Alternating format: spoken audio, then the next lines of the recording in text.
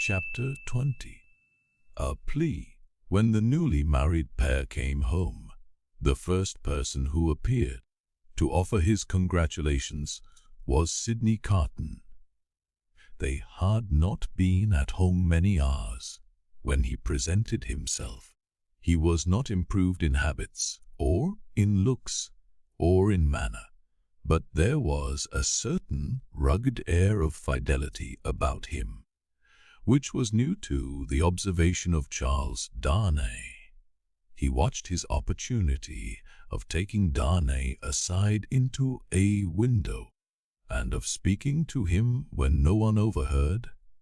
"Mr. Darnay," said Carton, "I wish we might be friends. We are already friends, I hope. You are good enough to say so as a fashion of speech, but I don't mean any fashion of speech. Indeed, when I say I wish we might be friends, I scarcely mean quite either." Charles Darnay, as was natural, asked him, in all good humour and good fellowship, what he did mean. "Upon my life," said Carton, smiling, "I find that easier to comprehend in my own mind than to convey to yours. However, let me try.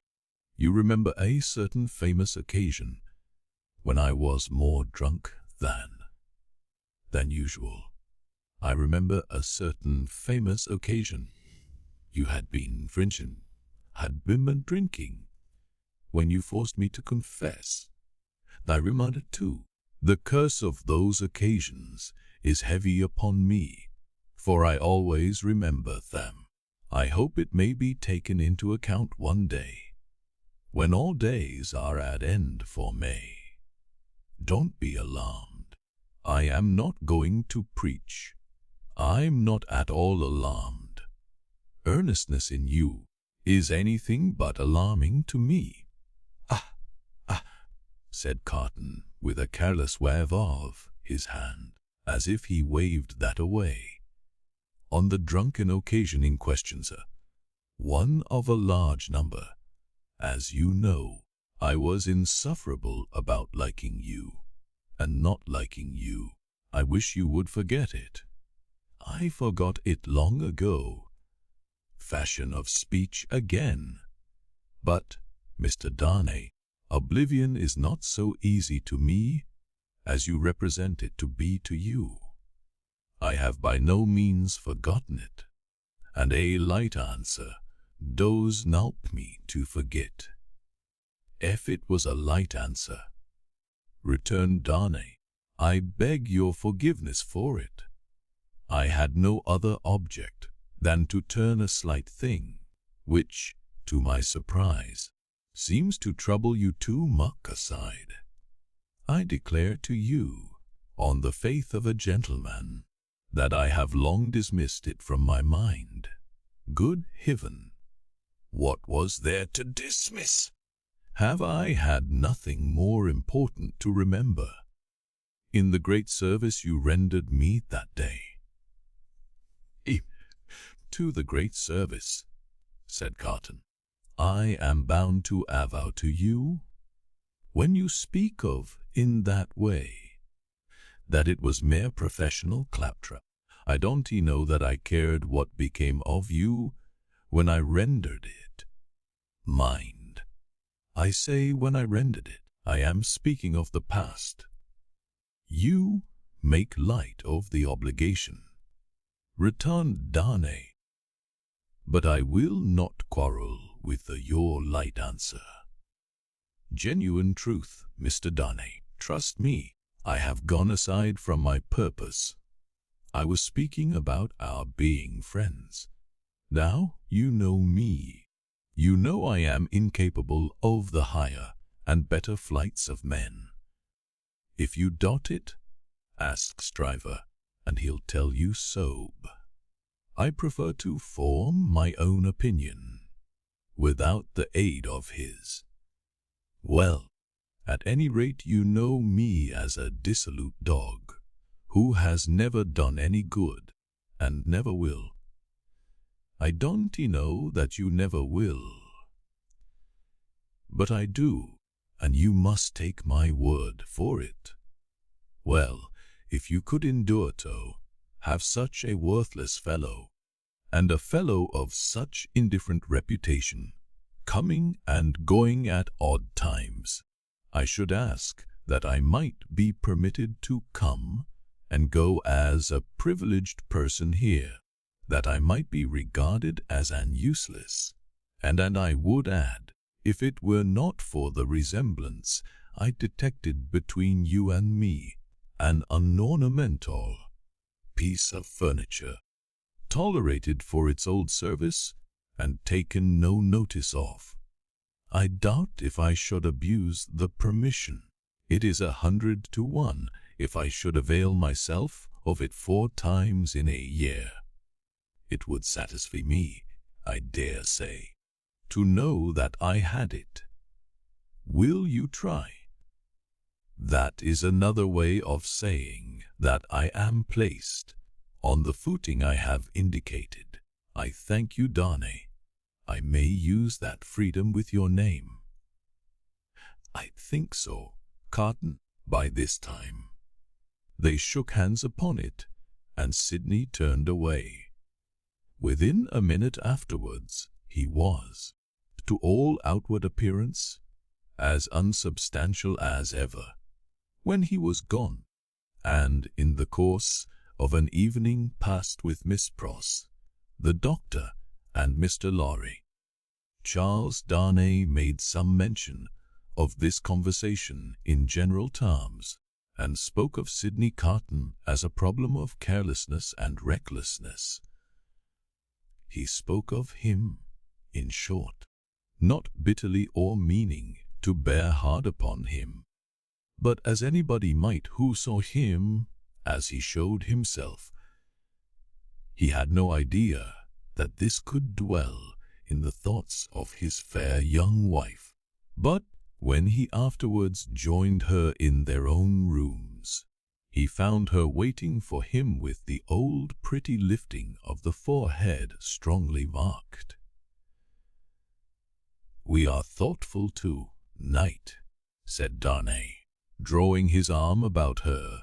"Wes, dearest Charles," with her hands on his breast, and the inquiring and attentive expression fixed upon him. "We are rather thoughtful to-night, for we have something on our mind to-night." "What is it, my Lucie? Will you promise not to press one question on me, if I beg you not to ask it?" "Will I promise? What will I not promise to my love?" "What, indeed?" With his hand putting aside the golden hair from the cheek, and his other hand against the heart that beat for him. "I think, Charles, poor Miss Carton deserves more consideration and respect than you expressed for him to-night. Indeed, my own." "Why so?" "That is what you are not to ask me, but I think I know. He does. If you know it, it is enough. What would you have me do my life? I would ask you, dearest, to be very generous with him always, and very lenient on his faults, when he is not by. I would ask you to believe that he has a heart he very, very seldom reveals, and that there are deep wounds in it. My dear, I have seen it bleeding. It is a painful reflection to me," said Charles Darnay, quite astounded that I should have done him any wrong. "I never thought this of him. My husband, it is so. I fear he is not to be reclaimed. There is scarcely a hope that anything in his character or fortunes is reparable now. But I am sure that he is capable of good things, gentle things, even magnanimous things." She looked so beautiful in the purity of her faith, this lost man, that her husband could have looked at her as she was for hours. And, "Oh, my dearest love," she urged, clinging nearer to him, laying her head upon his breast, and raising her eyes to his. "Remember how strong we are in our happiness, and how weak he is in his misery." The supplication touched him home. "I will always remember it, dear heart. I will remember it as long as I live." He bent over the golden head, and put the rosy lips to his, and folded her in his arms.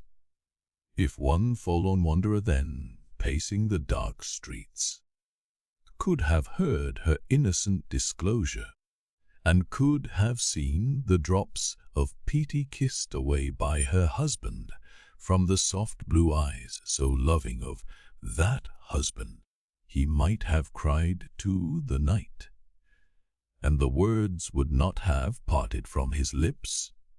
For the first time, God bless her for her sweet compassion. Chapter 21. Echoing Footsteps. A wonderful corner for echoes, it has been remarked. That corner where the doctor lived, ever busily winding the golden thread which bound her husband, and her father, and herself, and her old directress and companion in a life of quiet bliss. Lucie sat in the still house, in the tranquilly resounding corner, listening to the echoing footsteps of years. At first, there were times, though she was a perfectly happy young wife, when her work would slowly fall from her hands, and her eyes would be dimmed. For there was something coming in the echoes, something light, afar off, and scarcely audible yet, that stirred her heart too much. Fluttering hopes and doubts, hopes of a love as yet unknown to her, doubts of her remaining upon earth to enjoy that new delight, divided her breast. Among the echoes then, there would arise the sound of footsteps at her own early grave, and thoughts of the husband who would be left so desolate, and who would mourn for her so much, swelled to her eyes, and broke like waves. That time passed, and her little Lucie lay on her bosom. Then, among the advancing echoes, there was the tread of her tiny feet, and the sound of her prattling words. Let greater echoes resound as they would, the young mother at the cradle's side could always hear those coming. They came, and the shady house was sunny with a child's laugh, and the divine friend of children, to whom in her trouble she had confided hers, seemed to take her child in his arms, as he took the child of old, and made it a sacred joy to her, ever busily wending the golden thread that bound them all together, weaving the service of her happy influence through the tissue of all their lives, and making it predominate nowhere. Lucie heard in the echoes of years none but friendly and soothing sounds.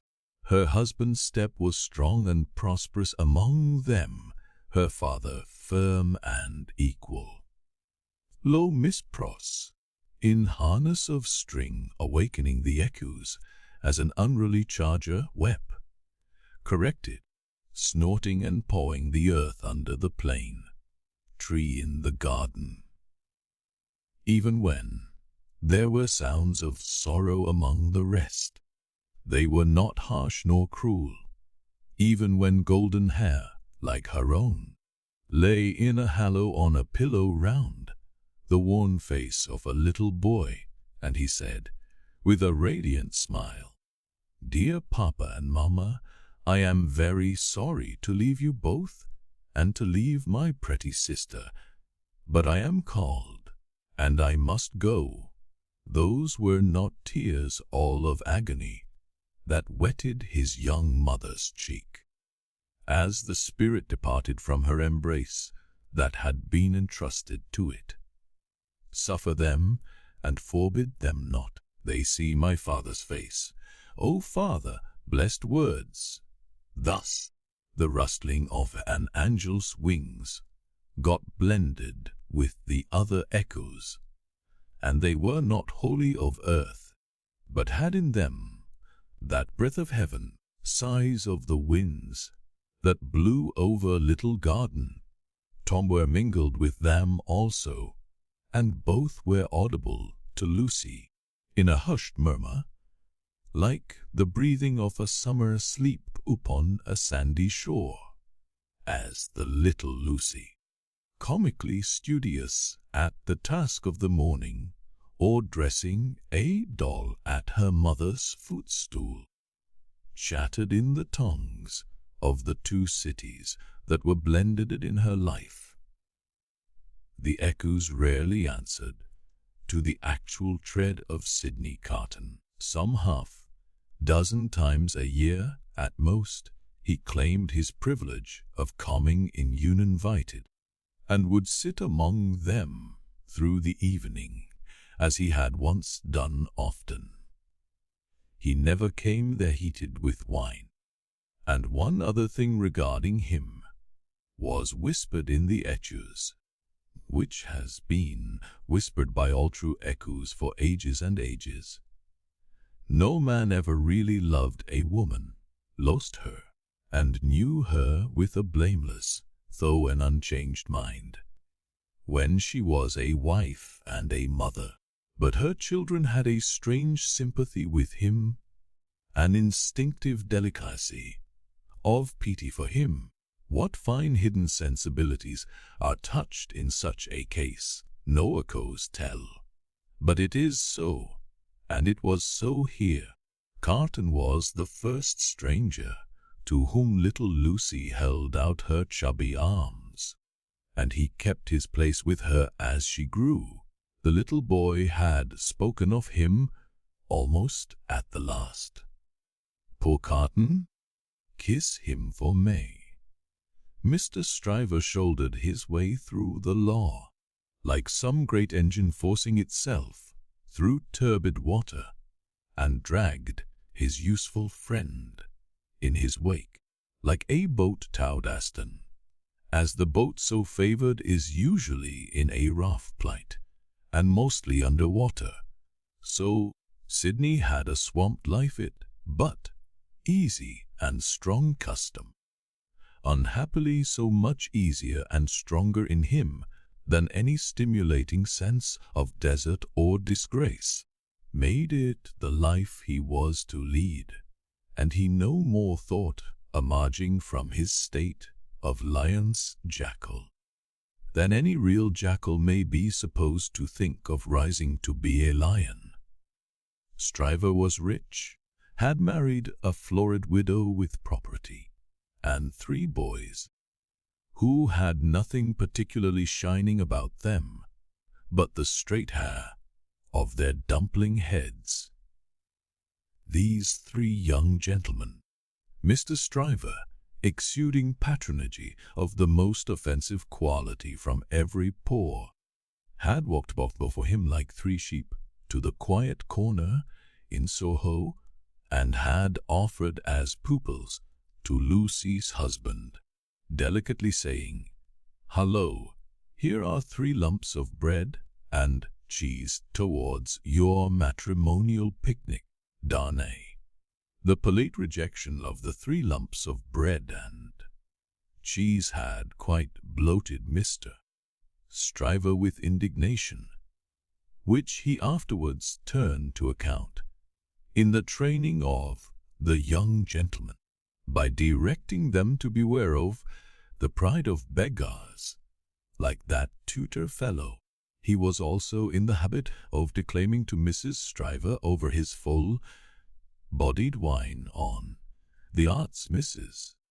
Darnay had once put in practice catch him, and on the diamond cut diamond arts in himself, madame, which had rendered him not to be caught. Some of his King's Bench familiars, who were occasionally parties to the full-bodied wine and the lay, excused him for the latter by saying that he had told it so often that he believed it himself, which is surely such an incorrigible aggravation of an originally bad offence as to justify any such offenders being carried off to some suitably retired spot, and there hanged out of the way. These were among the echoes to which Lucie, sometimes pensive, sometimes amused and laughing, listened in the echoing corner, until her little daughter was 6 years old. How near to her heart the echoes of her child's tread came, and those of her own dear father's, always active and self-possessed, and those of her dear husband's need not be told, nor how the lightest echo of their united home, directed by herself with such a wise and elegant thrift that it was more abundant than any waste, was music to her, nor how there were echoes all about her, sweet in her ears, of the many times her father had told her that he found her more devoted to him, married, if that could be, than single, and of the many times her husband had said to her that no cares and duties seemed to divide her love for him or help to him, and asked her, "What is the magic secret, my darling, of your being everything to all of us?" As if there were only one of us, yet never seeming to be hurried, or to have too much to do. But there were other echoes from a distance that rumbled menacingly in the corner all through this space of time, and it was now about little Lucie's 6th birthday that they began to have an awful sound, as of a great storm in France, with a dreadful sea rising on a night in mid-July, 1789.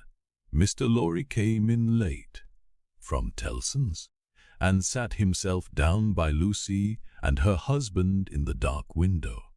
It was a hot, wild night, and they were all three reminded of the old Sunday night when they had looked at the lightning from the same place. "I begin to think," said Miss Lorry, pushing his brown wig back, "that I should have to pass the night at Tellson's. We have been so full of business all day that we have not known what to do first, or which way to turn. There is such an uneasiness in Paris that we have actually a run of confidence upon us. Our customers over there seem not to be able to confide their property to us fast enough. There is positively a mania among some of them for sending it to England. That has a bad look," said Darnay. "A bad look, you say, my dear Darnay?" "Yes, but we don't know what reason there is in it. People are so unreasonable. Some of us Tellsons are getting old, and we really can't be troubled out of the ordinary course without due occasion. But still," said Darnay, "you know how gloomy and threatening the sky is." "I know that, to be sure," assented Mr. Lorry, trying to persuade himself that his sweet temper was soared, and that he grumbled, "but I am determined to be peevish after my long day's botheration."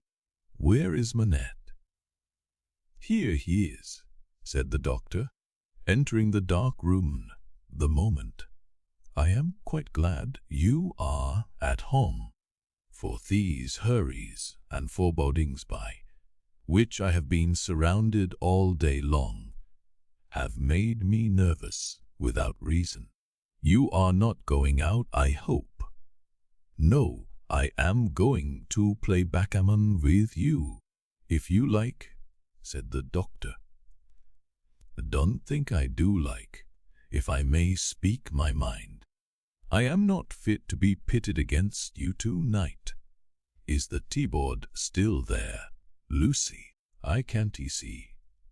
"Of course, it has been kept for you." "Thank ye, my dear. The precious child is safe in bed, and sleeping soundly." "That's right, all safe and well. I don't know why anything should be otherwise than safe and well here, thank God. But I have been so put out all day, and I am not as young as I was. My tea, my dear, thank you. Now, come and take your place in the circle, and let us sit quiet, and hear the echoes about which you have your theory." "Not a theory, it was a fancy." "A fancy, then, my wise pet," said Mr. Lorry, patting her hand. "They are very numerous and very loud, though are they not? Only hear them. Headlong mad and dangerous footsteps to force their way into anybody's life. Footsteps not easily made clean again, if once stained red.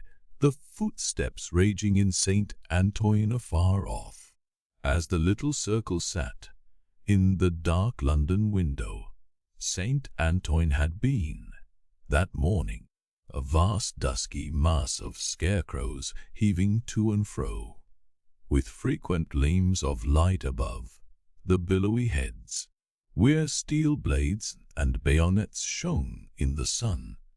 A tremendous roar arose from the throat of St. Antoine, and a forest of naked arms struggled in the air like shriveled branches of trees in a winter wind, all the fingers convulsively clutching at every weapon or semblance of a weapon that was thrown up from the depths below, no matter how far off, who gave them out, whence they last came, where they began, through what agency they crookedly quivered and jerked, scores at a time, over the heads of the crowd.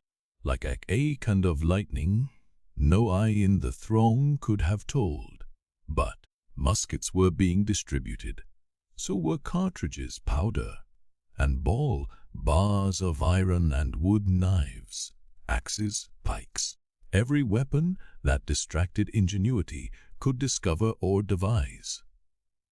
People who could lay hold of nothing else set themselves with bleeding hands to force stones and bricks out of their places in walls. Every pulse and heart in St. Antoine was on high fever strain and at high fever heat. Every living creature there held life as of no account, and was demented with a passionate readiness to sacrifice it, as a whirlpool of boiling waters has a center point. So, all this raging circled round Defarge's wine shop, and every human drop in the cauldron had a tendency to be sucked towards the vortex where Defarge himself, already begrimed with gunpowder and sweat, issued orders, issued arms, thrust this man back, dragged this man forward, disarmed one to arm another, labored and strove in the thickest of the uproar. "Keep near to me, Jacks 3, cried Defarge, "and do you, Jacks 1, 2, separate and put yourself the head of as many of these patriots as you can. Where is my wife? Well, here you see, mem, said Madame, composed as ever, but not knitting today. Madame's resolute right ones occupied with an axe, in place of the usual softer implements, and in her girdle were a pistol and a cruel knife. Where do you go, my wife? I go, said Madame, with you at present. You shall see me at the head of women by and by. Come, then, cried Defarge, in a resounding voice. Patriots and friends, we are ready. The Bastille, with a roar that sounded as if all the breath in France had been shaped into the detested word. The living sea rose wave on wave, depth on depth, and overflowed the city to that point. Alarm, bells ringing, drums beating, the sea raging and thundering on its new beach. The attack began. Deep ditches, double drawbridge, massive stone walls, 8 great towers, cannon, muskets, fire and smoke, through the fire and through the smoke, in the fire and in the smoke. For the sea cast him up against a cannon, and on the instant he became a cannoneer. Defarge of the wine shop work like a manful soldier. 2 fierce hours, deep ditch, single drawbridge, massive stone walls, 8 great towers, cannon, muskets, 1 drawbridge down. Work, comrades, all work. Work, Jacks 1, Jacks 2, Jacks 1000, Jacks 2000, Jacks 5, and 20,000, in the name of all the angels or the devils, which you prefer work. Thus Defarge of the wine shop, still at his gun, which had long grown hot. To me, women, cried Madame his wife. What? We can kill as well as the men when the place is taken. And to her, with a shrill thirsty cry, trooping women variously armed, but all armed alike in hunger and revenge, cannon, muskets, fire and smoke, but still the deep ditch, the single drawbridge, the massive stone walls, and the 8 great towers, slight displacements of the raging sea, made by the falling wounded. Flashing weapons, blazing torches, smoking wagon-loads of wet straw, hard work at neighboring barricades in all directions, shrieks, volleys, execrations, bravery without stint, boom, smash and rattle, and the furious sounding of the living sea. But still the deep ditch, and the single drawbridge, and the massive stone walls, and the 8 great towers, and still Defarge of the wine shop at his gun, grown doubly hot by the service of 4 fierce hours, a white flag from within the fortress, and a parley, this dimly perceptible through the raging storm, nothing audible in it. Suddenly, the sea rose immeasurably wider and higher, and swept Defarge of the wine shop over the lower drawbridge, past the massive stone outer walls, in among the 8 great towers surrendered. So resistless was the force of the ocean bearing him on, that even to draw his breath or turn his head was as impracticable as if he had been struggling in the surf at the South Sea, until he was landed in the outer courtyard of the Bastille. There, against an angle of a wall, he made a struggle to look about him. Jacks 3 was nearly at his side.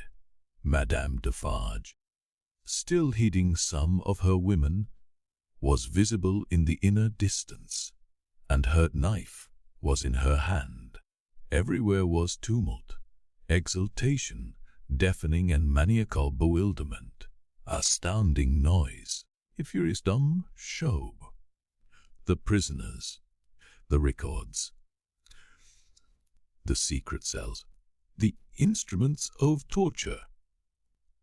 The prisoners of all these cries, and 10,000 incoherences. The prisoners was the cry most taken up by the sea that rushed in, as if there were an eternity of people, as well as of time and space. When the foremost billows rolled past, bearing the prison officers with them, and threatening them all with instant death if any secret nook remained undisclosed, Defarge laid his strong hand on the breast of one of these men, a man with a grey head, who had a lighted torch in his hand, separated him from the rest, and got him between himself and the wall. "Show me the North Tower," said Defarge. "Quick." "I will faithfully," replied the man, "if you will come with me. But there is no one there." "What the meaning of 105 North Tower?" asked Defarge. "Quick. Meaning, Monsieur? Does it mean a captive, or a place of captivity? Or do you mean that I shall strike you dead? Kill him?" croaked Jacques III, who had come close api. "Monsieur, it is a cell." "Show it, ma'am." "Pass this way." Then Jacques III, with his usual craving on him, and evidently disappointed by the dialogue taking a turn that did not seem to promise bloodshed, held by Defarge's arm as he held by the turnkey's. Their three heads had been close together during this brief discourse, and it had been as much as they could do hear one another, even then, so tremendous was the noise of the living ocean in its eruption into the fortress, and its inundation of the courts and passages staircases. All around outside, too, it beat the walls with a deep, hoarse roar, from which, occasionally, some partial shouts of tumult broke, and leaped into the air like spray.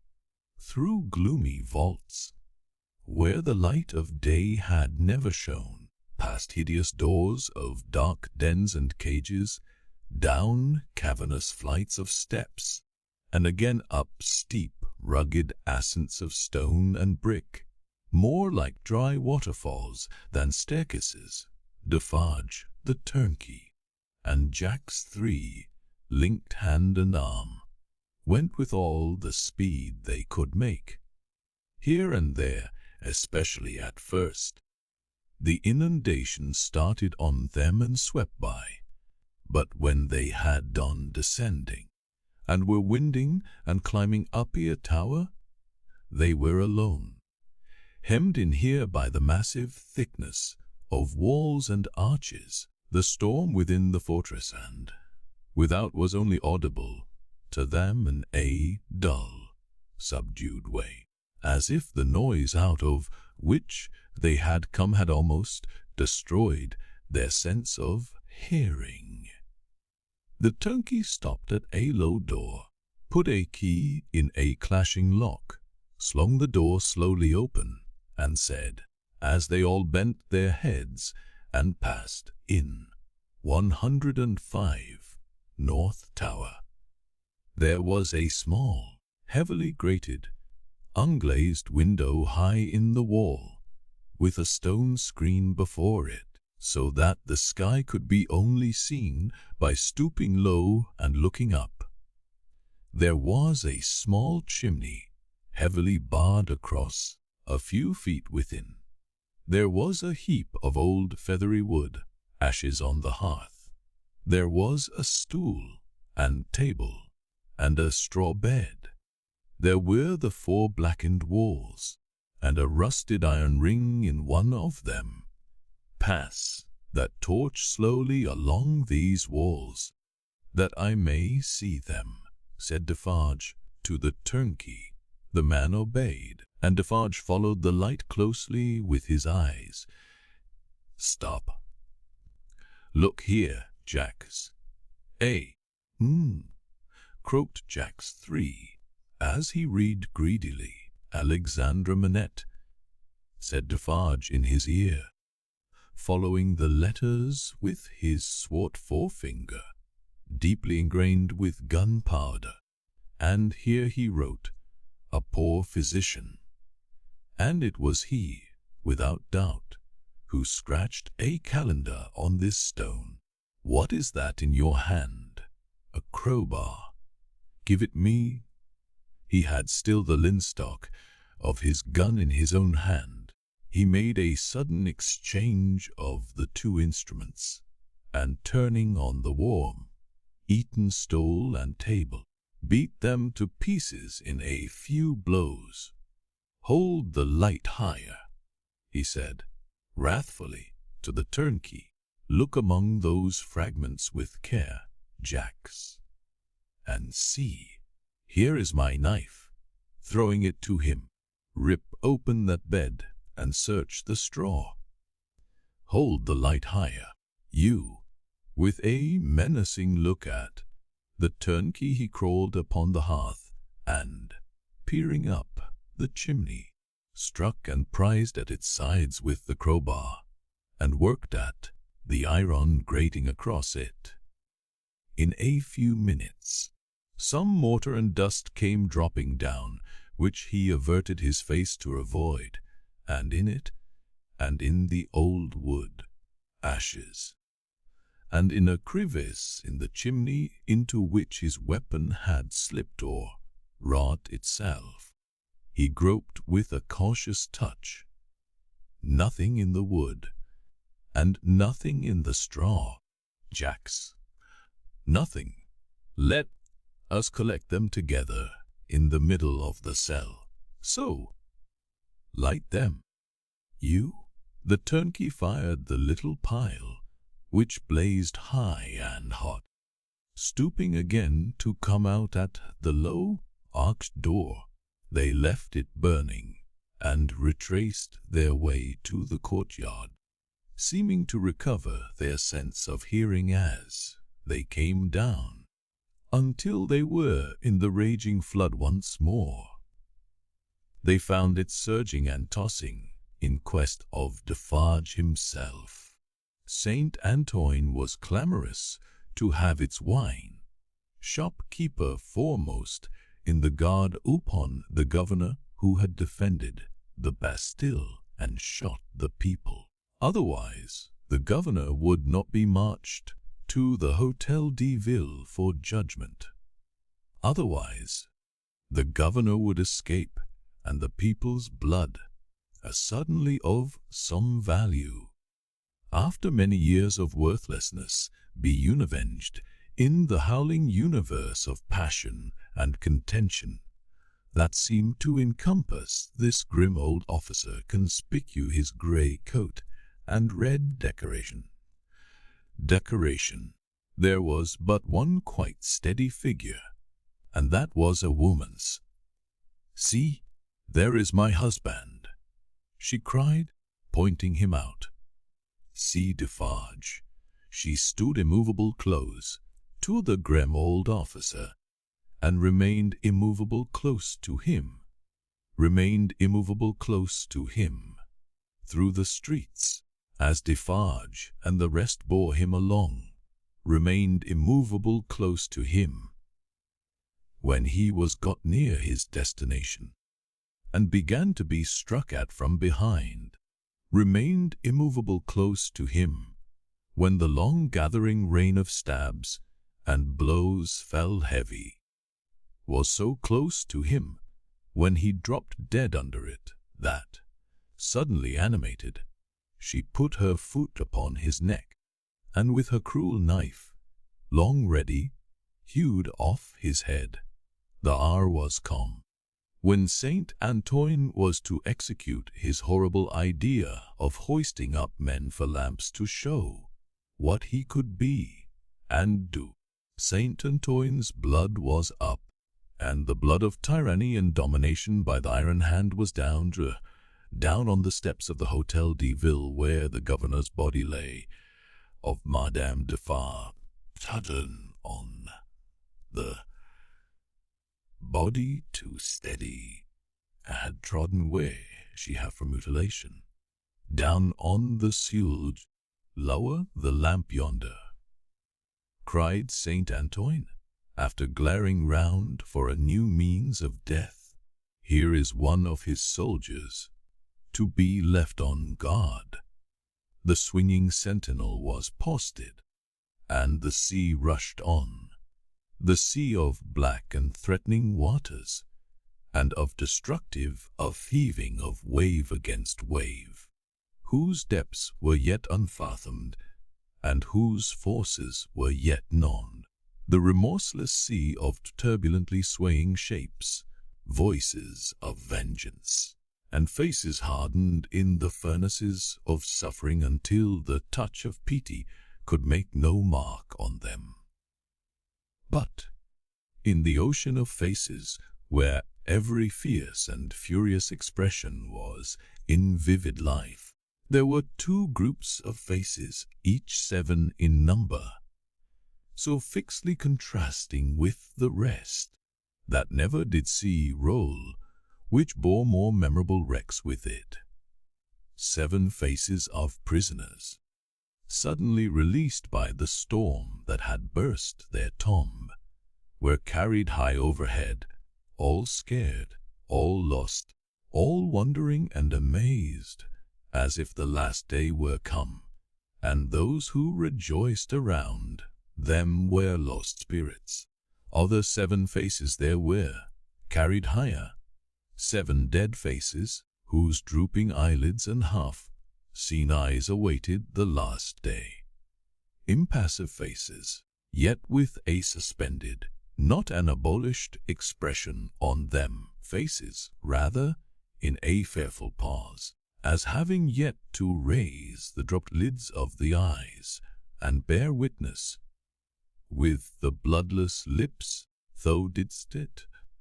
7 prisoners released, 7 gory heads on pikes, the keys of the accursed fortress, of the 8 strong towers, some discovered letters and other memorials of prisoners of old time, long dead of broken hearts. Such and such like the loudly echoing footsteps Saint Antoine escort through the Paris streets in mid-July 1789. Now heaven defeat the fancy of Lucie Darnay, and keep these feet far out of her life, for they are headlong mad, and dangerous, and in the years so long after the breaking of the cask at Defarge's wine shop door, they are not easily purified, when once stained red. Chapter 22.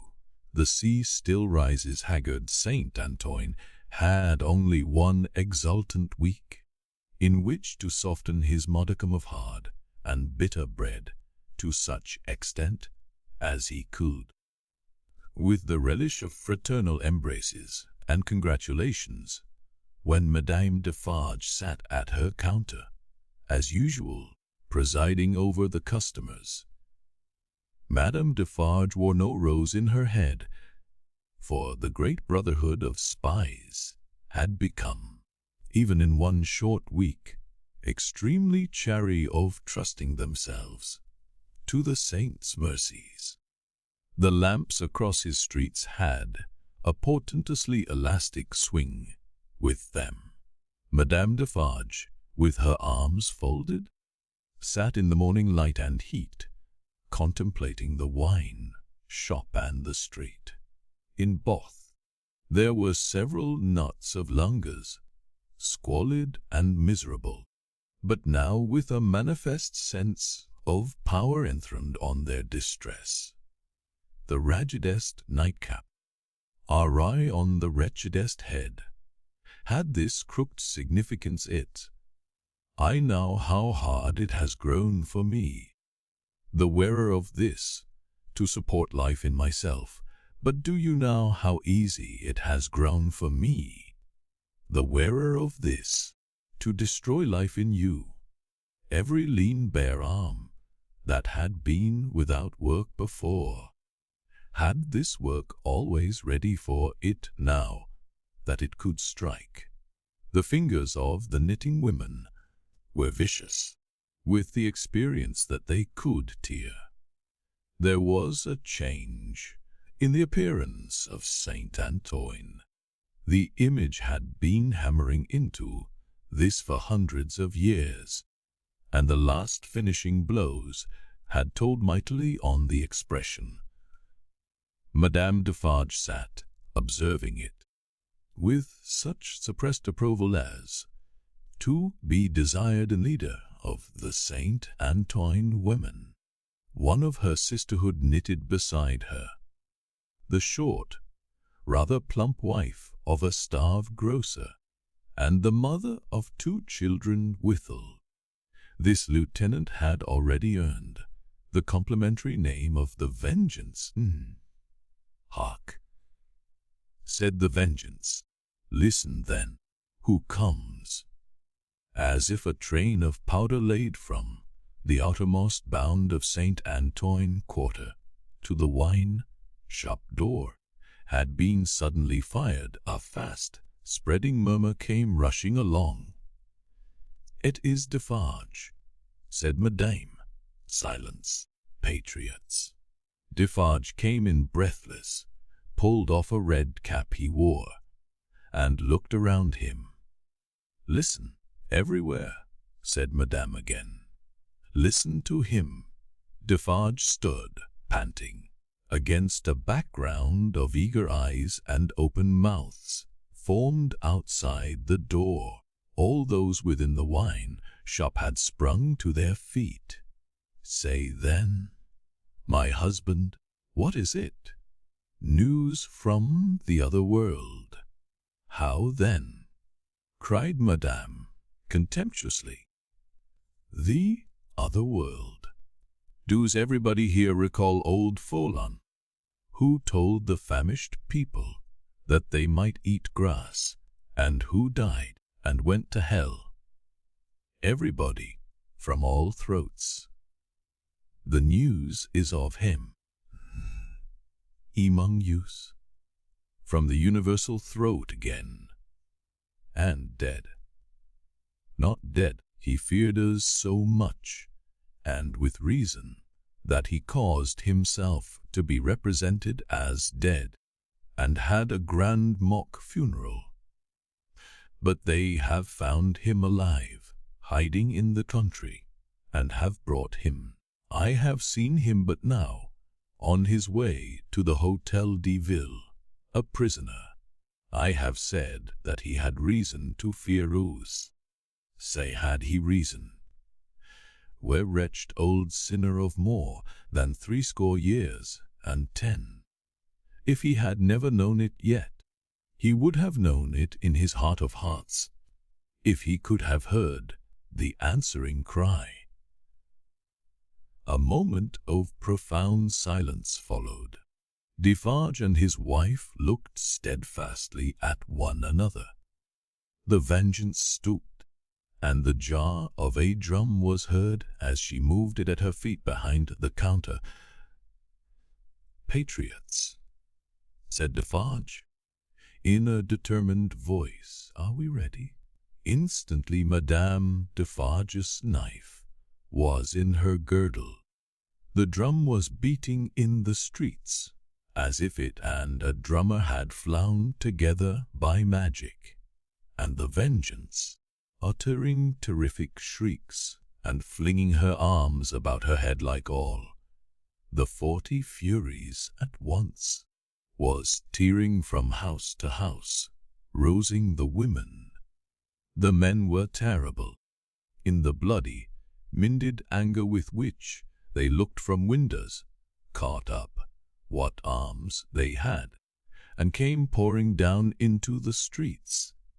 But the women were a sight to chill the boldest from such household occupations as their bare poverty yielded, from their children, from their aged and their sick crouching on the bare ground famished and naked, they ran out with streaming hair, urging one another and themselves to madness with the wildest cries and actions. Villain Foulon taken, my sister. Old Foulon taken, my mother. Miscreant Foulon taken, my daughter. Then a score of others ran into the midst of these, beating their breasts, tearing their hair, and screaming, Foulon alive! Foulon who told the starving people they might eat grass. Foulon who told my old father that he might eat grass when I had no bread to give him. Foulon who told my baby it might suck grass when these breasts were dry with want. O Mother of God, this Foulon, O Heaven our suffering, hear me, my dead baby and my withered father. I swear on my knees, on these stones, to avenge you on Foulon. Husbands and brothers and young men, give us the blood of Foulon. Give us the head of Foulon. Give us the heart of Foulon. Give the body and soul of Foulon. Rend Foulon to pieces, and dig him into the ground, that grass may grow from him. With these cries, numbers of the women, lashed into blind frenzy, whirled about, striking and tearing at that own friends until they dropped into a passionate swoon, and were only saved by the men belonging to them from being trampled under foot. Nevertheless, not a moment was lost, not a moment. This Foulon was at the Hotel de Ville, and might be loosed. Never, if Saint Antoine knew his own sufferings, insults, and wrongs. Armed men and women flocked out of the quarter so fast, and drew even these last dregs after them with such a force of suction, that within a quarter of an hour there was not a human creature in Saint Antoine's bosom, but a few old crones and the wailing children. No, they were all by that time choking the hall of examination, where this old man, ugly and wicked, was, and overflowing into the adjacent open space and streets. The Defarges, husband and wife, the Vengeance, and Jacques III were in the first press, and at no great distance from him in the hall. See, cried Madame, pointing with her knife, see the old villain bound with ropes.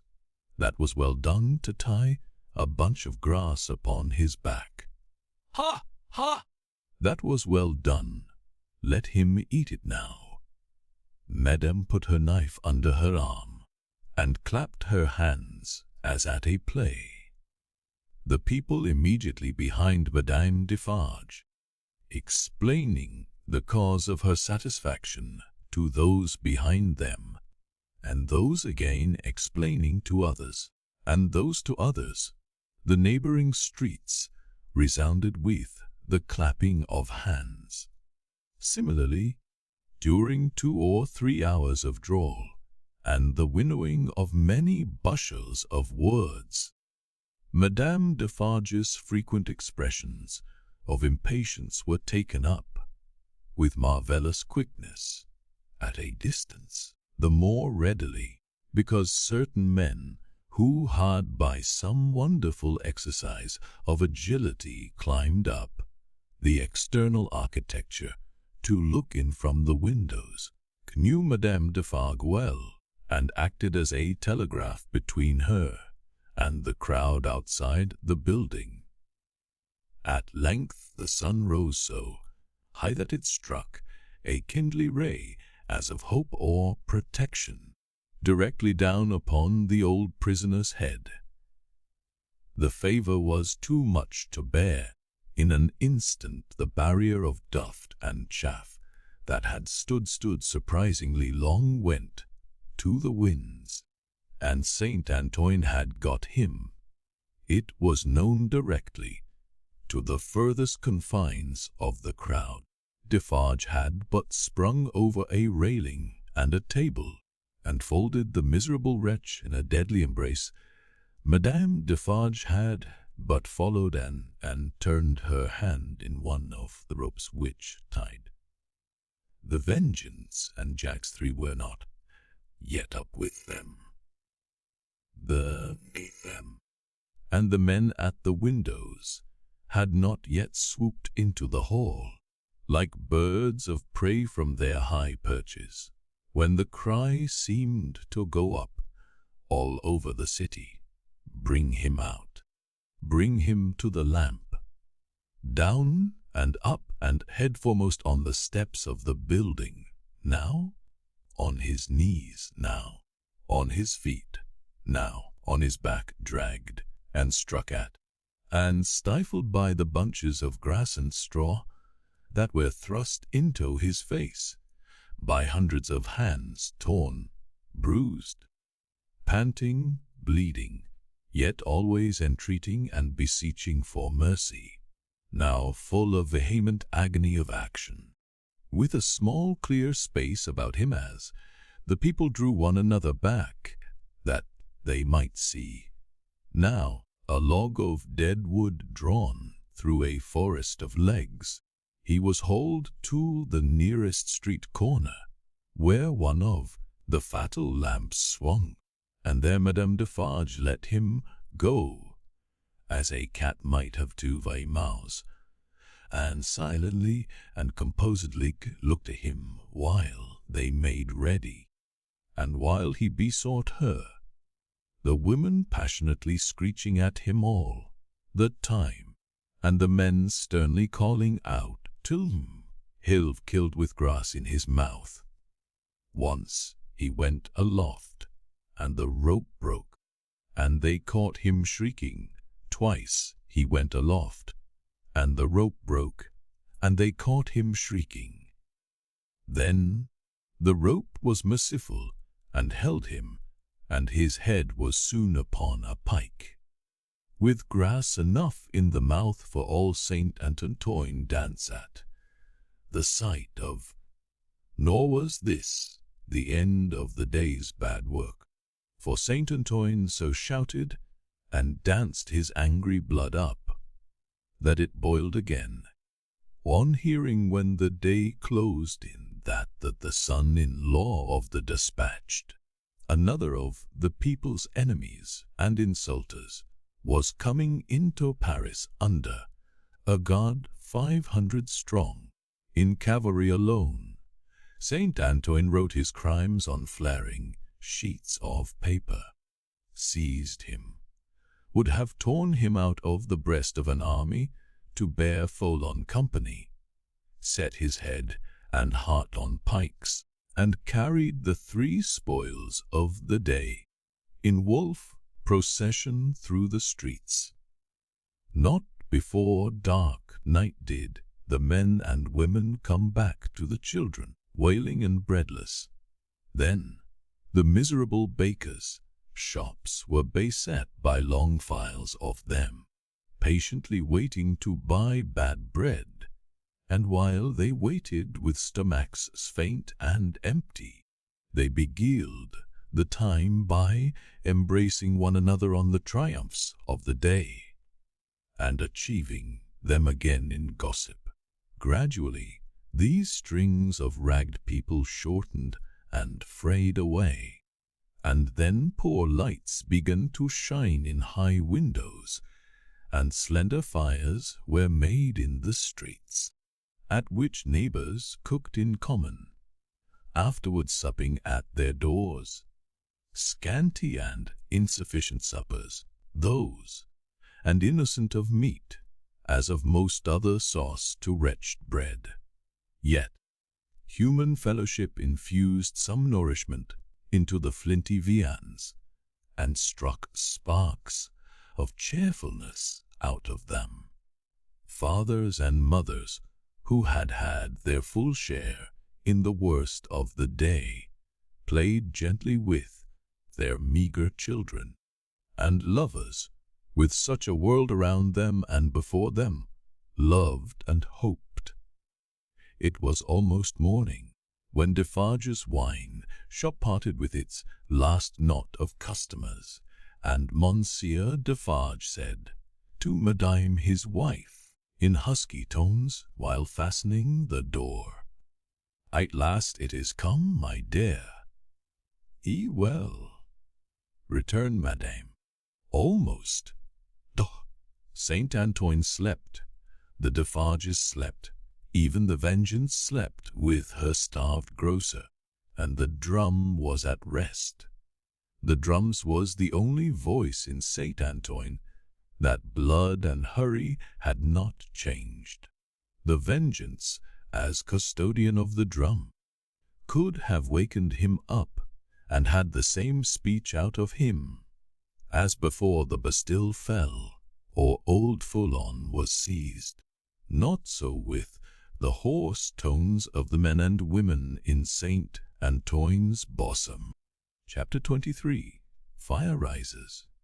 There was a change on the village where the fountain fell, and where the mender of roads went forth daily to hammer off the stones on the highway such morsels of bread as might serve for patches, to hold his poor and reduced poor-bodied soul and ignorant together.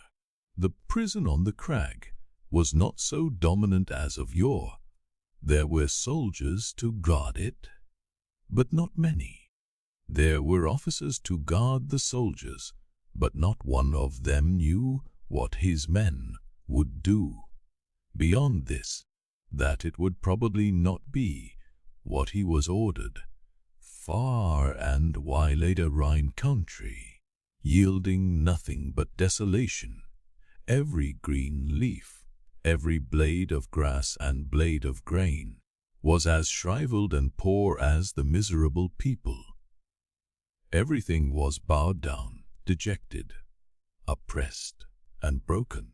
Habitations, fences, domesticated animals, men, women, children, and the soil that bore them, all worn out.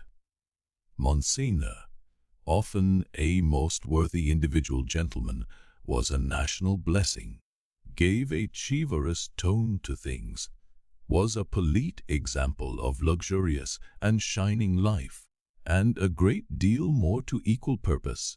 Nevertheless, Monsignor as a class had, somehow or other, brought things to this. Strange that creation, designed expressly for Monsignor, should be so soon wrung dry and squeezed out.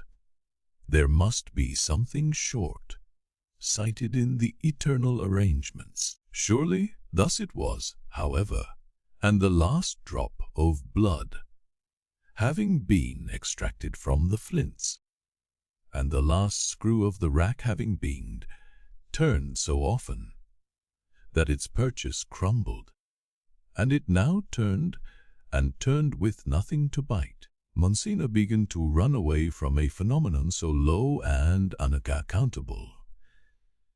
But this was not the change on the village, and on many a village like it.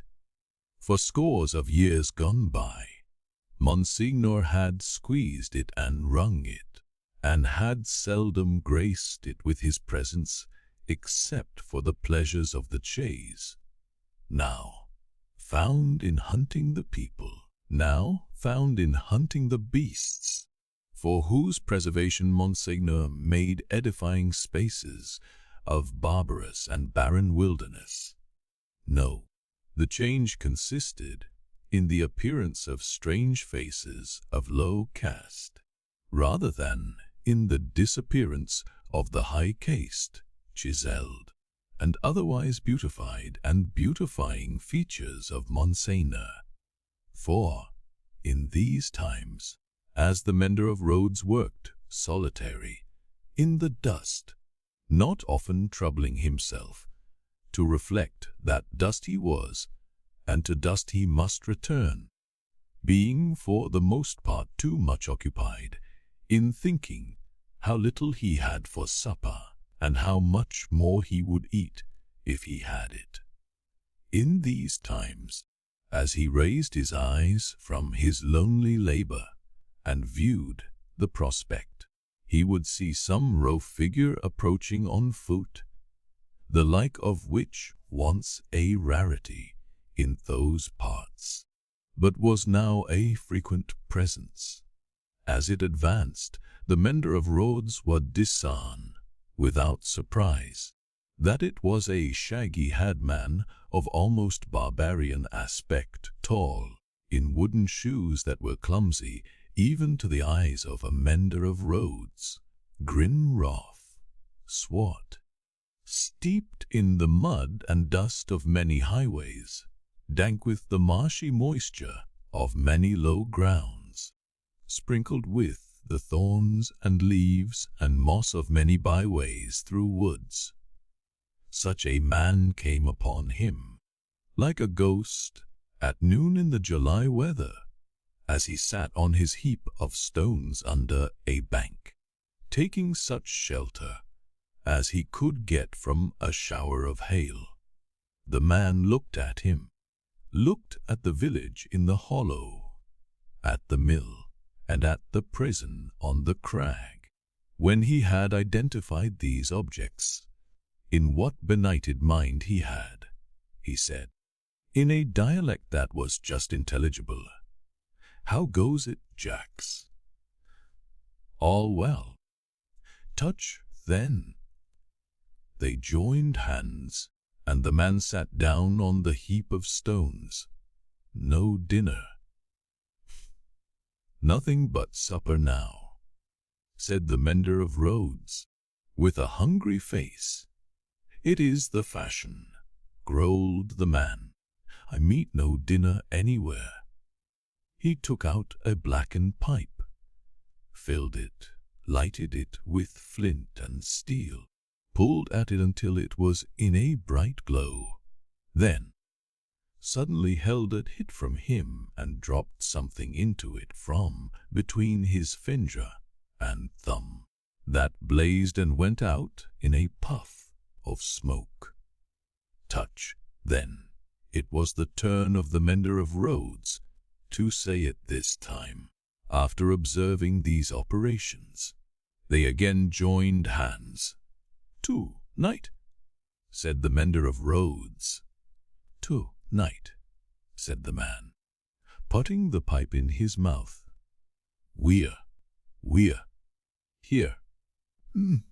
He and the mender of Loadstone sat on the heap of looking silently at one another, with the hail driving in between them like a pygmy charge of bayonets, until the sky began to clear over the village. "Shall me," said the traveller then, moving to the brow of the hill. "See," returned the mender of roads, with extended finger. "You go down here, and straight through the street, and past the fountain." "To the devil with all that," interrupted the other, rolling his eye over the landscape. "See, I go through no streets, and past no fountains. Well, about 2 leagues beyond the summit of that hill above the village." "Good. When do you cease to work?" "Can't. At sunset." "Will you wake me before departing?" "I have walked 2 nights without resting. Let me finish my pipe, and I shall sleep like a child." "Will you wake me?" "Surely." The wayfarer smoked his pipe out, put it in his breast, slipped off his great wooden shoes, and lay down on his back on the heap of stones. He was fast asleep directly as the road mender plied his dusty labor, and the hail clouds, rolling away, revealed bright bars and streaks of sky which were responded by silver gleams upon the landscape. The little man, who wore a red cap now in place of his blue one, seemed fascinated by the figure on the heap of stones. His eyes were so often turned towards it that he used his tools mechanically, and, one would have said, to very poor account. The bronze face, the shaggy black hair and beard, the coarse woolen red cap, the rough medley dress of home, spun stuff and hairy skins of beasts, the powerful frame attenuated by spare living, and the sullen and desperate compression of the lips in sleep, inspired the mender of roads with eye. The traveler had traveled far, and his feet were footsore, and his ankles chafed and bleeding. His great shoes, stuffed with leaves and grass, had been heavy to drag over the many long legs, and his clothes were chafed into holes as he himself was into sores. Stooping down beside him, the road mender tried to get a peep at secret weapons in his breast or where not, but in vain, for he slept with his arms crossed upon him and set as resolutely as his lips. Fortified towns with their stockades, guard houses, gates, trenches, and drawbridges seemed to the mender of roads to be so much air as against this figure. And when he lifted his eyes from it to the horizon and looked around, he saw in his small fancy similar figures, stopped by no obstacle, tending to centers all over France. The man slept on, indifferent to showers of hail and intervals of brightness, to sunshine on his face and shadow, to the paltering lumps of dull ice on his body, and the diamonds into which the sun changed them, until the sun was low in the west, and the sky was glowing. Then, the mender of roads, having got his tools together, and all things ready, to go down into the village, roused him. "Good," said the sleeper, rising on his elbow. 2 leagues beyond the summit of the hill. About. Good. The mender of roads went home, with the dust going on before him according to the set of the wind, and was soon at the fountain, squeezing himself in among the lean kine brought there to drink, and appearing even to whisper to them in his whispering to all the village. When the village had taken its poor supper, it did not creep to bed, as it usually did, but came out of doors again, and remained there. A curious contagion of whispering was upon it, and also, when it gathered together at the fountain in the dark, another curious contagion of looking expectantly at the sky in one direction only. Monsieur Gabelle, chief functionary of the place, became uneasy, went out on his house top alone, and looked in that direction too, glanced down from behind his chimneys at the darkening faces by the fountain below, and sent word to the sacristan who kept the keys of the church that there might be need to ring the tocsin by and by. The night deepened. The trees environing the old chateau, keeping its solitary state apart, moved in a rising wind, as though They threatened the pile of building, massive and dark in the gloam. Up the 2 terrace flights of steps the rain ran wildly and beat at the great door. Like a swift messenger rousing those within, uneasy rushes of wind went through the hall, among the old spears and knives, and passed lamenting up the stairs, and shook the curtains of the bed where the last Marquis had slept. East, west, north, and south, through the woods, 4 heavy, treading, unkempt figures crushed the high grass and cracked the branches, striding on cautiously to come together in the courtyard.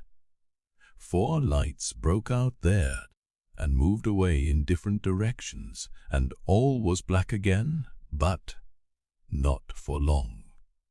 Presently, the chateau began to make itself strangely visible by some light of its own, as though it were growing luminous. Then a flickering streak played behind the architecture of the front, picking out transparent places, and showing where balustrades, arches, and windows were. Then it soared higher, and grew broader and brighter. Soon, from a score of the great windows, flames burst forth, and the stone faces awakened, stared out of fire. A faint murmur arose about the house from the few people who were left there, and there was a saddling of a horse, and riding away. There was spurring and splashing through the darkness, and bridle was drawn in the space by the village fountain, and the horse in a foam stood at Monsieur Gabel's door. "Help, Jabel! Help!" Every one the tocsin rang impatiently, but other help, if that were any, there was none. The mender of roads and 250 particular friends stood with folded arms at the fountain, looking at the pillar of fire in the sky. "It must be 40 feet high," said they grimly, and never moved. The rider from the chateau and the horse in a foam clattered away through the village and galloped up the stony steep to the prison on the crag. At the gate, a group of officers were looking at the fire. Removed from them, a group of soldiers. "Help, gentlemen, officers! The chateau is on fire. Valuable objects may be saved from flames by timely aid. Help! Help!" The officers looked towards the soldiers who looked at the fire, gave no orders, and answered with shrugs and biting of lips, "It must burn." As the rider rattled down the hill again and through the street, the village was illuminating. The mender of roads and the 250 particular friends, inspired as one man and woman by the idea of lighting up, had darted into their houses and were putting candles in every dull little pane of glass. The general scarcity of everything occasioned candles to be borrowed in a rather peremptory manner of Monsieur Gabel, and in a moment of reluctance and hesitation on that functionary's part, the mender of roads, once so submissive to authority, had remarked that carriages were good to make bonfires with, and that post horses would roast. The chateau was left to itself to flame and burn. In the roaring and raging of the conflagration, a red, hot wind, driving straight from the infernal regions, seemed to be blowing the edifice away.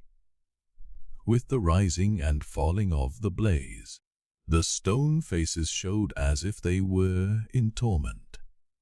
when great masses of stone and timber fell. The face with the two dints in the nose became obscured. Anon struggled out of the smoke again, as if it were the face of the cruel Marquis, burning at the stake and contending with the fire. The chateau burned. The nearest trees, laid hold of by the fire, scorched and shriveled trees at a distance, fired by the four fierce figures, begirt the blazing edifice with a new forest of smoke. Molten lead and iron boiled in the marble basin of the fountain. The water ran dry. The extinguisher tops of the towers vanished like ice before the heat and trickled down into four rugged wells of flame. Great rents and splits branched out in the solid walls. Like crystallization, stupefied birds wheeled about and dropped into the furnace. Four fierce figures trudged away, east, west, north, and south, along the night-enshrouded roads, guided by the beacon they had lighted, towards their next destination. The illuminated village had seized hold of the tocsin, and, abolishing the lawful ringer, rang for joy. Not only that, but the village light, heated with famine, fire, and bell ringing, and bethinking itself that Monsieur Gabelle had to do with the collection of rent and taxes, though it was but a small installment of taxes, and no rent at all, that Gabelle had got in those latter days, became impatient for an interview with him, and, surrounding his house, summoned him to come forth for personal conference. Whereupon Monsieur Gabelle did heavily bar his door and retire to hold counsel with himself. The result of that conference was that Gabelle again withdrew himself to his house atop, behind his stack of chimneys, this time resolved, if his door were broken in, he was a small southern man of retaliative temperament, to pitch himself head foremost over the parapet and crush a man or two below. Probably Monsieur Gabelle passed a long night up there, with the distant chateau for fire and candle, and the beating at his door combined with the joy ringing for music, not to mention his having an ill-omened lamp slung across the road before his posting-house gate, which the village showed a lively inclination to displace in his favor. A trying suspense, to be passing a whole summer night on the brink of the black ocean, ready take that plunge into it upon which Monsieur Gabelle had resolved. But the friendly dawn appearing at last, and the rush candles of the village guttering out, the people happily dispersed, and Monsieur Gabelle came down bringing his life forth that while. Within 100 miles, and in the light of other fires, there were other functionaries less fortunate that night and other nights, whom the rising sun found hanging across once peaceful streets, where they had been born and bred. Also, there were other villagers and townspeople less fortunate than the mender of roads and his fellows, upon whom the functionaries and soldiery turned with success, and whom they strung up in their turn. But the fierce figures were steadily wending east, west, north, and south, be that as it would, and whosoever hung, fire burned, the altitude of the gallows that would turn to water and quench it. No functionary, by any stretch of mathematics, was able to calculate successfully. 24. Drawn to the Loadstone rock, in such risings of fire and risings of sea, the firm earth shaken by the rushes of an angry ocean, which had now no eve, but was always on the flow, higher and higher, to the terror and wonder of the beholders on the shore. 3 years of tempest were consumed. 3 more birthdays of little Lucie had been woven by the golden thread into the peaceful tissue of the life of her home. Many a night and many had its. Listen to the echoes in core, day acres in the corner, with hearts that failed them when they heard the thronging feet. For the footsteps had become to their minds the footsteps of a people, tumultuous under a red flag, and, with their country declared in danger, changed into wild beasts by terrible enchantment long persisted in. Monsignor, as a class, had dissociated himself from the phenomenon of his not being appreciated, of his being so little wanted in France, as to incur considerable danger of receiving his dismissal from it. And this life together, like the fabled rustic who raised the devil with infinite pains, and was so terrified at the sight of him that he could ask the enemy no question, but immediately fled. So, Monsignor, after boldly reading the Lord's Prayer backwards for a great number of years, and performing many other potent spells for compelling the evil one, no sooner beheld him in his terrors than he took his noble heels.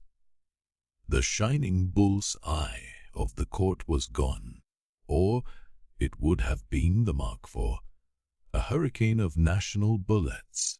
It had never been a good eye to see with, had long had the mountain of Lucifer's pride, Sardanapalus' luxury, and a mole's blindness. But it had dropped out and was gone. The court, from that exclusive inner circle to its outer rotten ring of intrigue, corruption, and dissimulation, was all gone together. Royalty was gone, had been besieged in its palace and suspended when the last tidings came over. The August of the year 1792 was come, and Monsignor was by this time scattered far and wide, as was natural. The head quarters and great gathering place of Monsignor in London was Tellson's Bank. Spirits supposed to haunt the places where their bodies most resorted, and Monsignor without a guinea haunted the spot where his guineas used to be. Moreover, it was the spot to which such French intelligence as most to be relied upon came quickest. Again, Tellson's was a munificent house, and extended great liberality to old customers who had fallen from their high estate.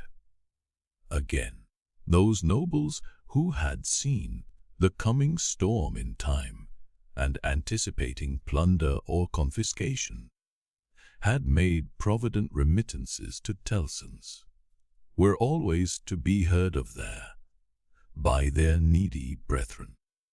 To which it must be added that every new comer from France reported himself and his tidings at Tellson's, almost as a matter of course.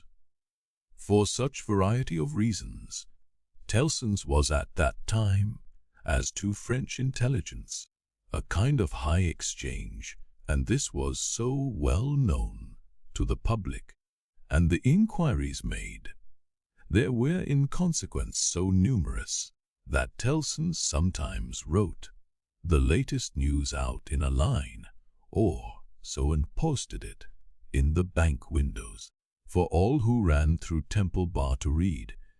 On a steaming, misty afternoon, Mr. Lorry sat at his desk, and Charles Darnay stood leaning on it, talking with him in a low voice.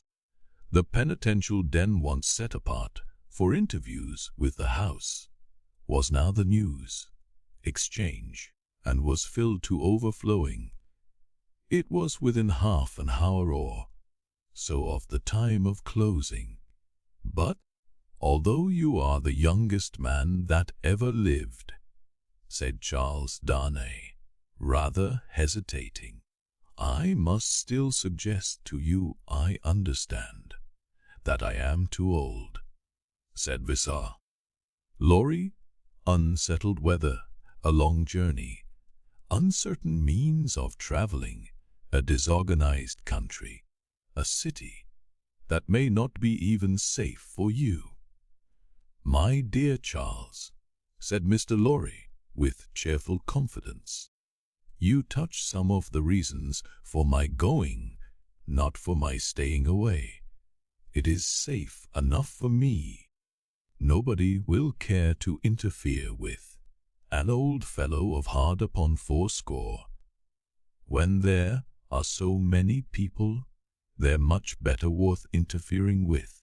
As to its being a disorganized city, if it were not a disorganized city, there would be no occasion to send somebody from our house here to our house there, who knows the city and the business of old and is in Tellson's confidence. As to the uncertain traveling, the long journey and the winter weather, if I were not prepared to submit myself to a few inconveniences for the sake of Tellson's, after all these years, who ought to be? I wish I were going myself, said Charles Darnay, somewhat restlessly, and like one thinking aloud. Indeed, you are a pretty fellow to object and advise, exclaimed Mr. Lorry. You wish you were going yourself, and you a Frenchman born? You are a wise counselor. My dear Mr. Lorry, it is because I am a Frenchman born that the thought, which I did not mean to utter here, however, has passed through my mind often. One cannot help thinking, having had some sympathy for the miserable people, and having abandoned something to them. He spoke here in his former, thoughtful manner, that one might be listened to, and might have the power to persuade to some restraint. Only last night, after you had left us, when I was talking to Lucie. When you were talking to Lucie, Mr. Lorry repeated. Yes. I wonder you are not ashamed to mention the name of Lucie, wishing you were going to France at this time of day. However, I am not going, said Charles Darnay. It is more to the purpose that you say you are. And I am, in plain reality. The truth is, my dear Charles, Mr. Lorry glanced at the distant house and lowered his voice. You can have no conception of the difficulties which our business is transacted, and of the peril in which our books and papers over yonder are involved. The Lord above knows what the compromising consequences would be to numbers of people if some of our documents were seized or destroyed, and they might be at any time, you know. For who can say that Paris is not set afire day or sacked tomorrow? Now, a judicious selection from these with the least possible delay, and the burying of them, or otherwise getting of them out of harm's way, is within the power, without loss of precious time, of scarcely any one but myself, if any one. And shall I hang back, when Tellson's knows, and says, Tellson's, whose bread I have eaten these 60 years, because I am a little stiff about the joints. Why, I am a boy, sir, to half a dozen old codgers here. How I admire the gallantry of your youthful spirit, Mr. Lorry. Tut, nonsense. And my dear Charles, said Mr. Lorry, glancing at the house again, you are to remember that getting things out of Paris at this present time, no matter what things, is next to an impossibility. Papers and precious matters were this very day brought to us here. I speak in strict confidence. It is not business, like to whisper it, even to you, by the strangest bearers you can imagine, every one of whom had his head hanging on by a single hair as he passed the barriers. At another time, our parcels would come and go as easily as in business, like old England. But now, everything is stopped. And do you really go to night?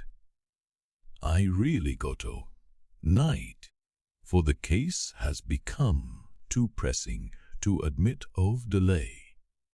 And do you take no one with you? All sorts of people have been proposed to me, but I will have nothing to say to any of them. I intend to take Jerry. Jerry has been my bodyguard on Sunday nights for a long time past, and I am used to him. Nobody will suspect Jerry of being anything but an English bulldog, or of having any design in his head but to fly at anybody who touches his master. Must say again that I heartily admire your gallantry and youthfulness. Ike. Must say again, nonsense. When I have executed this little commission, I shall, perhaps, accept Tellson's proposal, retire and live at my ease. Time enough, then, to think about growing old. This dialogue had taken place at Mr. Lorry's usual desk, with Monsignor swarming within a yard or two of it, boastful of what he would to avenge himself on the rascal people before long.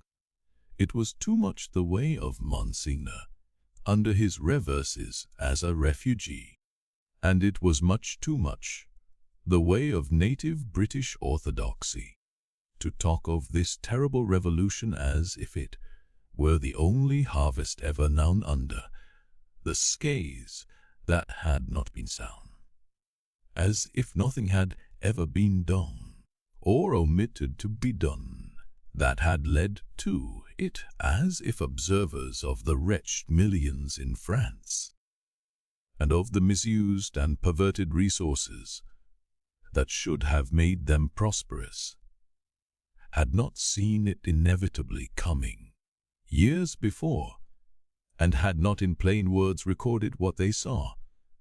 Such vaporing, combined with the extravagant plots of Monsignor for the restoration of a state of things that had utterly exhausted itself, and worn out heaven and earth as well as itself, was hard to be endured without some remonstrance by any sane man who knew the truth.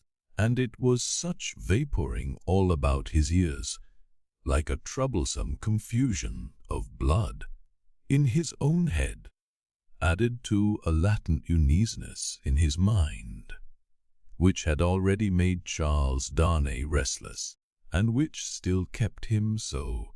Among the talkers was Stryver, of the King's Bench Bar, far on his way to state promotion, and therefore load on the Thame, broaching to Monseigneur his devices for blowing the people up and exterminating them from the face of the earth, and doing without them, and for accomplishing many similar objects akin in their nature to the abolition of eagles, by sprinkling salt on the tails of the race. Him Darnay heard with a particular feeling of objection, and Darnay stood divided between going away, that he might hear no more, and remaining to interpose his word, when the thing that was to be went on to shape itself out. The house approached Mr. Lorry, and laying a soiled, unopened letter before him, asked if he had yet discovered any traces of the person to whom it was addressed. The house laid the letter down so close to Darnay that he saw the direction the more quickly because it was his own right name.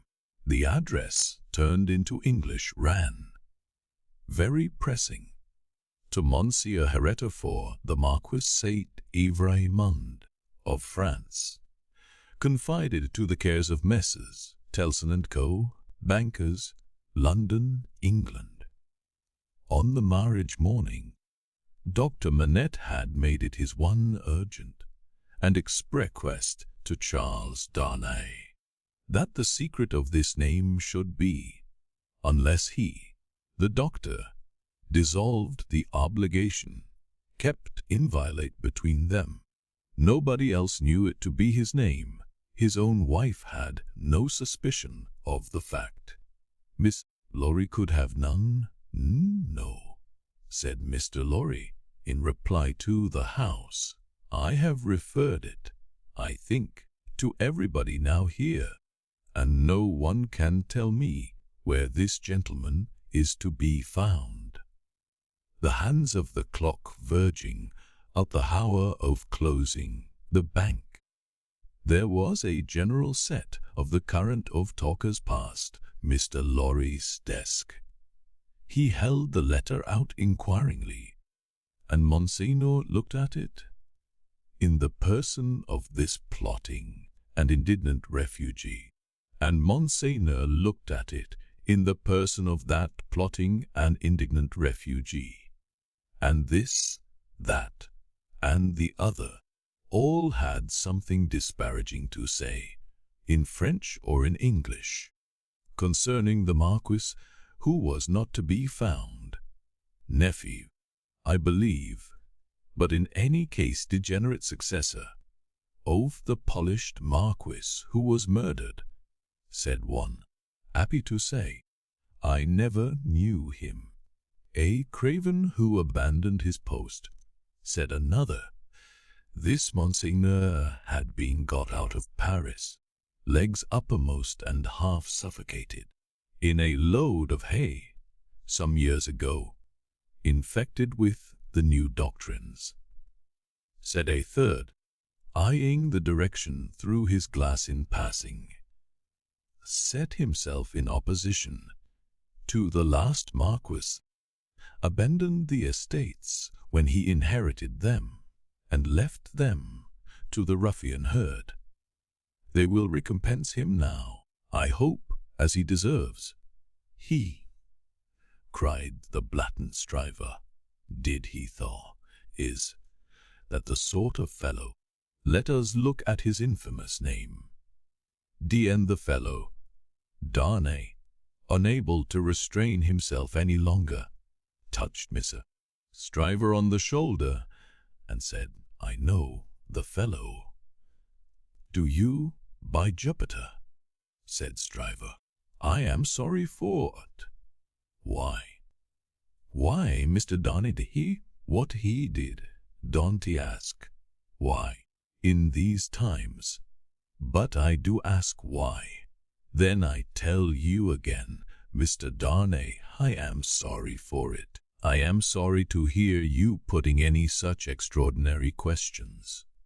Here is a fellow who, infected by the most pestilent and blasphemous code of devilry that ever was known, abandoned his property to the vilest scum of the earth that ever did murder by wholesale.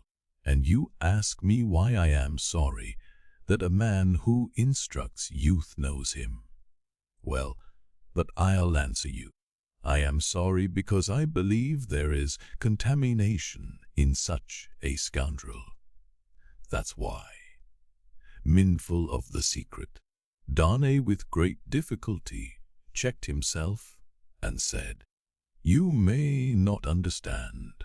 The gentleman, I understand how to put you in a corner, Miss Darnay," said Bully Stryver, "and I'll do it. If this fellow is a gentleman, I don't to understand him. You may tell him so, with my compliments. You may also tell him, from me, that after abandoning his worldly goods and position to this butcherly mob, I wonder he is not at the head of them." "But no gentleman," said Stryver, looking all round and snapping his fingers. "I know something of human nature, and I tell you that you'll never find a fellow like this fellow, trusting himself to the mercies of such precious a proteges. No, gentlemen, he'll always show 'em a clean pair of heels very early in the scuffle, and sneak away." With those words, and a final snap of his fingers, Mr. Stryver folded himself into Fleet Street, amidst the general approbation of his hearers.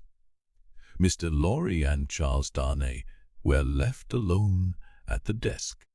In the general departure from the bank, "Will you take charge of the letter?" said Mr. Lorry. "You know where to deliver it." "I do." "Will you undertake to explain that we suppose it to have been addressed here, on the chance of our knowing where to forward it, and that it has been here some time?" "I will do so." "Do you start for Paris from here?" "From here, at 8. I will come back to see you off." Very ill at ease with himself, and with Stryver and most other men, Darnay made best of his way into the quiet of the Temple, opened the letter. These were its contents: "Prison of the Abbaye, Paris, June 21, 1792. Monsieur Heretofort, the Marquis, after having long been in danger of my life at the hands of the village, I have been seized with great violence and indignity, and brought a long journey on foot to Paris. On the road I have suffered a great deal. Nor is that all. My house has been destroyed, razed to the ground. The crime for which I am imprisoned, Monsieur Heretofort the Marquis, and for which I shall be summoned before the tribunal, and shall lose my life, without your so generous help, is, they tell me, treason against the majesty of the people, in that I have acted against them for an emigrant. It is in vain I represent that I have acted for them, and not against, according to your commands. It is in vain I represent that, before the sequestration of emigrant property, I had remitted the imposts they had ceased to pay, that I had collected no rent, that I had had recourse to no process. The only response is that I have acted for an emigrant, and where is that emigrant? Ah, most gracious Monsieur Heretofort, the Marquis, where is that emigrant? I cry in my sleep, where is he? I demand of heaven, will he not come to deliver me?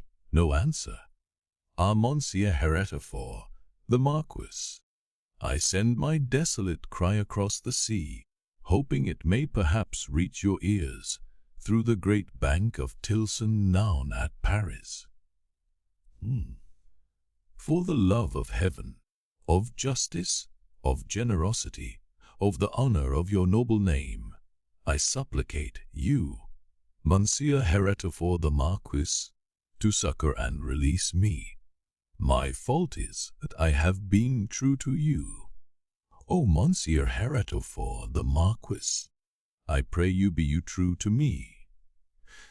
From this prison here of horror, whence I every hour tend nearer and nearer to destruction, I send you, Monsieur Heretifor, the Marquis, the assurance of my dolorous and unhappy service. Your afflicted Gabelle. The latent uneasiness in Darnay's mind was roused to vigorous life by this letter. The peril of an old servant, and a good one, whose only crime was fidelity to himself and his family, stared him so reproachfully in the face that, as he walked to and fro in the temple considering what to do, he almost hid his face from the passers-by. He knew very well that in his horror of the deed which had culminated the bad deeds and bad reputation of the old family house, in his resentful suspicions of his uncle, and in the aversion with which his conscience regarded the crumbling fabric that he was supposed to uphold, he had acted imperfectly. He knew very well that in his love for Lucie, his renunciation of his social place, though by no means new to his own mind, had been hurried and incomplete. He knew that he ought to have systematically worked it out and supervised it, and that he had meant to do it, and that it had never been done. The happiness of his own chosen English home, the necessity of being always actively employed, the swift changes and troubles of the time, which had followed on one another so fast that the events of this week annihilated the immature plans of last week, and the events of the week following made all new again. He knew very well that to the force of these circumstances he had yielded, not without disquiet, but still without continuous and accumulating resistance, that he had watched the times for a time of action, and that they had shifted and struggled until the time had gone by, and the nobility were trooping from France by every highway and by, and their property was of confiscation and destruction, and their very names were blotting out, was as well known to himself as it could to any new authority in France that might impeach him for it. But he had oppressed no man, he had imprisoned no man. He was so far from having harshly exacted payment of his dues, that he had relinquished them of his own will, thrown himself on a world with no favor in it, won his own private place there, and earned his own bread. Monsieur Gabelle had held the impoverished and involved estate on written instructions to spare the people, to give them what little there was to give, such fuel as the heavy creditors would let them have in the winter, and such produce as could be saved from the same grip in the summer. And no doubt he had put the fact in plea and proof for his own safety, so that it could not but appear now. This favored the desperate resolution Charles Darnay had begun to make, that he would go to Paris Yes, like the mariner in the old story, the winds and streams had driven him within the influence of the Loadstone rock, and it was drawing him to itself, and he must go. Everything that arose before his mind drifted him on, faster and faster, more and more steadily, to the terrible attraction his latent uneasiness had been. That bad aims were being worked out in his own unhappy and bad instruments, and that he who could not fail to know that he was better than they, was not there, trying to do something to stay bloodshed the claims of mercy and humanity. With this uneasiness half stifled and half reproaching him, he had been brought to the pointed comparison of himself with the brave old gentleman in whom duty was so strong. Upon that comparison, injurious to himself, had instantly followed the sneers of Monsignor, which had stung him bitterly, and those of Stryver, which above all were coarse and galling for old reasons.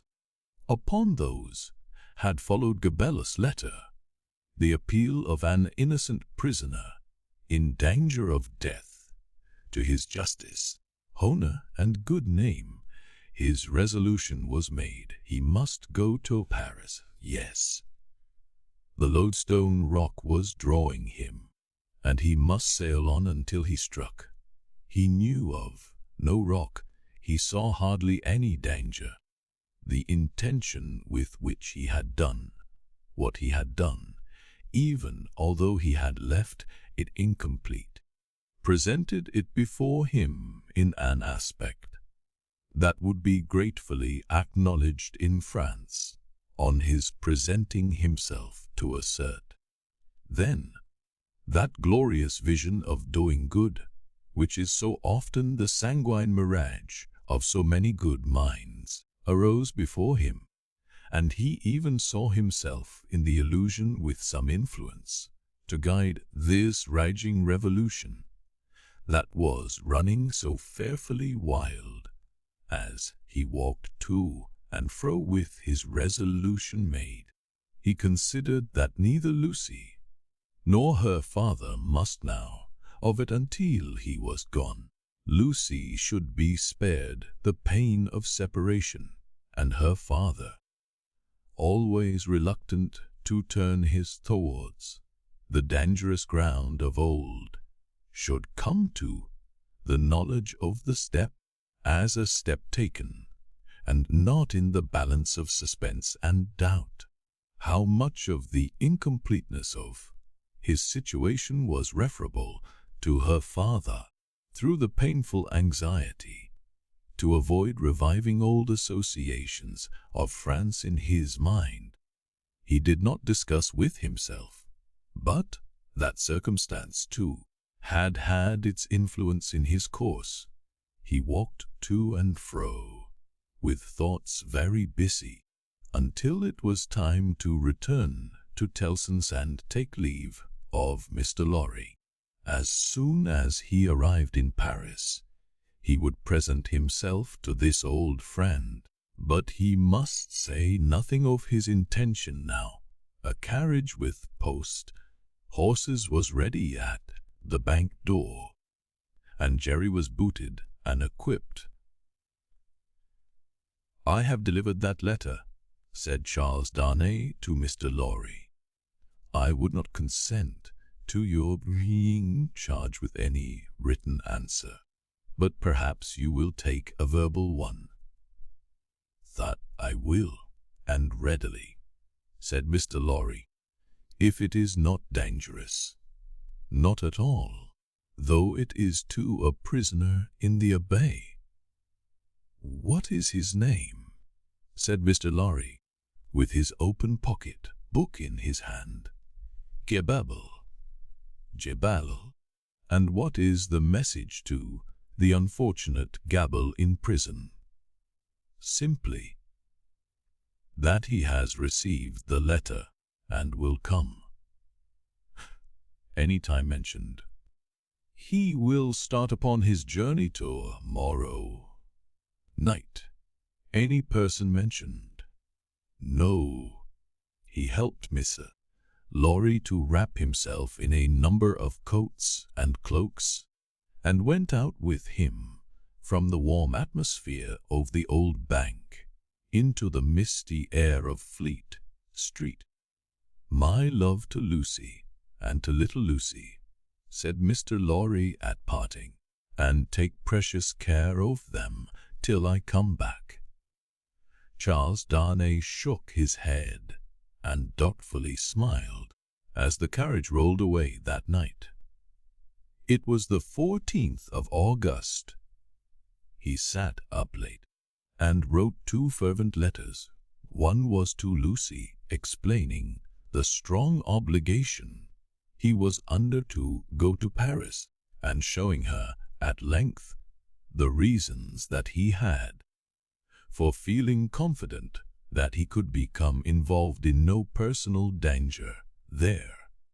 The other was to the doctor, confiding Lucie and their dear child to his care, and dwelling on the same topics with the strongest assurances. To both, he wrote that he would dispatch letters in proof of his safety immediately after his arrival. It was a hard day, that day of being among them, with the first reservation of their joint lives on his mind. It was a hard matter to preserve, the innocent deceit of which they were profoundly unsuspicious. But an affectionate glance at his wife, so happy and busy, made him resolute not to tell her what impended. He had been half moved to do it. So strange it was to him to act in anything without her quiet aid. And the day passed quickly. Early in the evening he embraced her, and her scarcely less dear namesake, pretending that he would return by and by. An imaginary engagement took him out, and he had secreted a valise of clothes ready, and so he emerged into the heavy mist of the heavy streets. With a heavier heart, the unseen force was drawing him fast to itself now, and all the tides and winds were setting straight and strong towards it. He left his 2 letters with a trusty porter, to be delivered half an hour before midnight, and no sooner took horse for Dover, and began his journey. For the love of heaven, of justice, of generosity, of the honor of your noble name, was the poor prisoner's cry with which he strengthened his sinking heart, as he left all that was dear on earth behind him, and floated away for the Loadstone rock. The end of the 2nd book. Book the 3rd. The Track of a Storm. Chapter 1. In secret, the traveller fared slowly on his way, who fared towards Paris from England, in the autumn of the year 1792. More than enough of bad roads, bad equipages, and bad horses he would have encountered to delay him, though the fallen and unfortunate King of France had been upon his throne in all his glory. But the changed times were fraught with other obstacles than these. Every town gate and village taxing house had its band of citizen patriots, with their national muskets in a most explosive state of readiness, who stopped all comers and goers, questioned them, inspected their papers, looked for their names in lists of their own, turned them back, or sent them on, or stopped them and laid them in hold, as their capricious judgment or fancy deemed best for the dawning republic one and indivisible, of liberty, equality, fraternity, or death. A very few French leagues of his journey were accomplished when Charles Darnay began to perceive that for him along these country roads there was no hope of return until he should have been declared a good citizen at Paris. Whatever might befall now, he must on to his journey's end.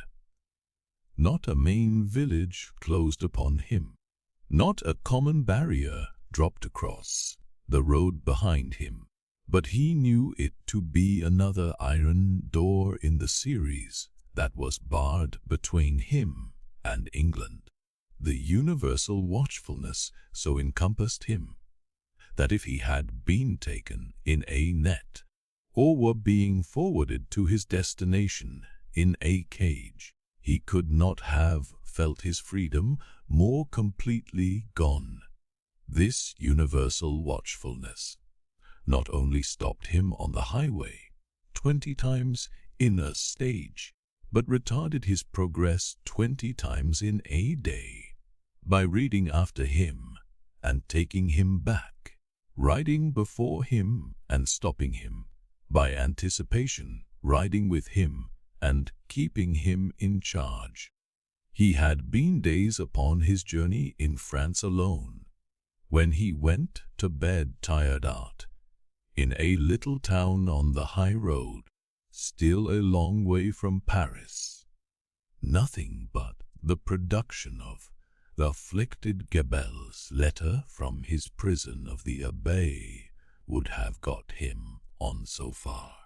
His difficulty at the guard-house in this small place had been such that he felt his journey to have come to a crisis, and he was, therefore, as little surprised as a man could be to find himself awakened at the small inn to which he had been remitted until morning, in the middle of the night, awakened by a timid local functionary and 3 armed patriots in rough red caps and with pipes in their mouths, who sat down on the bed.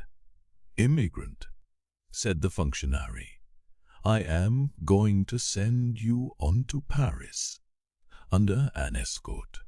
Citizen, I desire nothing more than to get to Paris, though I could dispense with the escort." "Silence," growled a red cap, striking at the coverlet with the butt end of his musket. "Peace, aristocrat." "'Tis as the good patriot says," observed the timid functionary. "You are an aristocrat, and must have an escort, and must pay for it."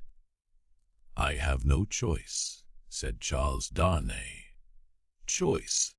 Listen to him," cried the same scowling red cap, as if it was not a favor to be protected from the lamp iron. "It is always as the good patriot says," observed the functionary. "Rise and dress yourself, emigrant." Darnay complied, and was taken back to the guard-house, where other patriots in rough red caps were smoking, drinking, and sleeping by a watch fire. Here he paid a heavy price for his escort, and hence he started with it on the wet roads at 3 o'clock in the morning. The escort were 2 mounted patriots in red caps and tri-colored cockades, armed with national muskets and sabres, who rode one on either side of him. The escorted governed his own horse, but a loose line was attached to his bridle, the end of which one of the patriots kept girded round his wrist. In this state they set forth with the sharp rain driving in their faces, clattering at a heavy dragoon trot over the uneven town pavement, and out upon the mire, deep roads. In this state they traversed without change, except of horses and pace, all the mire, deep leagues that lay between them and the capital. They travelled in the night, halting an hour or two after daybreak, and lying by until the twilight fell.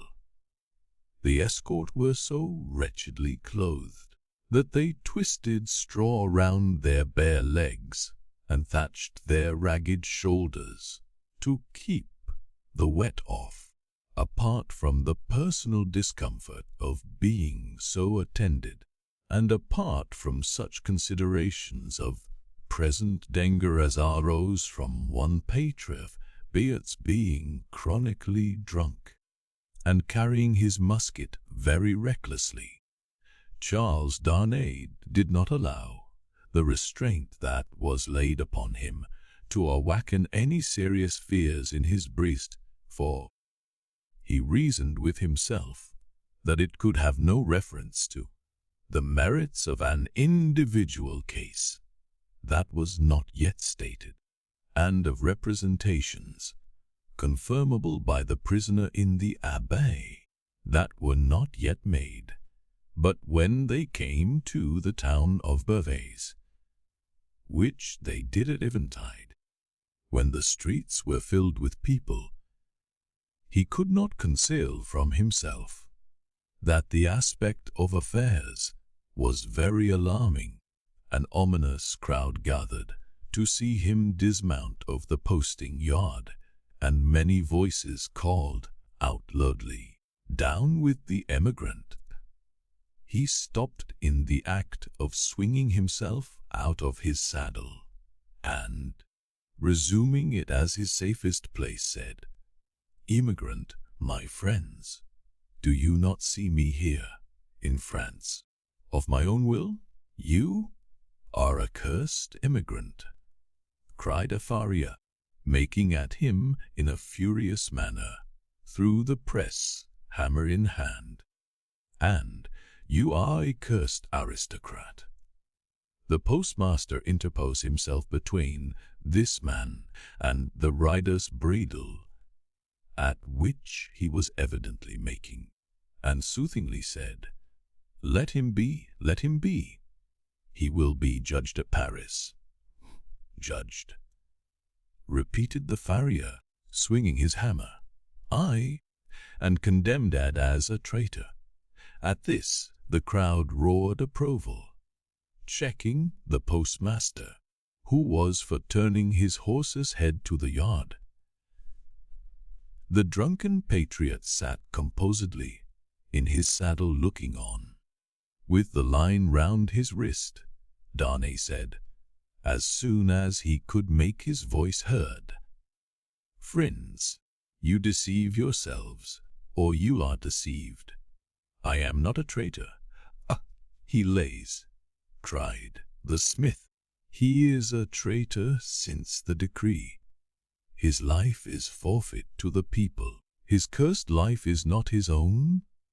At the instant when Darnay saw a rush in the eyes of the crowd, which another instant would have brought upon him, the postmaster turned his horse into the yard. The escort rode in close upon his horse's flanks, and the postmaster shut and barred the crazy double gates. The farrier struck a blow upon them with his hammer, and the crowd groaned. But no more was done. "What is this decree that the smith spoke of?"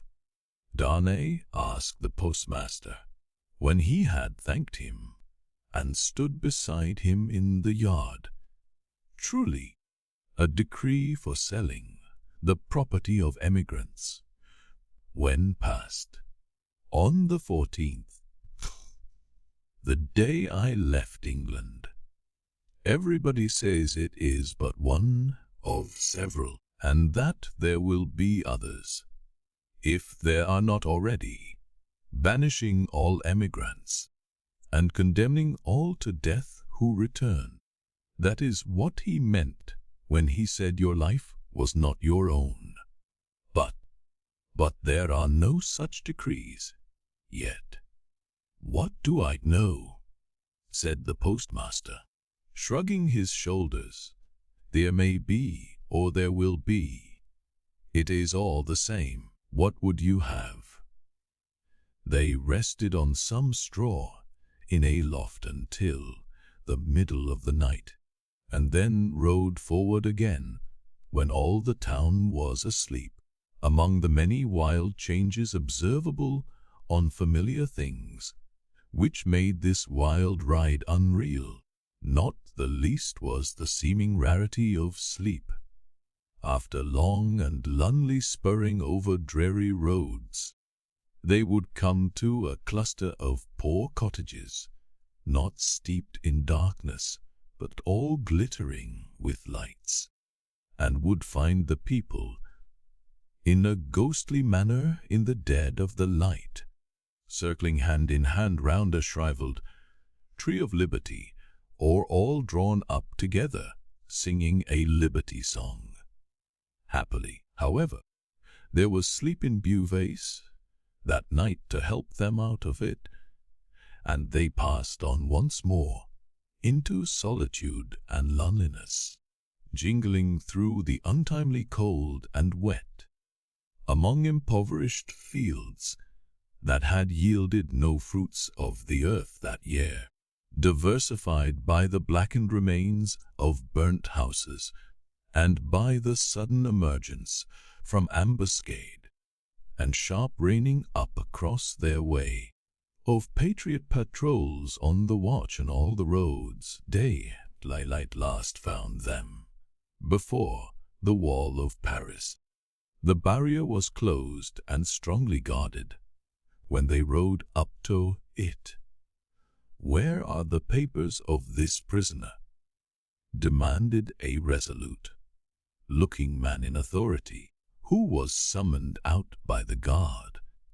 Naturally struck by the disagreeable word, Charles Darnay requested the speaker to take notice that he was a free traveler and French citizen, in charge of an escort which the disturbed state of the country had imposed upon him, and which he had paid for. "Where?" repeated the same personage, without taking any heed of him whatever. "Are the papers of this prisoner?" The drunken compatriot had them in his cap, and produced them, casting his eyes over Gabella's letter. The same personage in authority showed some disorder and surprise, and looked at Darnay with a close attention. He left escort and escorted, without saying a word, however, and went into the Grome. Meanwhile, they sat upon their horses outside the gate, looking about him while in this state of suspense. Charles Darnay observed that the gate was held by a mixed guard of soldiers and patriots, the latter far outnumbering the former, and that while ingress into the city for peasants, carts bringing in supplies, and for similar traffic and traffickers, was easy enough, egress, even for the homeliest people, was very difficult. A numerous medley of men and women, not to mention beasts and vehicles of various sorts, was waiting to issue forth. But the previous identification was so strict that they filtered through the barrier very slowly. Some of these people knew their turn for examination to be so far off that they lay down on the ground to sleep or smoke, while others talked together or loitered about. The red cap and tri-color cockade were universal, both among men and women. When he had sat in his saddle some half hour taking note of these things, Darnay found himself confronted by the same man in authority, who directed the guard to open the barrier. Then he delivered to the escort, drunk and sober, a receipt for the escorted, and requested him to dismount. He did so, and the two patriots, leading his tired horse, turned and rode away without entering the city.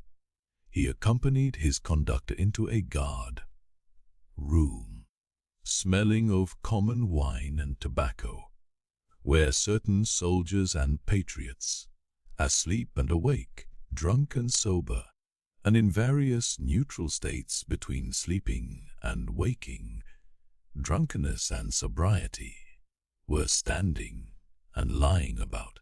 The light in the guard-house, half derived from the waning oil lamps of the night, and half from the overcast day, was in a correspondingly uncertain condition. Some registers were lying open on a desk, and an officer of a coarse, dark aspect presided over these. "Citizen Defarge," said he to Darnay's conductor, as he took a slip of paper to write on, "is this the emigrant every Mond? This is the man. Your age? 37. Married? Wed? Yes. We're married. In England? Without doubt. Where is your wife? Every Mond. In England. Without doubt. You are consigned, every Mond, to the prison of La Force." "Just heaven!" exclaimed Darnay. "Under what law, and for what offence?" The officer looked from his slip of paper a moment. "We have new laws, a very munded, and new offences since you were here." He said it with a hard smile, and went on writing. "I entreat you to observe that I have come here voluntarily, in response to that written appeal of a fellow countryman which lies before you. I demand no more than the opportunity to do so without delay. Is not that my right?" "Emigrants have no rights, ave Mond," was the stolid reply. The officer wrote until he had finished, read over to himself what he had written, sanded it, and handed it to Defarge, with the words, "In secret." Defarge motioned to the paper the prisoner that he must accompany him. The prisoner obeyed, and a guard of 2 armed patriots attended them. "Is it you?" said Defarge, in a low voice, as they went down the guard-house steps and turned into Paris. "Who married the daughter of Dr. Manette, once a prisoner in the Bastille that is no more?" "Yes," replied Darnay, looking at him with surprise. "My name is Defarge, and I keep a wine shop in the Quarter Saint Antoine. Possibly you have heard of me. My wife came to your house to reclaim her father." "Yes."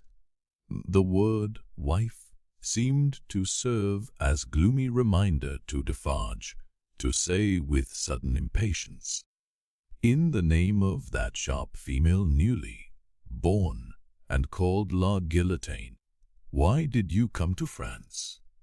"You heard me say why a minute ago. Do you not believe it is the truth?" "A bad truth for you," said Defarge, speaking with knitted brows, and looking straight before him.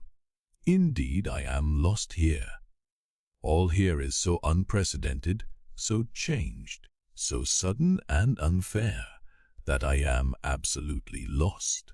Will you render me a little help?" "None." Defarge spoke, always looking straight before him. Will you answer me a single question? Perhaps, according to its nature, you can say what it is. In this prison that I am going to so unjustly, shall I have some free communication with the world outside? You will see. I am not to be buried there, prejudged, and without any means of presenting my case. You will see, but what then? Other people have been similarly buried in worse prisons before now, but never by me. Citizen Defarge. Defarge glanced darkly at him for answer, and walked on in a steady and set silence. The deeper he sank into this silence, the fainter hope there was, or so Darnay thought, of his softening in any slight degree. He therefore made haste to say, "It is of the utmost importance to me, you know, citizen, even better than I, of how much importance, that I should be able to communicate to Mr. Lowry of Tellson's Bank, an English gentleman who is now in Paris, the simple fact, without comment, that I have been thrown into the prison of La Force. Will you cause that to be done for me? I will do." Defarge doggedly rejoined, "Nothing for you. My duty is to my country and the people. I am the sworn servant of both against you. I will do nothing for you." Charles Darnay felt it hopeless to entreat him further, and his pride was touched besides. As they walked on in silence, he could not but see how used the people were to the spectacle of prisoners passing along the streets. The very children scarcely noticed him. A few passers turned their heads, and a few shook their fingers at him as an aristocrat. Otherwise, that a man in good clothes should be going to prison was no more remarkable than that a laborer in working clothes should be going to work. In one narrow, dark, and dirty street through which they passed, an excited orator, mounted on a stool, was addressing an excited audience on the crimes against the people of the king and the royal family. The few words that he caught from this man's lips first made it known to Charles Darnay that the king was in prison, and that the foreign ambassadors had one and all left Paris. On the road, except at Beauvais, he had heard absolutely nothing. The escort and the universal watchfulness had completely isolated him. That he had fallen among far greater dangers than those which had developed themselves when he left England, he of course knew now. That perils had thickened about him fast, and might thicken faster, and faster yet, he of course knew now. He could not but admit to himself that he might not have made this journey if he could have foreseen the events of a few days. And yet his misgivings were not so dark as, imagined by the light of this later time, they would appear. Troubled as the future was, it was the unknown future, and in its obscurity there was ignorant hope. The horrible massacre, days and nights long, which, within a few rounds of the clock, was to set a great mark of blood upon the blessed garnering time of harvest, was as far out of his knowledge as if it had been 100,000 years away. The sharp female newly born, and called La Guillotine, was hardly known to him or to the generality of people by name. The frightful deeds that were to be soon done were probably unimagined at that time in the brains of the doers. How could they have a place in the shadowy conceptions of a gentle mind? Of unjust treatment in detention and hardship, and in cruel separation from his wife and child. He foreshadowed the likelihood, or the certainty. But beyond this, he dreaded nothing distinctly. With this on his mind, which was enough to carry into a dreary prison courtyard, he arrived at the prison of La Force. A man with a bloated face opened the strong wicket, to whom Defarge presented the emigrant of Verimund. "What the devil? How many more of them?" exclaimed the man with the bloated face. Defarge took his receipt, without noticing the exclamation, and withdrew with his two fellow patriots. "What the devil, I say again," exclaimed the gaoler, left with his wife. "How many more?" The gaoler's wife, being provided with no answer to the question, merely replied, "One must have patience, my dear." 3 turnkeys who entered responsive to a bell she rang, echoed the sentiment, and one added, "For the love of liberty," which sounded in that place like an inappropriate conclusion. The prison of La Force was a gloomy prison, dark and filthy, and with a horrible smell of full sleep in it. Extraordinary how soon the noisome flavor of imprisoned sleep becomes manifest in all such places that are ill cared for. "In sacred too?" grumbled the gaoler, looking at the written paper. "As if I was not already full to bursting." He stuck the paper on a file in an ill humor, and Charles Darnay awaited his further pleasure for half an hour, sometimes pacing to and fro in the strong arched room, sometimes resting on a stone sheet, in either case detained to be imprinted on the memory of the chief and his subordinates. "Come," said the chief, at length taking up his keys. "Come with me, emigrant." Through the dismal prison twilight, his new charge accompanied him by corridor and staircase, many doors clanging and locking behind them, until they came into a large, low, vaulted chamber, crowded with prisoners of both sexes. The women were seated at a long table, reading and writing, knitting, sewing, and embroidering.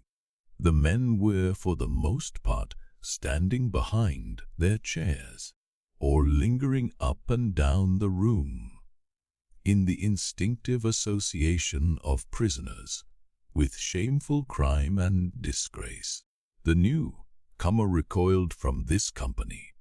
But the crowning unreality of his long, unreal ride was their all at once rising to receive him, with every refinement of manner known to the time, and with all the engaging graces and courtesies of life.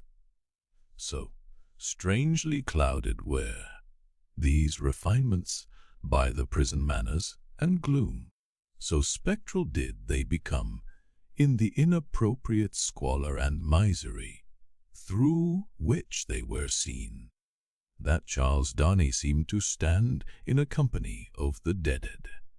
Ghosts all.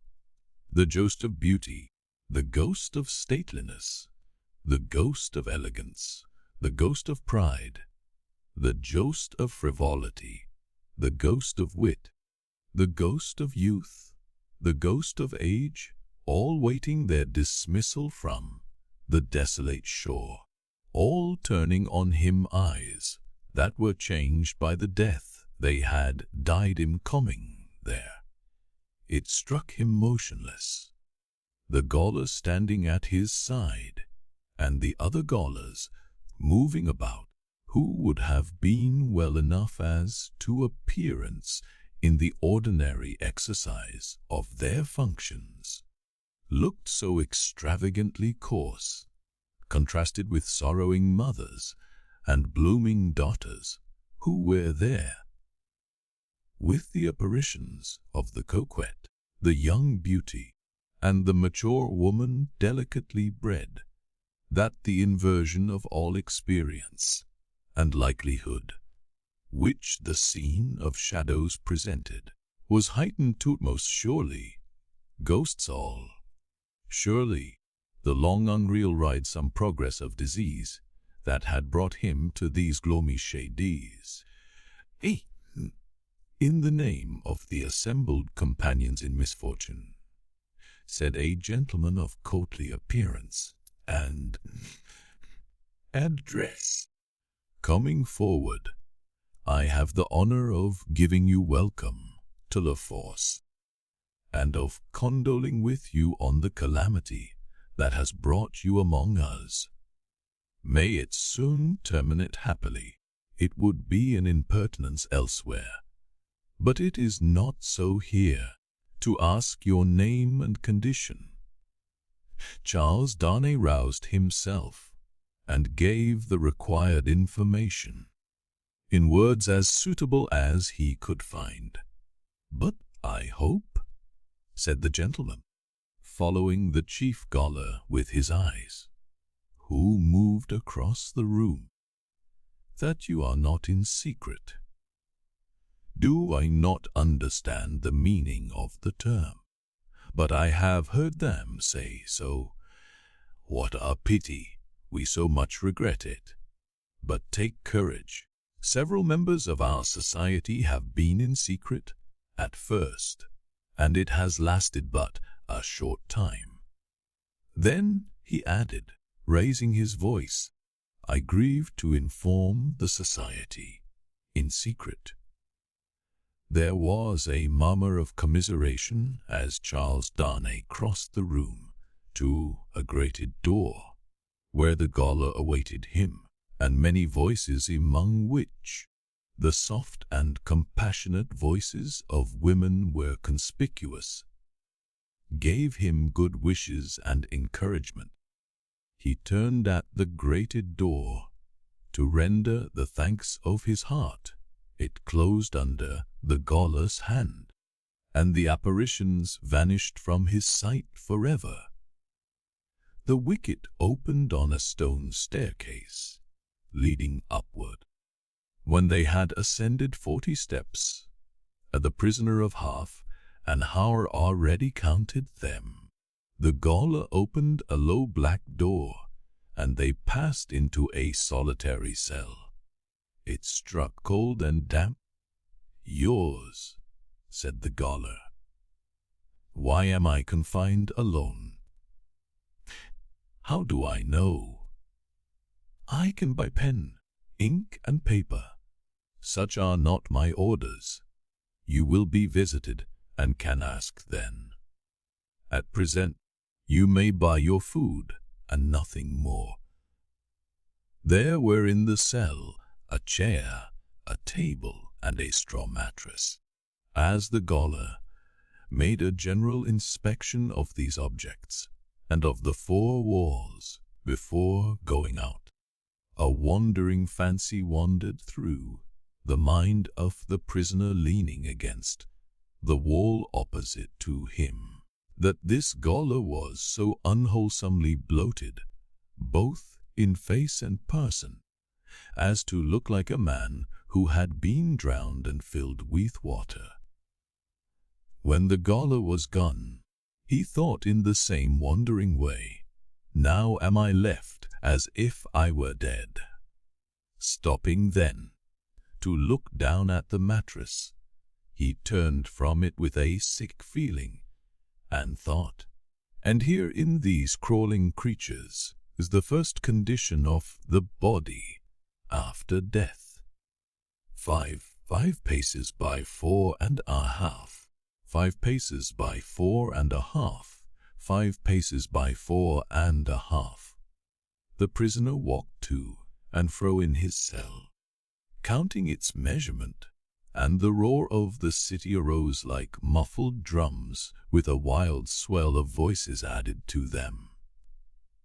He made shoes, he made shoes, he made shoes. The prisoner counted the measurement again, and paced faster, to draw his mind with him from that latter repetition. The ghosts that vanished when the wicket closed. There was one among them, the appearance of lady dressed in black, who was leaning in the embrasure of a window, and she had a light shining upon her golden hair, and she looked like, let us ride on again, for God's sake, through the illuminated villages, with the people all awake. Says on, he made shoes, he made shoes, he made shoes. A ton son 5 paces by 4.5, with such scraps tossing and rolling upward from the depths of his mind. The prisoner walked faster and faster, obstinately counting and counting, and the roar of the city changed to this extent, that it still rolled in like muffled drums, but with the wail of voices that he knew, in the swell that rose above them. Chapter 2. The Grindstone, Tellson's bank, established in the Saint-Germain quarter of Paris, was in a wing of a large house, approached by a courtyard, and shut off from the street by a high wall and a strong gate. The house belonged to a great nobleman, who had lived in it until he made a flight from the troubles, in his own cook's dress, and got across the borders, a mere beast of the chase flying from hunters. He was still in his metempsychosis, no other than the same Monseigneur, the preparation of whose chocolate, for whose lips had once occupied 3 strong men, besides the cook in question, Monseigneur gone, and the 3 strong men absolving themselves from the sin of having drawn his high wages, by being more than ready and willing to cut his throat on the altar of the dawning Republic, one and indivisible, of liberty, equality, fraternity, or death. Monseigneur's house had been first sequestrated and then confiscated, for all things moved so fast, and decree followed decree, with that fierce precipitation, that now upon the 3rd night of the autumn month of September, patriot emissaries of the law were in possession of Monseigneur's house, and had marked it with the tricolour, and were drinking brandy in its state apartments. A place of business in London, like Tellson's place of business in Paris, would soon have driven the house out of its mind and into the Gazette. For what would staid British responsibility and respectability have said to orange trees in boxes in a bank courtyard, and even to a Cupid over the counter? Yet such things were. Tellson's had whitewashed the Cupid, but he was still to be seen on the ceiling, in the coolest linen, aiming, as he very often does, at money from morning to night. Bankruptcy must inevitably have come this young pagan in Lombard Street, London, and also of a curtained alcove in the rear of the immortal boy, and also of a looking glass let into the wall, and also of clerks not at all old, who danced in public on the slightest provocation. Yet a French Tellson's could get on with these things exceedingly well, and as long as the times held together, no man had taken fright at them and drawn out his money. What money would be drawn out of Tellson's henceforth, and what would lie there, lost and forgotten? What plate and jewels would tarnish in Tellson's hiding places? While the depositors rusted in prisons, and when they should have violently perished, how many accounts with Tellson's never to be balanced in this world must be carried over into the next? No man could have said that night any more than Mr. Jarvis Lorry could. Though he thought heavily of these questions, he sat by a newly lighted wood fire, had the blighted and unfruitful year was prematurely cold, and on his honest and courageous face there was a deeper shade than the pendant lamp could throw, or any object in the room distortedly reflect a shade of horror. He occupied rooms in the bank. In his fidelity to the house of which he had grown to be a part, like strong root ivy, it chanced that they derived a kind of security from the patriotic occupation of the main building. But the true-hearted old gentleman never calculated about that. All such circumstances were indifferent to him, so that he did his duty. On the opposite side of the courtyard, under a colonnade, was extensive standing for carriages, where indeed some carriages of Monseigneur yet stood. Against two of the pillars were fastened two great flaring flambeaux, and in the light of these, standing out in the open air, was a large grindstone, a roughly mounted thing which appeared to have hurriedly been brought there from some neighboring smithy or other workshop.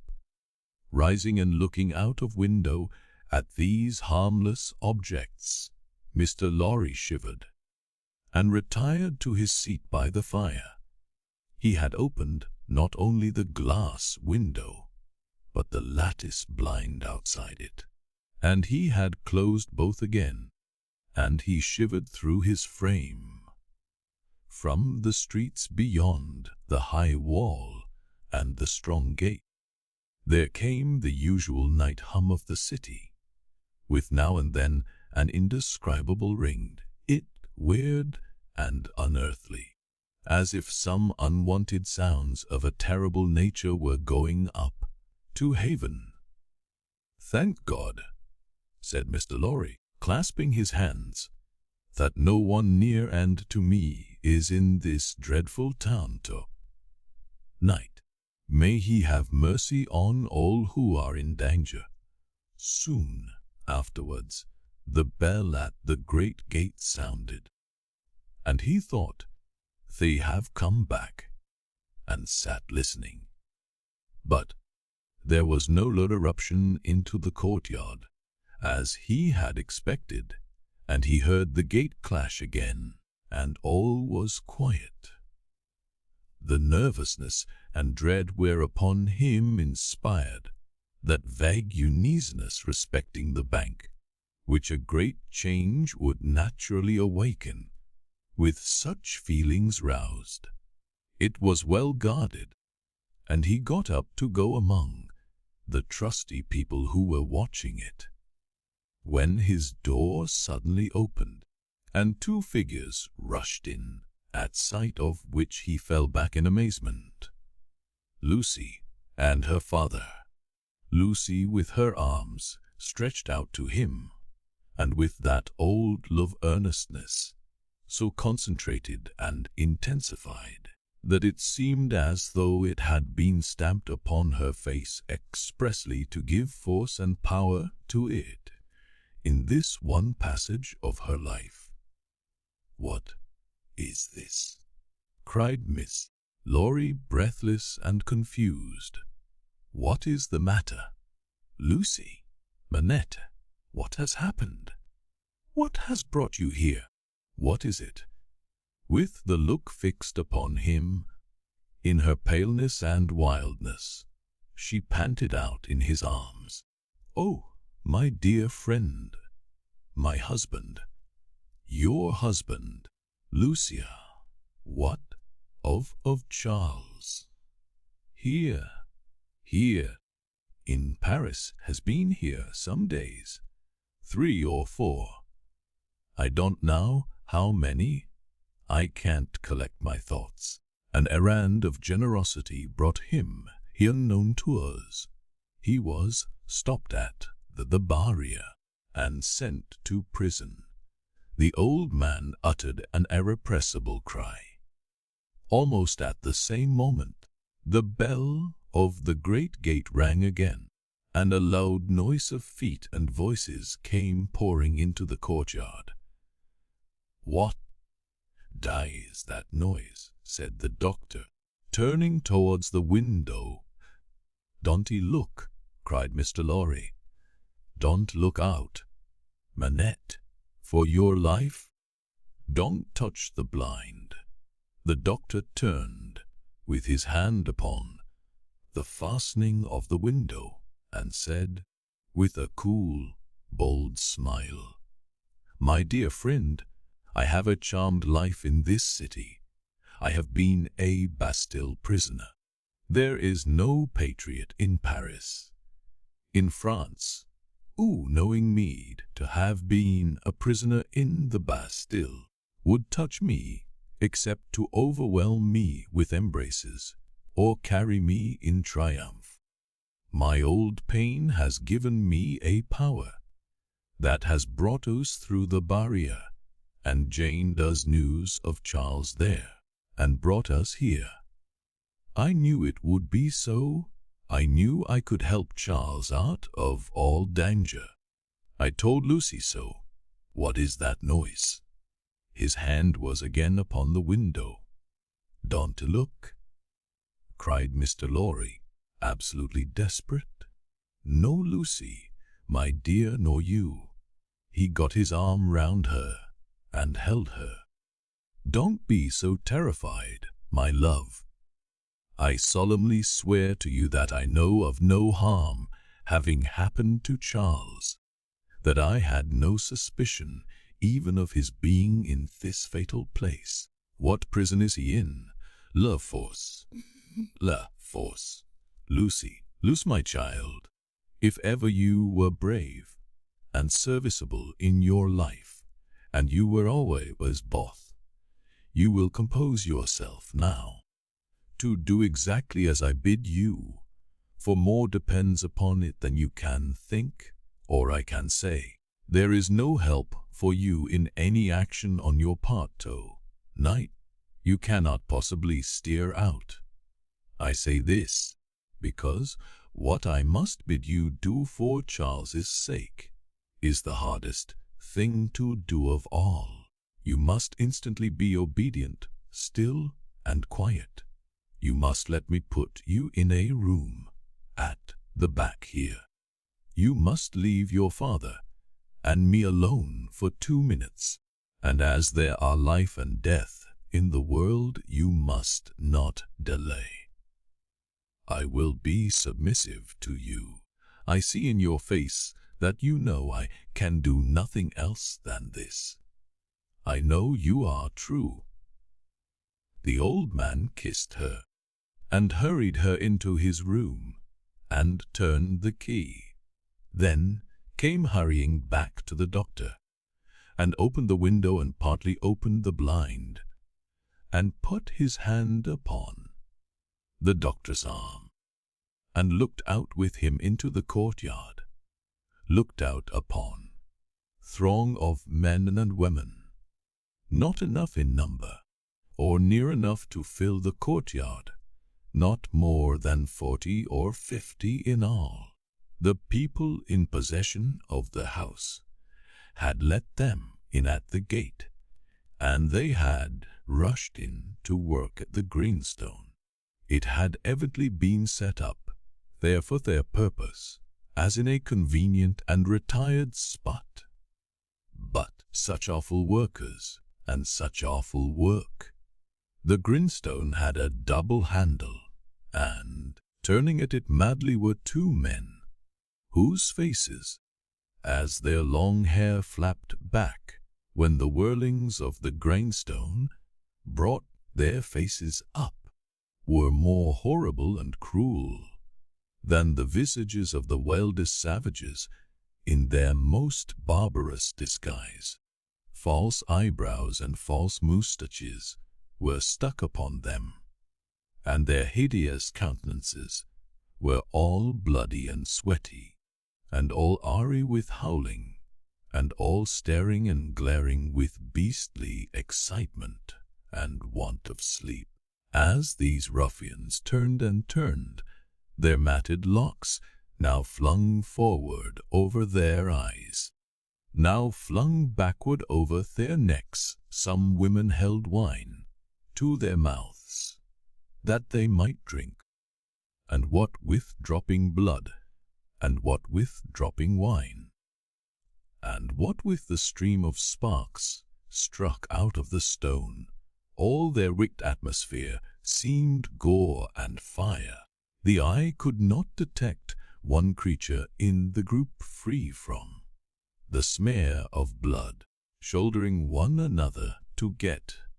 Next at the sharpening stone were men stripped to the waist, with the stain all over their limbs and bodies, men in all sorts of rags, with the stain upon those rags, men devilishly set off with spoils of women's lace and silk and ribbon, with the stain dyeing those trifles through and through, hatchets, knives, bayonets, swords, all brought to be sharpened, were all red with it. Some of the hacked swords were tied to the wrists of those who carried them, with strips of linen and fragments of dress, ligatures various in kind, but all deep of the one color.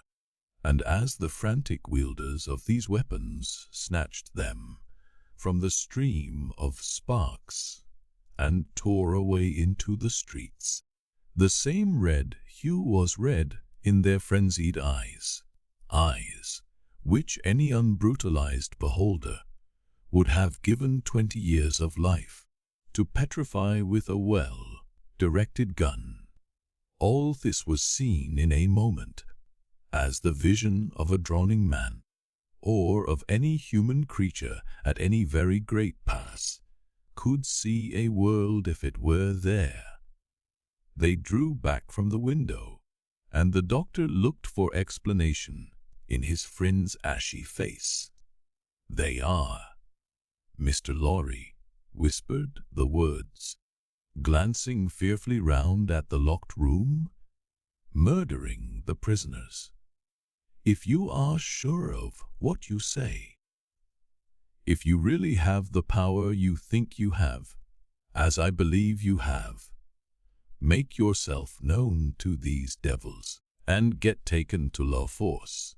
It may be too late, I don't now, but let it not be a minute later." Dr. Manette pressed his hand, hastened bareheaded out of the room, and was in the courtyard when Mr. Lorry regained the blind. His streaming white hair, his remarkable face, and the impetuous confidence of his manner, as he put the weapons aside like water, carried him in an instant to the heart of the concourse at the stone.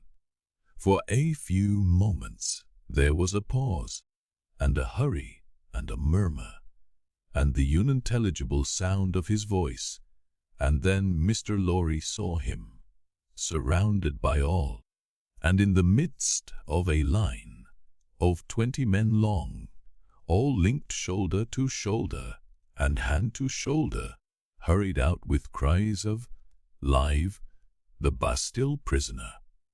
Help for the Bastille prisoner! kindred in La Force.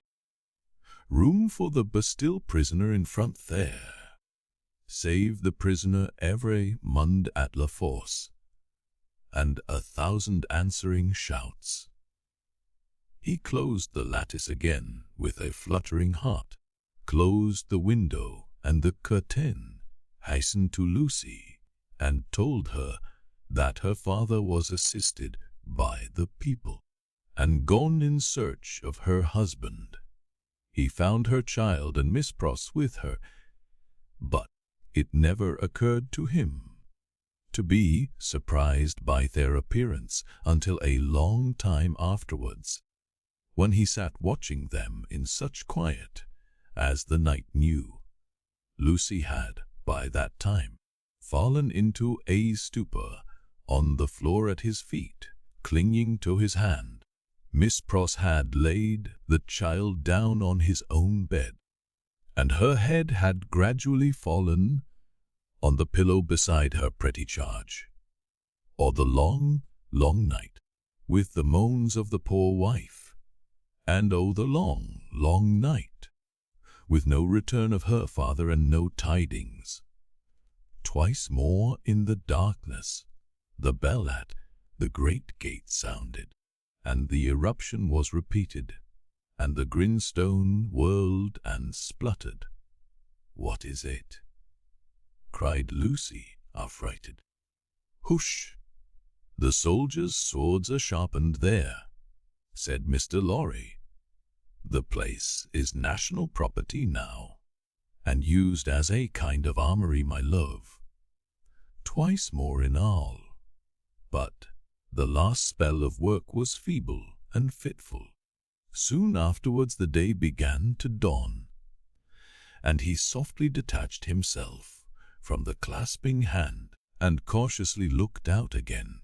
A man, so besmeared that he might have been a sorely wounded soldier creeping back to consciousness on a field of slain, was rising from the pavement by the side of the grindstone, and looking about him with a vacant air.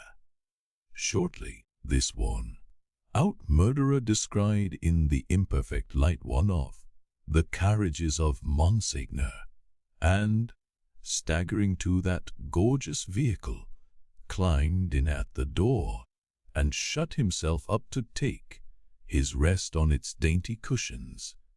The great grindstone earth had turned when Mr. Lorry looked out again, and the sun was red on the courtyard. But the lesser grindstone stood alone there in the calm morning air, with a red upon it that the sun had never given, and would never take away. Chapter 3. The Shadow. One of the first considerations which arose in the business mind of Mr.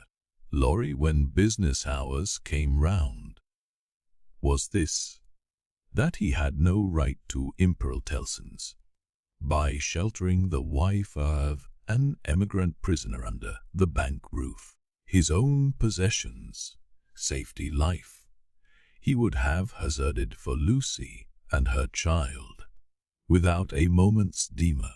But the great trust he held was not his own, and as to that business charge he was a strict man of business. At first his mind reverted to Defarge, and he thought of finding out the wine shop again and taking counsel with its master in reference to the safest dwelling place in the distracted state of the city. But the same consideration that suggested him repudiated him. He lived in the most violent quarter, and doubtless was influential there, and deep in its dangerous workings. Noon coming, and the doctor not returning, and every minute's delay tending to compromise Tellson's. Mr. Lorry advised with Lucie. She said that her father had spoken of hiring a lodging for a short term in that quarter near the banking house, as there was no business objection to this, and as he foresaw that even if it were all well with Charles, and he were to be released, he could not hope to leave the city, Mr. Lorry went out in quest of such a lodging, and found a suitable one, high up in a removed by-street where the closed blinds in all the other windows of a high melancholy square of bill-marked deserted homes. To this lodging at once removed Lucie at once here, her child, and Miss Pross, giving them what comfort he could, and much more than he had himself. He left Jerry with them, as a figure to fill a doorway that would bear considerable knocking on the head, and returned to his own occupations. A disturbed and doleful mind he brought to bear upon them, and slowly and heavily the day lagged on with him. It wore itself out, and wore him out with it, until the bank closed. He was again alone in his room of the previous night, considering what to do next, when he heard a foot upon the stair. In a few moments, a man stood in his presence, who, with a keenly observant look at him, addressed him by his name. "Your servant," said Mr. Lorry. "Do you know me?" He was a strongly made man with dark curling hair, from 45 to 50 years of age. For answer he repeated, without any change of emphasis, the words, "Do you know me? I have seen you somewhere. Perhaps at my wine shop." Much interested and agitated, Mr. Lorry said, "You come from Dr. Manette?" "Yes, I come from Dr. Manette." "And what says he? What does he send me?" Defarge gave into his anxious hand an open scrap of paper. It bore the words in the doctor's writing, "Charles is safe, but I cannot safely leave this place yet. I have obtained the favor that the bearer has a short note from Charles to his wife. Let the bearer see his wife. It was dated from La Force, within an hour. Will you accompany me?" said Mr. Lorry, joyfully relieved after reading this note aloud. "To where his wife resides?" "Yes," returned Defarge, scarcely noticing as yet in what a curiously reserved and mechanical way Defarge spoke. Mr. Lorry put on his hat, and they went down in the courtyard. There they found two women. One, Madame Defarge. "Surely," said Mr. Lorry, who had left her in exactly the same attitude some 17 years ago. "It is she," observed her husband. "Does Madame go with you?" inquired Mir, seeing that she moved as they moved. "Yes, that she may be able to recognize the faces and know the persons. It is for their safety." Beginning to be struck by Defarge's manner, Mr. Lorry looked dubiously at him and led the way. Both the women followed, the second woman being the Vengeance. They passed through the intervening streets as quickly as they might, ascended the staircase of the new domicile, were admitted by Jerry, and found Lucie weeping alone. She was thrown into a transport by the tidings Mr. Lorry gave her of her husband, and clasped the hand that delivered his note, little thinking what it had done near him in the night, and might but for a chance have done to him. "Dearest, take courage.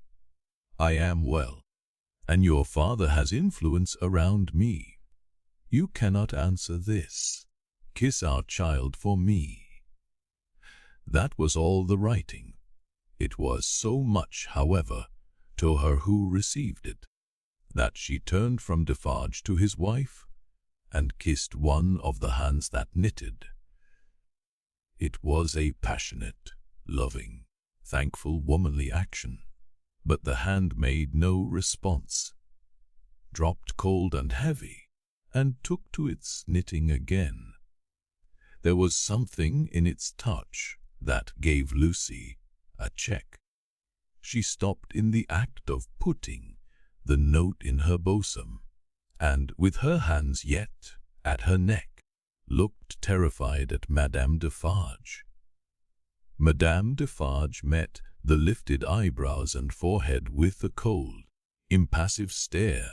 "My dear," said Mr. Lorry, striking in to explain, "there are frequent risings in the streets, and, although it is not likely they will ever trouble you, Madame Defarge wishes to see those whom she has the power to protect at such times, to the end that she may know them, that she may identify them."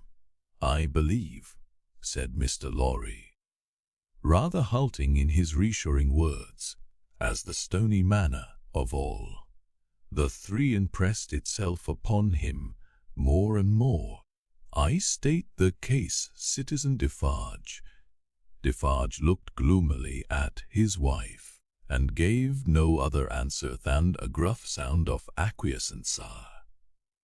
"You had better, Lucie," said Mr. Lorry, doing all he could to propitiate, by tone and manner, "have the dear child here, and our good Pross." "Our good Pross, Defarge, is an English lady, and knows no French."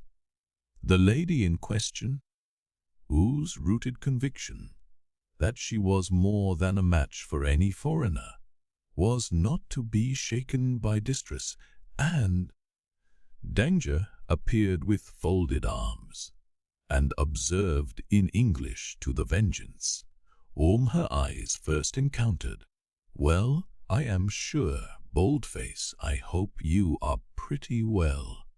She also bestowed a British cuff on Madame Defarge, but neither of the two took much heed of hers. "That is, child," said Madame Defarge, stopping in her work for the first time, and pointing her knitting needle at little Lucie as if it were the finger of fate. "Yes, madame," answered Miss Lorry. "This is our poor prisoner's darling daughter, and only child." The shadow attendant on Madame Defarge and her party seemed for so too threatening and dark on the child, that her mother instinctively kneeled on the ground beside her, and held her to her breast. The shadow attendant on Madame Defarge and her party seemed then to fall, threatening and dark, on both the mother and the child. "It is enough, my husband," said Madame Defarge.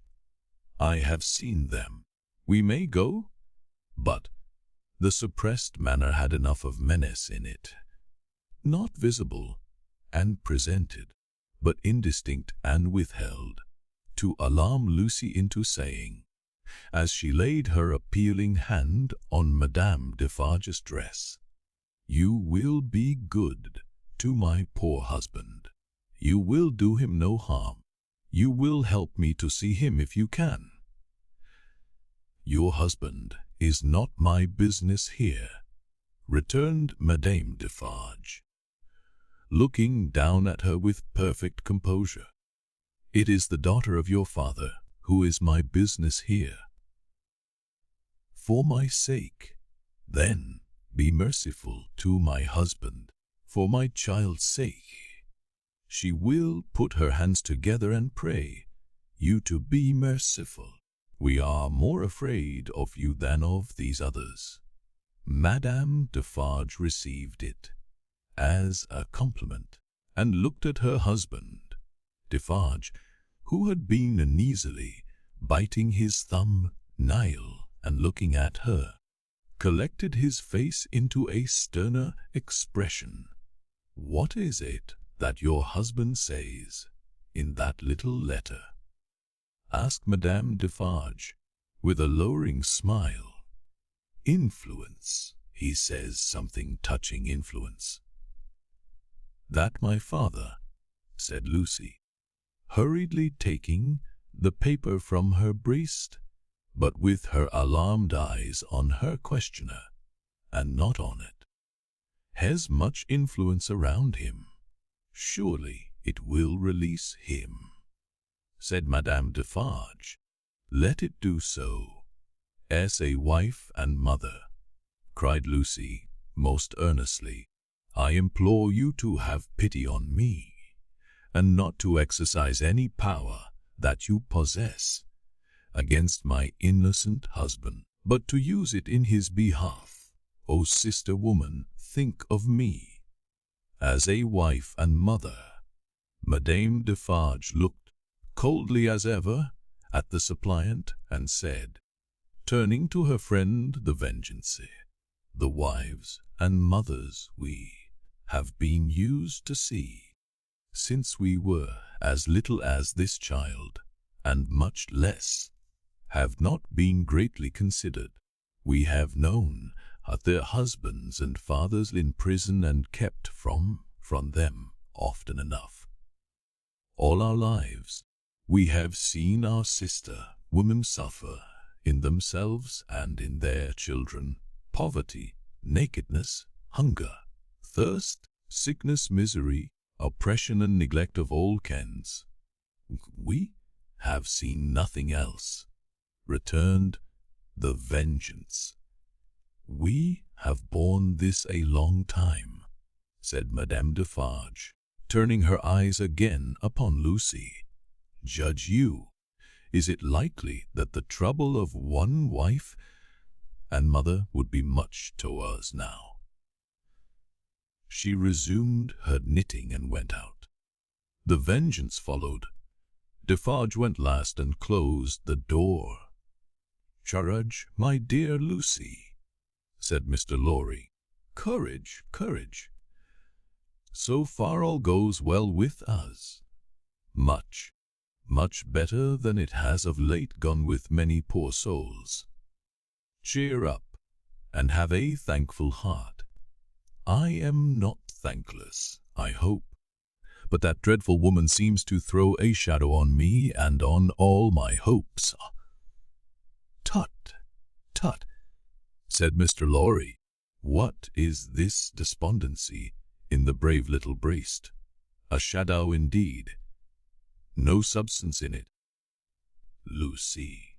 But the shadow of the manner of these Defarges was dark upon himself, for all that, and in his secret mind it troubled him greatly. Chapter 4. Common Storm. Dr. Manette did return until the morning of the 4th day of his absence. So much of what had happened in that dreadful time as could be kept from the knowledge of Lucie was so well concealed from her, that not until long afterwards, when France and she were far apart, did she know that 1,100 defenseless prisoners of both sexes and all ages had been killed by the populace, that 4 days and nights had been darkened by this deed of horror, and that the air around her had been tainted by the slain. She only knew that there had been an attack upon the prisons, that all political prisoners had been in danger, and that some had been dragged out by the crowd and murdered too. Mr. Lorry, the doctor, communicated under an injunction of secrecy on which he had no need to dwell, that the crowd had taken him through a scene of carnage to the prison of La Force, that in the prison he had found a self-appointed tribunal sitting, before which the prisoners were brought singly, and by which they were rapidly ordered to be put forth to be massacred, or to be released, or in a few cases to be sent back to their cells. That presented by his conductors to this tribunal, he had announced himself by name and profession as having been for 18 years a secret and unaccused prisoner in the Bastille, that one of the body so sitting in judgment had risen and identified him, and that this man was Defarge. That hereupon he had ascertained, through the registers on the table, that his son-in-law was among the living prisoners, and had pleaded hard the tribunal, of whom some members were asleep and some awake, some dirty with murder and some clean, some sober and some not, for his life and liberty. That in the first frantic greetings lavished on himself as a notable sufferer under the overthrown system, it had been accorded to him to have Charles Darnay brought before the lawless court and examined. That he seemed on the point of being at once released, when the tide in his favor met with some unexplained check act not intelligible to the doctor, which led to a few words of secret conference. That the man sitting as president had then informed Dr. Manette that the prisoner must remain in custody, but should, for his sake, be held inviolate in safe custody. That immediately, on our signal, the prisoner was removed to the interior of the prison again, but that he, the doctor, had then so strongly pleaded for permission to remain and assure himself that his son-in-law was, through no malice or mischance, delivered to the concourse whose murderous yells outside the gate had often drowned the proceedings, that he had obtained the permission and had remained in that hall of blood until the danger was over. The sights he had seen there, with brief snatches of food and sleep by intervals, shall remain untold. The mad joy over the prisoners who were saved had astounded him scarcely less than the mad ferocity against those who were cut to pieces. One prisoner there was, he said, who had been discharged into the street free, but at whom a mistaken savage had thrust a pike as he passed out, being besought to go to him and dress the wound. The doctor had passed out at the same gate, and had found him in the arms of a company of Samaritans, who were seated on the bodies of their victims, with an inconsistency as monstrous as anything in this awful nightmare. They had helped the healer, and tended the wounded man with the gentlest solicitude, had made a litter for him, and escorted him carefully from the spot, had then caught out the new weapons and plunged into a butchery, so new butchery, dreadful, that the doctor had covered his eyes with his hands, and swooned away in the midst of it. As Mr. Lorry received these confidences, and as he watched the face friend, now 62 years of age, a misgiving arose within him that such dread experiences would revive the old danger. But he had never seen his friend in his present aspect. He had never at all known him in his present character. For the first time the doctor felt, now, that his suffering was strength and power. For the first time he felt that, in that sharp fire, he had slowly forged the iron which could break the prison door of his daughter's husband and deliver him. It all tended to a good end, my friend. It was not mere waste and ruin.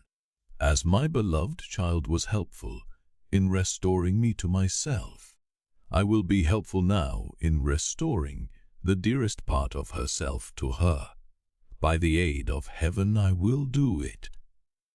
Thus, Dr. Manette, and when Jarvis Lorry saw the kindled eyes, the resolute face, the calm, strong look and bearing of the man whose life always seemed to him to have been stopped like a clock for so many years, and then set going again with an energy which had lain dormant during the cessation of its usefulness, he believed greater things the doctor had at that time contend with would have yielded before his persevering purpose, while he kept himself in his place as a physician, whose business was with all degrees of mankind, bond and free, rich and poor, bad and good.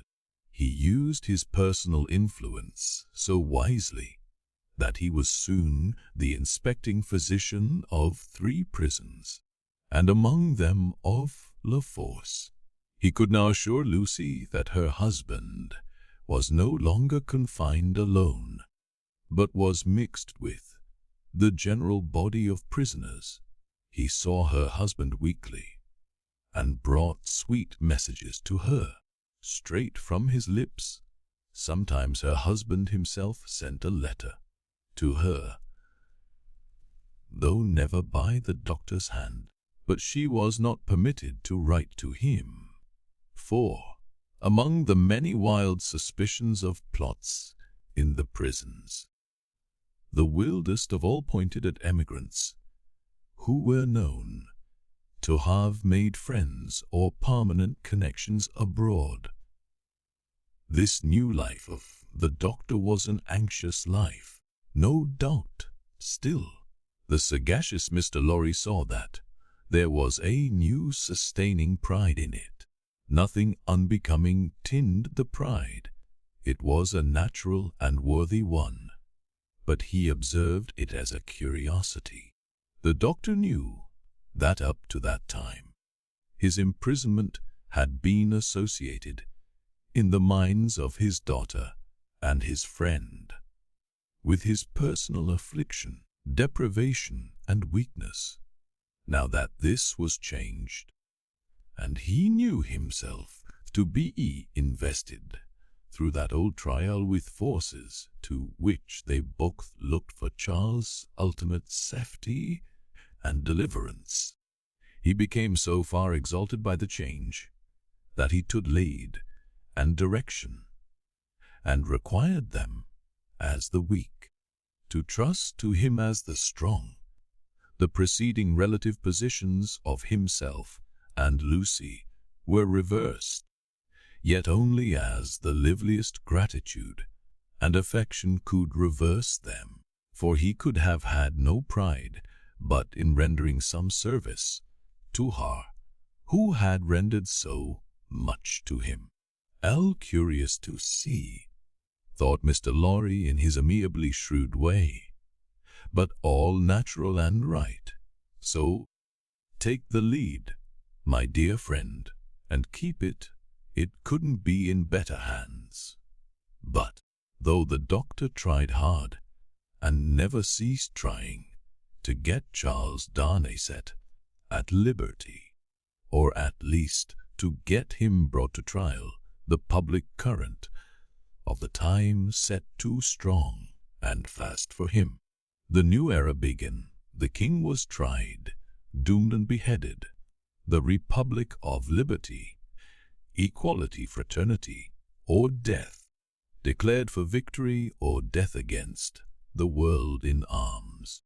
The black flag waved night and day from the great towers of Notre Dame 300,000 men, summoned to rise against the tyrants of the earth, rose from all the varying soils of France, as if the dragon's teeth had been sound broadcast and had yielded fruit equally on hill and plain, on rock, in gravel and alluvial mud, under the bright sky of the south and under the clouds of the north, in fell and forest, in the vineyards and the olive grounds and among the cropped grass and the stubble of the corn, along the fruitful banks of the broad rivers and in the sand of the sea shore.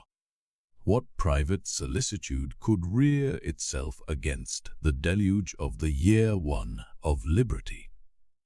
The deluge rising from below, not falling from above, and with the windows of heaven shut, not opened. There was no pause, no pity, no peace, no interval of relenting rest, no measurement of time, though days and nights circled as regularly as when time was young, and the evening and morning were the first day. Other count of time there was none. Hold of it was lost in the raging fervor of a nation, as it is in the fever of one patient. Now, breaking the unnatural silence of a whole city, the executioner showed the people the head of the king, and now it seemed almost in the same breath, the head of his fair wife, which had had 8 weary months of imprisoned widowhood and misery, to turn it grey. And yet, observing the strange law of contradiction, which obtains in all such cases, the time was long while it flamed by so fast. A revolutionary tribunal in the capital, and 40 or 50,000 revolutionary committees all over the land. A law of the suspected, which struck away all security for liberty or life, and delivered over any good and innocent person to any bad and guilty one. Prisons gorged with people who had committed no offense and could obtain no hearing.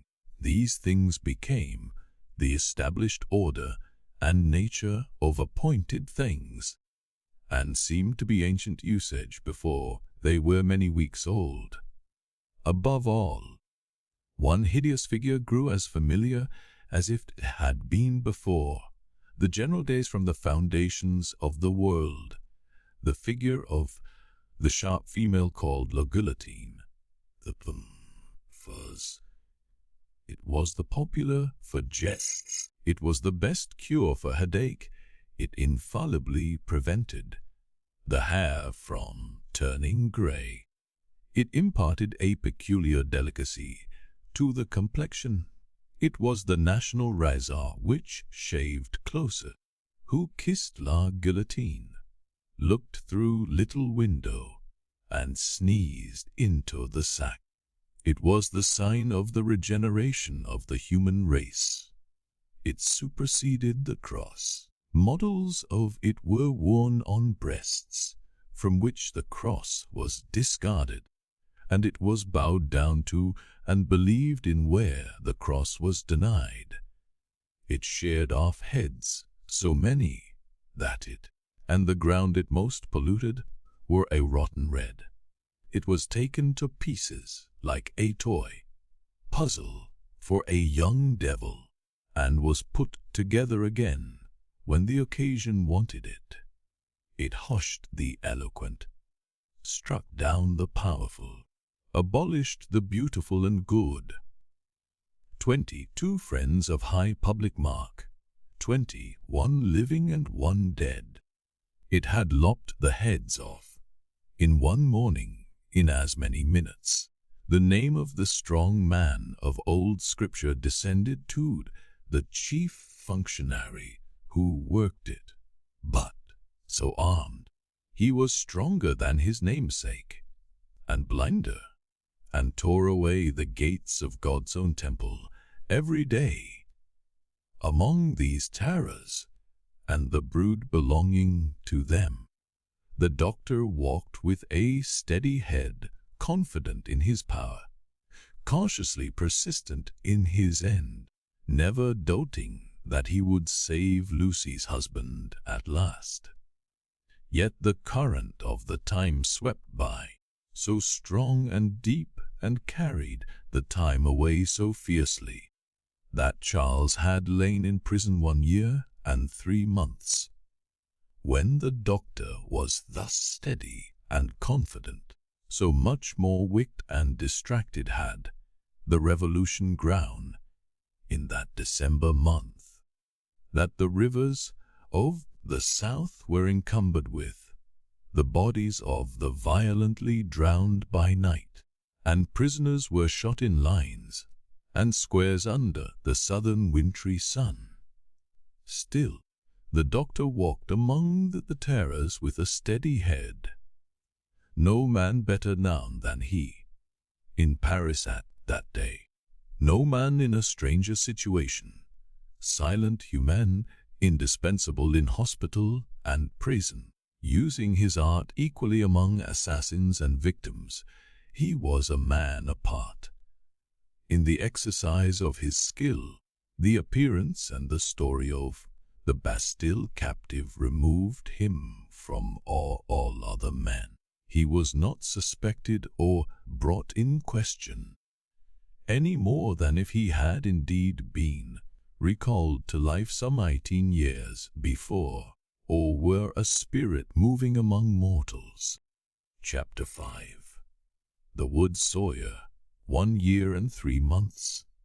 During all that time Lucie was never sure, from hour to hour, but that the guillotine would strike off her husband head next day. Every day, through the stony streets, the tumbrils now jolted heavily, filled with condemned, lovely girls, bright women, brown-haired, black-haired, and grey youths, stalwart men, old, gentle-born, and peasant-born, all red wine for a guillotine, all daily brought into light from the dark cellars of the loathsome prisons, and carried to her through the streets to slake her devouring thirst. Liberty, equality, fraternity, or death, the last, much the easiest to bestow, O guillotine, ah, if the suddenness of her calamity and the whirling wheels of the time had stunned the doctor's daughter into awaiting the result in idle despair, it would but have been with her as it was with many. But from the hour when she had taken the white head to her fresh young bosom in the garret of St. Antoine, she had been true to her duties.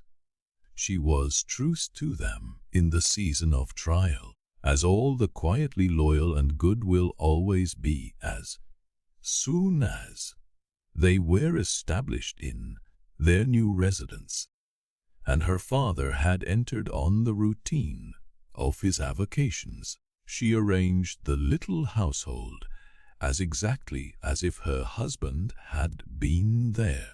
Everything had its appointed place and its appointed time.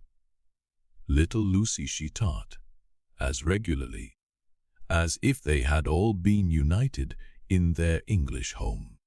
The slight devices with which she cheated herself into the show of a belief that they would soon be reunited, the little preparations for his speedy return, the setting aside of his chair and his books, these, and the solemn prayer at night, for one dear prisoner especially, among the many unhappy souls in prison and the shadow of death, were almost the only outspoken reliefs of her heavy mind.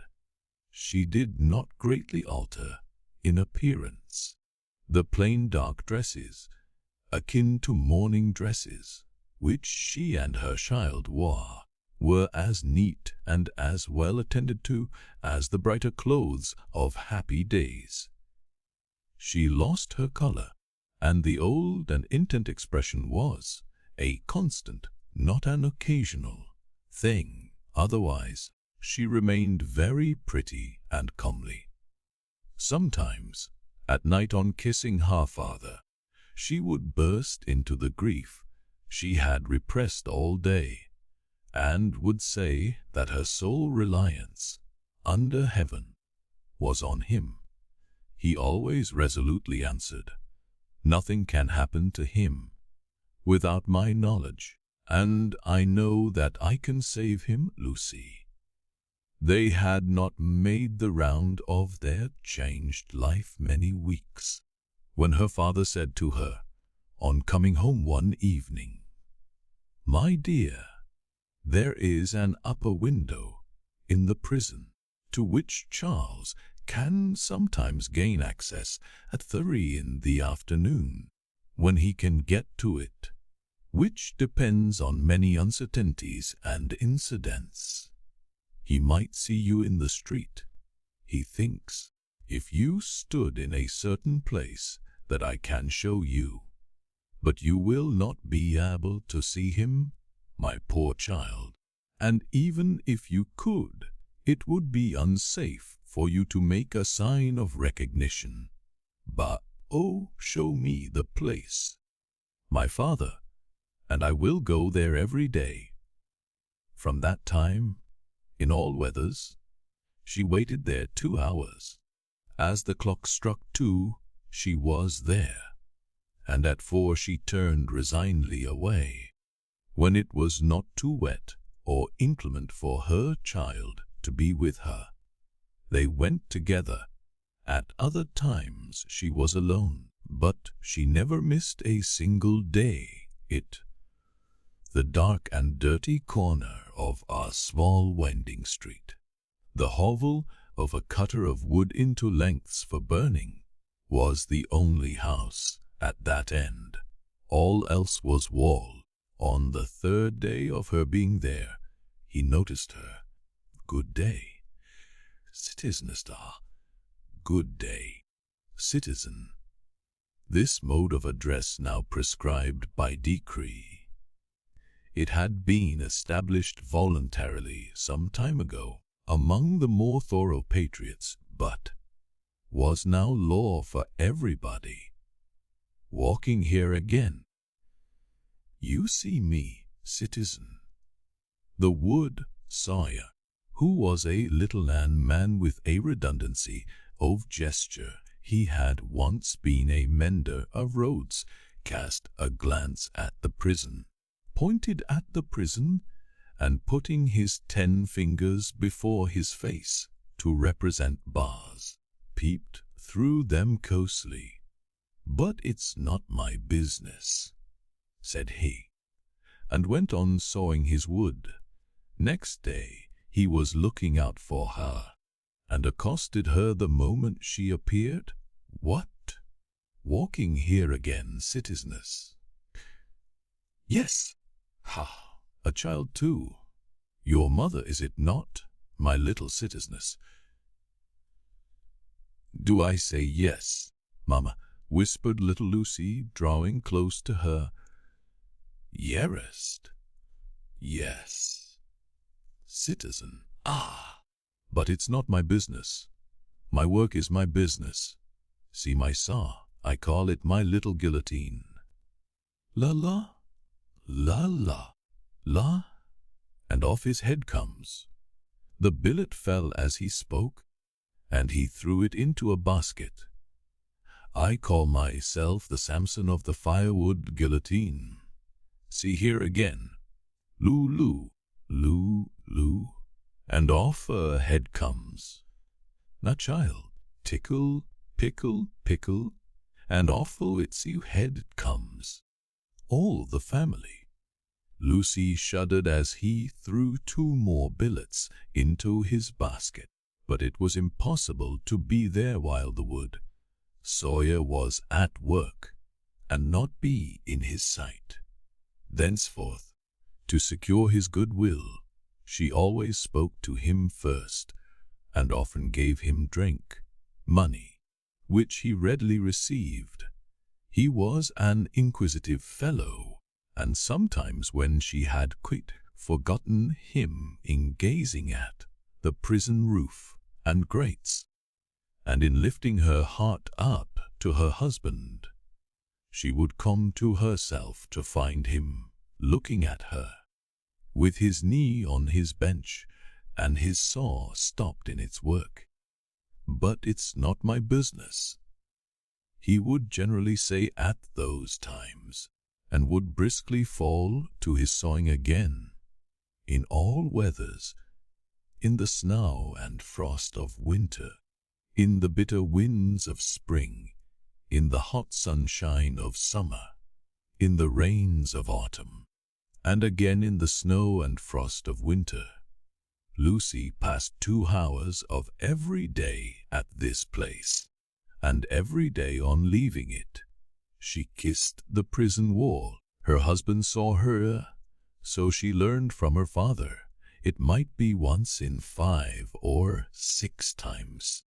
It might be twice or thrice running. It might be not for a week or a fortnight together. It was enough that he could and did see her when the chances served, and on that possibility she would have waited out the day, 7 days a week. These occupations brought her round to the December month, wherein her father walked among the terrors with a steady hand. On a lightly snowing afternoon, she arrived at the usual corner. It was a day of some wild rejoicing and a festival.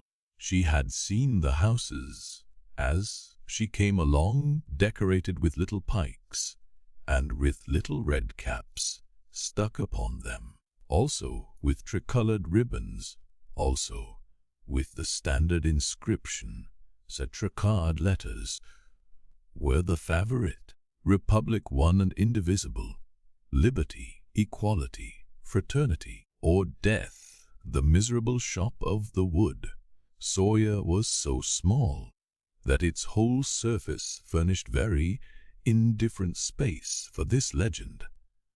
He had got somebody to scroll it up for him, however, who had squeezed death in with most inappropriate difficulty. On his house top he displayed pike and cap, as a good citizen must, and in a window he had stationed his saw inscribed as his little Saint Guillotine, for the great sharp female was by that time popularly canonized. His shop was shut and he was not there, which was a relief to Lucie, and left her quite alone. But he was not far off, for presently she heard a troubled movement and a shouting coming along, which filled her with fear. A moment afterwards, and a throng of people came pouring round the corner by the prison wall, in the midst of whom was the Wood-Sawyer hand in hand with the Vengeance. There could not be fewer than 500 people, and they were dancing like 5,000 demons. There was no other music than their own singing. They danced to the popular Revolution song, keeping a ferocious time that was like a gnashing of teeth in unison. Men and women danced together. Women danced together. Men danced together as hazard had brought them together. At first, they were a mere storm of coarse red caps and coarse woolen rags, but as they filled the place and stopped to dance about Lucie, some ghastly apparition of a dance figure gone raving mad arose among them. They advanced, retreated, struck at one another's hands, clutched at one another's heads, spun round alone, caught one another, and spun round in pairs until many of them dropped, while those were down. The rest linked hand in hand, and all spun round together. Then the ring broke, and in separate rings of 2 and 4 and turned till they all stopped at once, began again, struck, clutched, and tore, and then reversed the spin, and all spun round another way. Suddenly they stopped again, paused, struck out the time afresh, formed into lines the width the public way, and, with their heads low down and their hands high up, swooped screaming off. No fight could have been half so terrible as this dance. It was so emphatically a fallen sport, a something, once innocent, delivered over to all devilry, a healthy pastime changed into a means of injuring the blood, bewildering the senses, and stealing the heart.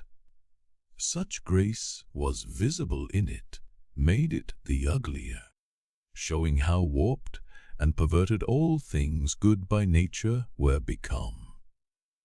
The maidenly bosom bared to this, the pretty almost child's head thus distracted, the delicate foot mincing in this slough of blood and dirt, were types of the disjointed time. This was the Carmagnole. As it passed, leaving Lucie frightened and bewildered in the doorway of the Wood-Sawyer's house, the feathery snow fell as quietly and lay as white and soft as if it had never been. "Oh, my father!" For he stood before her. When she lifted up the eyes, she had momentarily darkened with her hand. Such a cruel, bad sight. "I know, my dear, I know. I have seen it many times. Don't be frightened. Not one of them would harm you. I am not frightened for myself, my father. But when I think of my husband and the mercies of these people, we will set him above their mercies very soon. I left him climbing the window, and I came to tell you. There is no one here to see. You may kiss your hand towards that highest shelving roof. I do so, father, and I send him my soul with it. You cannot see him, my poor dear." "No, father," said Lucie, yearning and weeping as she kissed her hand. "No." A footstep in the snow. "Madame Defarge, I salute you, citizeness." From the doctor. "I salute you, citizen." This in passing, nothing more. Madame Defarge gone, like a shadow over the white road. "Give me your arm, my love. Pass from here with an air of cheerfulness and courage, for his sake." That was well done. They had left the spot. It shall not be in vain. Charles is summoned for to-morrow. For to-morrow. There is no time to lose. I am well prepared. But there are precautions to be taken that could not be taken until he was actually summoned before the tribunal. He has not received the notice yet, but I know that he will presently be summoned for to-morrow and removed to the conciergerie. I have timely information. You are not afraid?" She could scarcely answer. "I trust in you." "Do so implicitly. Your suspense is nearly ended. My darling, he shall be restored to you within a few hours. I have encompassed him with every protection. I must see Laurie." He stopped. There was a heavy lumbering of wheels within hearing. They both knew too well what it meant. 1, 2, 3. 3 tumbrils faring away, with their dread loads over the hushing snow. "I must see Laurie," the doctor repeated, turning her another way. The staunch old gentleman was still in his trust, had never left it.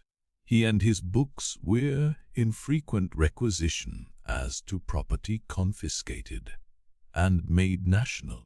What he could save for the owners, he saved. No better man living to hold fast by what Tellson's had in keeping, and to hold his peace. A murky red and yellow sky, and a rising mist from the sign, denoted the approach of darkness. It was almost dark when they arrived at the bank. The stately residence of Monseigneur was altogether blighted and deserted. Above a heap of dust and ashes in the court ran the letters National Property, Republic One and Indivisible, Liberty, Equality, Fraternity, or Death. Who could that be with us? Laurie, the owner of the riding coat upon the chair, who must not be sane, from whom newly arrived did he come out, agitated and surprised, to take his favorite in his arms. To whom did he appear to repeat her faltering words, when, raising his voice and turning his head towards the door of the room from which she had issued, he said, "Removed to the conciergerie and summoned for tomorrow." Chapter 6. Triumph. The dread tribunal of 5 judges, public prosecutor, and determined jury sat every day. Their lists went forth every evening, and were read out by the gaolers of the various prisons to their prisoners. The standard gaoler joke was, "Come out and listen to the evening paper. You inside there, Charles Mund, called Darnay." So at last began the evening paper at La Force. When a name was called, its owner stepped apart into a spot reserved for those who were announced as being thus fatally recorded. Charles of Rymund, called Darnay, had reason to know the usage. He had seen hundreds pass away so. His bloated gaoler, who wore spectacles to read with, glanced over them to assure himself that he had taken his place, and went through the list, making a similar short pause at each name. There were 20 names, but only 20 were responded to, for one of the prisoners so summoned had died in gaol and been forgotten, and 2 had already been guillotined and forgotten. The list was read in the vaulted chamber where Darnay had seen the associated prisoners on the night of his arrival. Every one of those had perished in the massacre. Every human creature he had since cared for and parted with had died on the scaffold. There were hurried words of farewell and kindness, but the parting was soon over. It was the incident of every day, and the society of La Force were engaged in the preparation of some games of forfeits and a little concert for that evening. They crowded to the grates and shed tears there. But 20 places in the projected entertainments had to be refilled, and the time was, at best, short to the lock-up hour, when the common rooms and corridors would be delivered over to the great dogs who kept watch there through the night. The prisoners were far from insensible or unfeeling. Their ways arose out of the condition of the time. Similarly, though with a subtle difference, a species of fervor or intoxication, noun, without doubt, to have led some persons to brave the guillotine unnecessarily, and to die by it, was not mere boastfulness, but a wild infection of the wildly shaken public mind. In seasons of pestilence, some of us will have a secret attraction to the disease, a terrible passing inclination to die of it, and all of us have like wonders hidden in our breasts, only needing circumstances to evoke them. The passage to the conciergerie was short and dark. The night in its vermin-haunted cells was long and cold.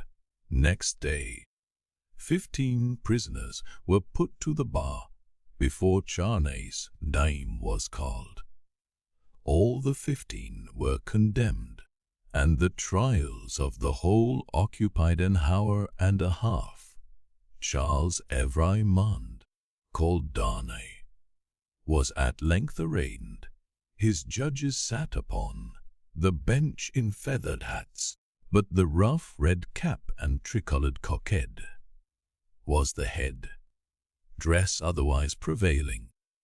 Looking at the jury and the turbulent audience, he might have thought that the usual order of things was reversed, and that the villains were trying the honest men.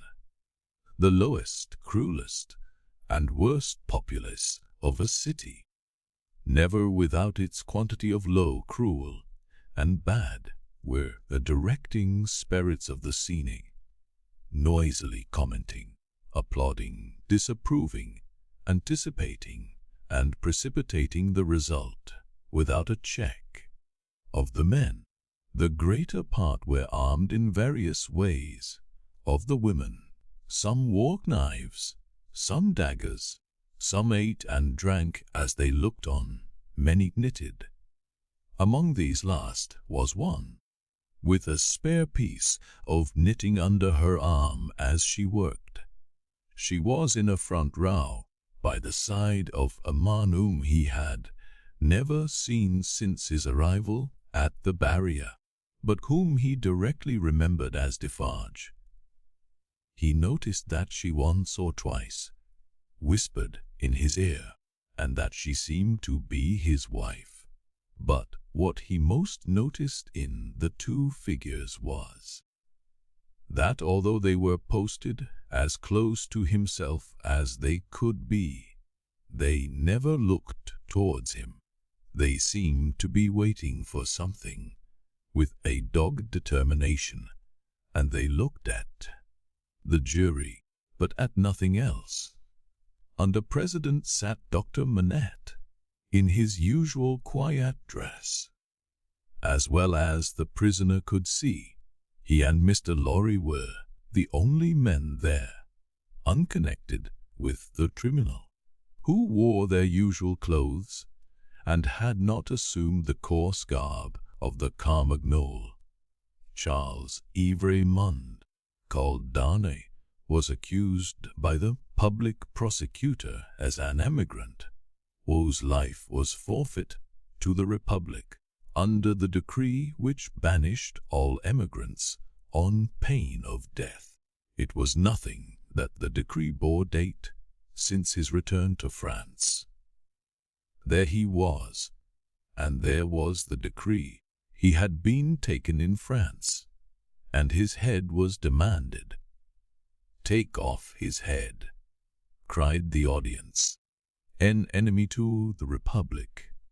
The President rang his bell to silence those cries, and asked the prisoner whether it was not true that he had lived many years in England. Undoubtedly it was. Was he not an emigrant then? What did he call himself? Not an emigrant within the sense and spirit of the law. Law not. The President desired to know, because he had voluntarily relinquished a title that was distasteful to him, and a station that was distasteful to him, and had left his country.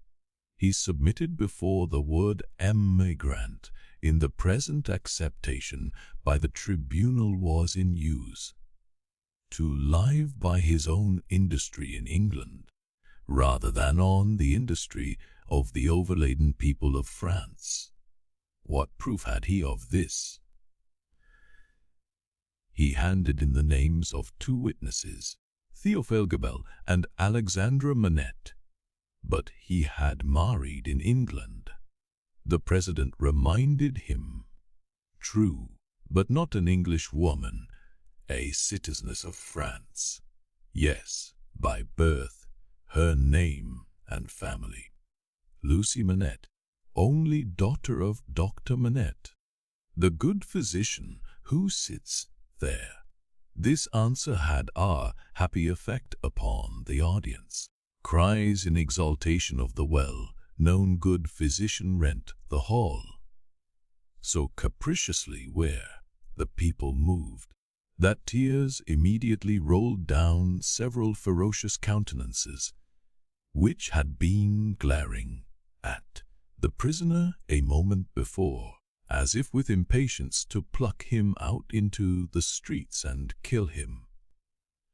On these few steps of his dangerous way, Charles Darnay had set his foot according to Dr. Manette's reiterated instructions. The same cautious counsel directed every step that lay before him, and had prepared every inch of his road. The president asked, why had he returned to France when he did, and not sooner?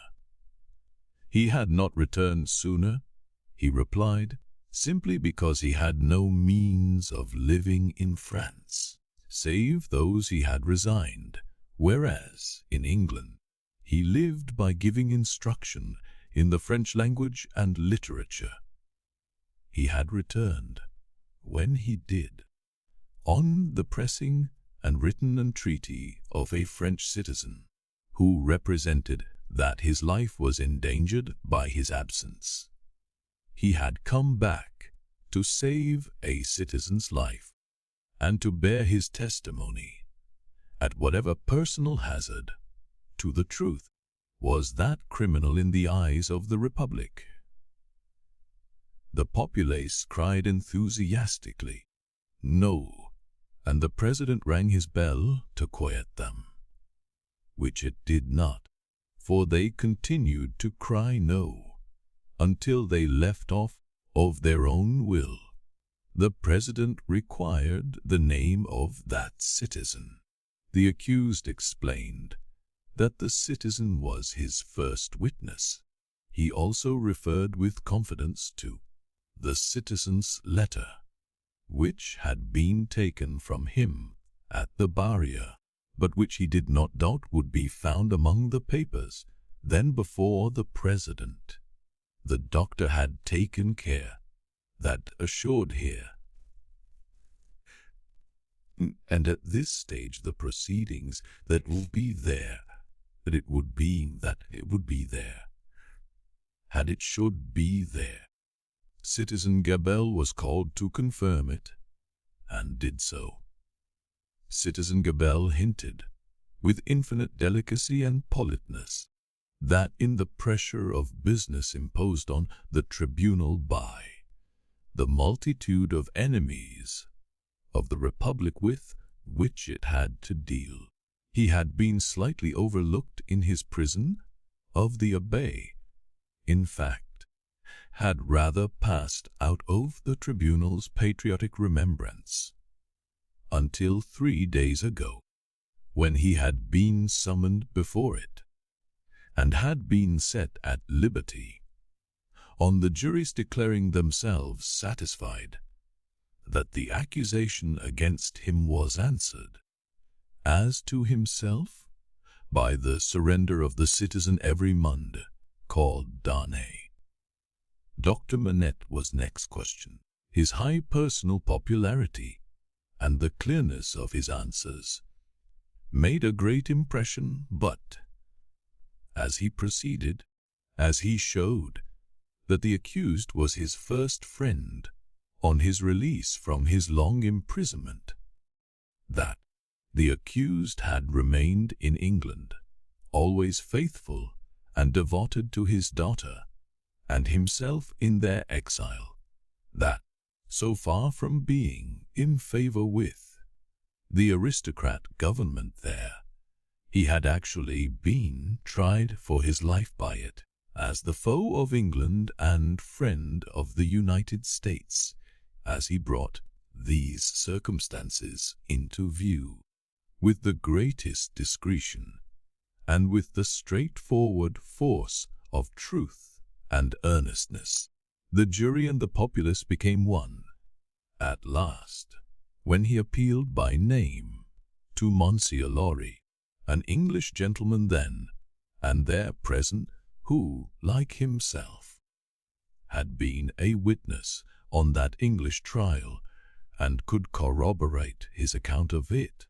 The jury declared that they had heard enough, and that they were ready with their votes if the President were content to receive them. At every vote, the jurymen voted aloud and individually. The populace set up a shout of applause. All the voices were in the prisoner's favor, and the President declared him free. Then began one of those extraordinary scenes which the populace sometimes gratified their fickleness or their better impulses towards generosity and mercy, or which they regarded as some set off against their swollen account of cruel rage.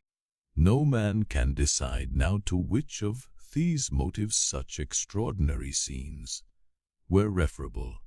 It is probable to a blending of all the three, with the second predominating. No sooner was the acquittal pronounced than tears were shed as freely as blood another time, and such fraternal embraces were bestowed upon the prisoner by as many of both sexes as could rush at him, that after his long and unwholesome confinement he was in danger of fainting from exhaustion, none the less because he knew very well that the very same people, carried by another current, would have rushed at him with the very same intensity to rend him to pieces and strew him over the streets. His removal to make way for other accused persons who were to be tried rescued him from these caresses for the moment. 5 were to be tried together, next, as enemies of the Republic, forasmuch as they had not assisted it by word or deed. So quick was the tribunal to compensate itself and the nation for a chance lost, that these 5 came down to him before he left the place, condemned to die within 24 hours. The first of them told him so, with the customary prison sign of death, a raised finger, and they all added in words, "Long live the Republic." The 5 had had, it is true, no audience to lengthen their proceedings, for when he and Dr. Manette emerged from the gate, there was a great crowd about it, in which there seemed to be every face he had seen in court, except 2, for which he looked in vain. On his coming out, the concourse made at him new, weeping, embracing, and shouting, all by turns and all together, until the very tide of the river on the bank of which the mad scene was acted seemed to run mad.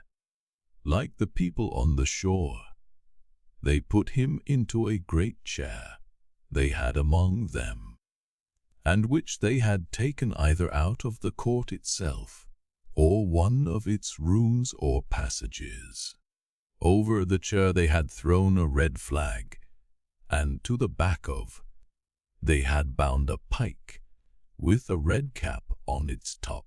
In this car of triumph, not even the doctor's entreaties could prevent his being carried to his home on men's shoulders, with a confused sea of red caps heaving about him and casting up to sight from the stormy deep such wrecks of faces that he more than once misdoubted his mind being in confusion, and that he was in the tumbrel on his way to the guillotine, in wild dreamlike procession, embracing whom they met and pointing him out, they carried him on, reddening the snowy streets with the prevailing Republican color, in winding and tramping through them, as they had reddened them below, the snow with a deeper dye. They carried him thus into the courtyard of the building where he lived. Her father had gone on before to prepare her, and when her husband stood upon his feet, she dropped insensible in his arms, as he held her to his heart, and turned her beautiful head between his face and the brawling crowd, so that his tears and her lips might come together unseen. A few of the people fell to dancing. Instantly, all the rest fell to dancing, and the courtyard overflowed with the Carmagnole. Then they elevated into the vacant chair a young woman from the crowd to be carried as the goddess of liberty, and then swelling and overflowing out into the adjacent streets, and along the river's bank, and over the bridge. The Carmagnole absorbed them, every one, and whirled them away.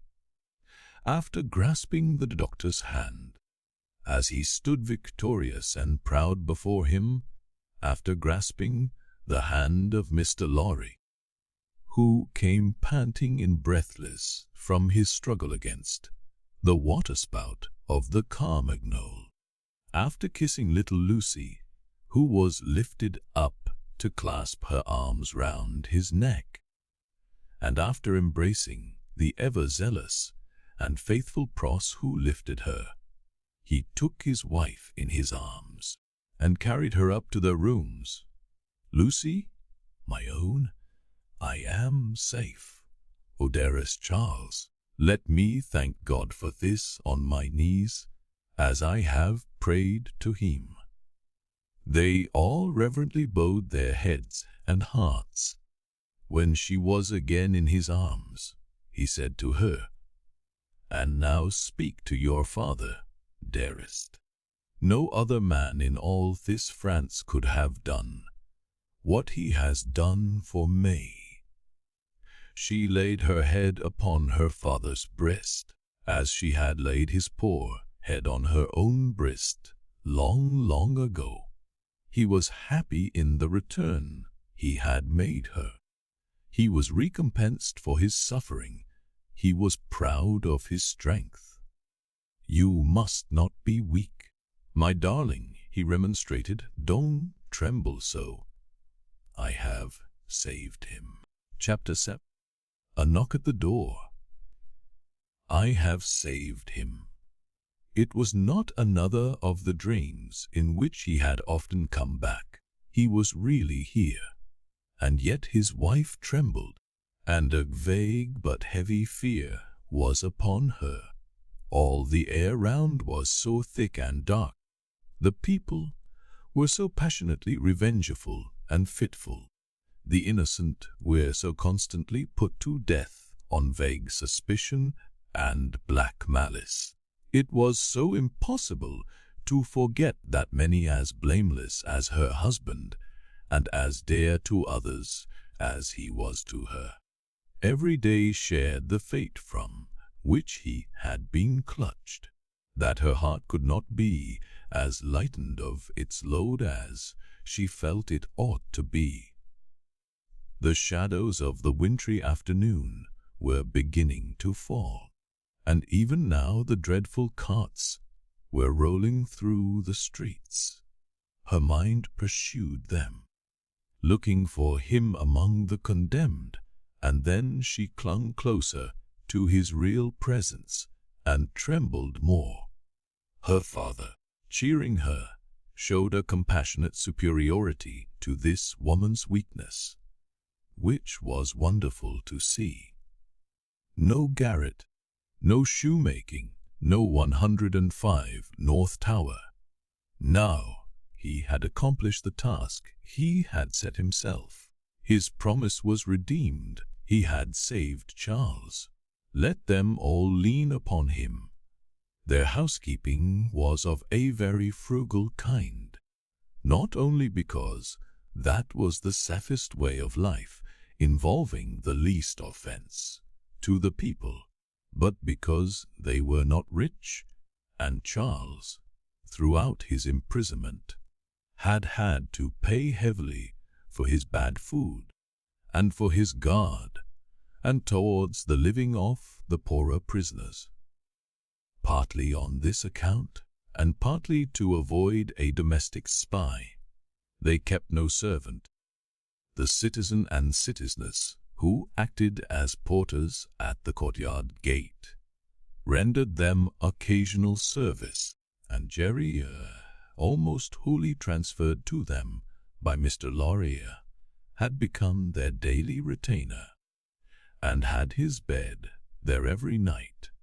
It was an ordinance of the Republic, one and indivisible, of liberty, equality, fraternity, or death, that on the door or doorpost of every house the name of every inmate must be legibly inscribed in letters of a certain size, at a certain convenient height from the ground.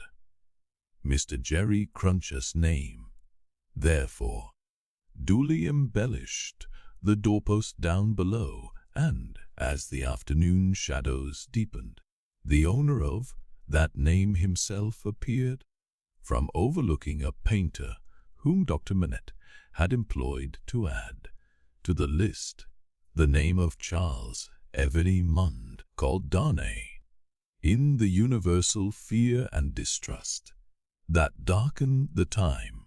All the usual harmless ways of life were changed. In the doctor's little household, as in very many others, the articles of daily consumption that were wanted were purchased every evening in small quantities and at various small shops. To avoid attracting notice, and to give as little occasion as possible for talk and envy, was the general desire. For some months past, Miss Pross and Mr. Cruncher had discharged the office of purveyors, the former carrying the money, the latter the basket. Every afternoon at about the time when the public lamps were lighted, they fared forth on this duty, and made and brought home such purchases as were needful. Although Miss Pross, through her long association with a French family, might have known as much of their language as of her own, if she had had a mind, she had no mind in that direction. Consequently, she knew no more of that nonsense, as she was pleased to call it, than Mr. Cruncher did.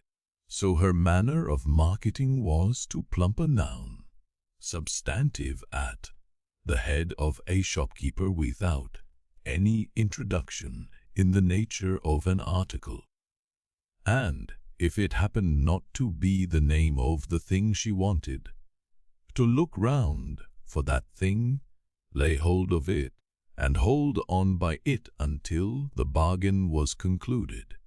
She always made a bargain for it by holding up, as a statement of its just price, one finger less than the merchant held up, whatever his number might be.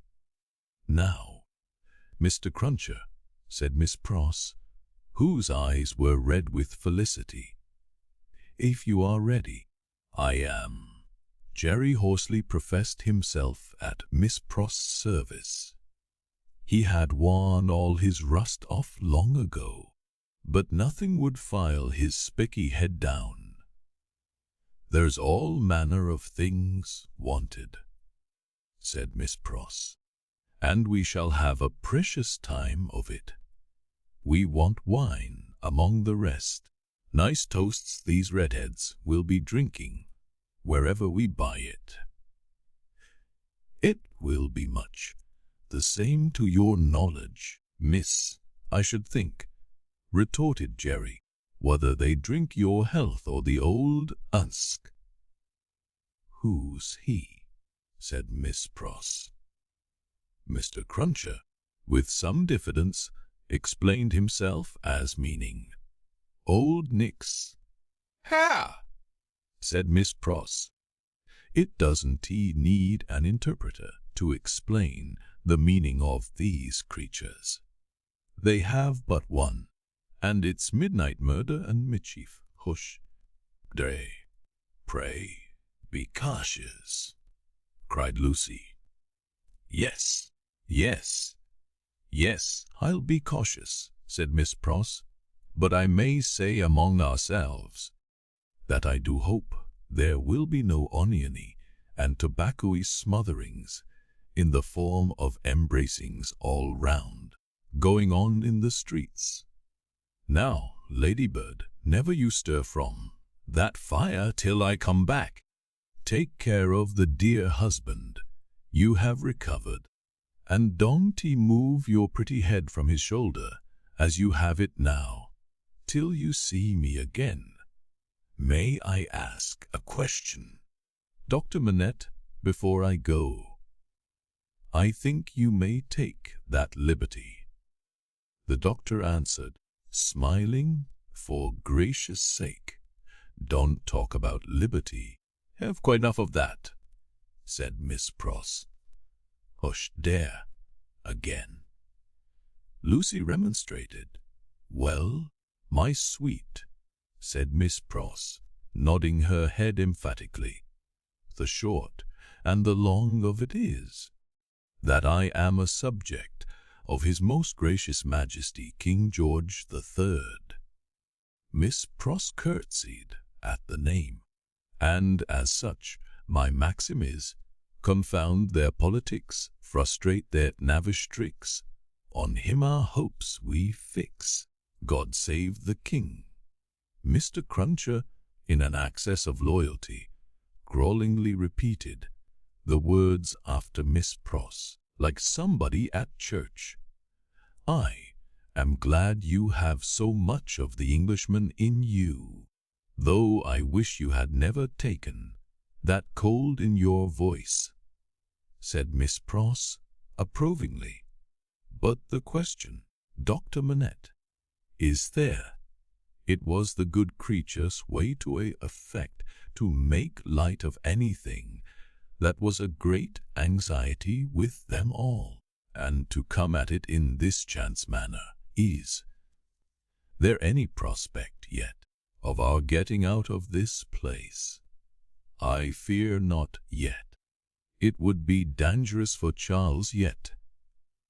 "Who? Hum," said Miss Pross, cheerfully repressing a sigh as she glanced at her darling's golden hair in the light of the fire. "Then we must have patience and wait, that's all. We must hold up our heads and fight low, as my brother Solomon used to say. Now, Mr. Cruncher, don't you move, Ladybird." They went out, leaving Lucie and her husband, her father, and the child by a bright fire. Mr. Lorry was expected back presently from the banking house. Miss Pross had lighted the lamp, but had put it aside in a corner, that they might enjoy the fire light undisturbed. Little Lucie sat by her grandfather, with her hands clasped through his arm, and he, in a tone not rising much above a whisper, began to tell her a story of a great and powerful fairy who had opened a prison wall and let out a captive who had once done the fairy a service. All was subdued and quiet, and Lucie was more at ease than she had been. "What is that?" she cried all at once. "My dear," said her father, stopping in his story and laying his hand on hers. "Command yourself. What a disordered state you are in. The least thing, nothing, startles you? You? Your father's daughter?" "I thought, my father," said Lucie, excusing herself, with a pale face and in a faltering voice, "that I heard strange feet upon the stairs." "My love, the staircase is as still as death." As he said the word, a blow was struck upon the door. "Oh, father, what can this be? Hi, Charles, save him." "My child," said the doctor, rising and laying his hand upon her shoulder, "I'll have saved him. What weakness is this, my dear? Let me go to the door."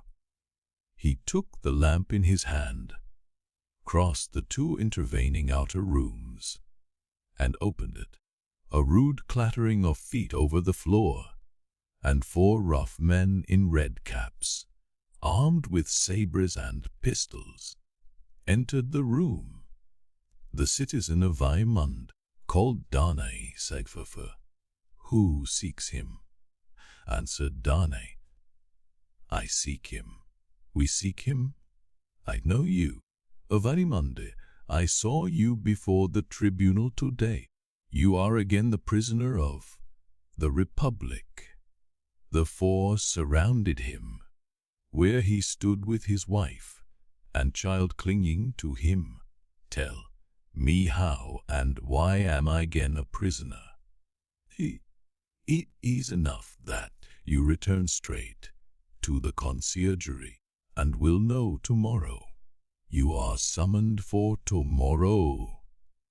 Dr. Manette, whom this visitation had so turned into stone that he stood with the lamp in his hand, as if he were a statue made to hold it, moved after these words were spoken, put the lamp down, and confronting the speaker, and taking him not ungently by the loose front of his red woolen shirt, said, "You know him, you have said. Do you know me?" "Yes, I know you, citizen doctor." "We all know you, citizen doctor," said the other 3.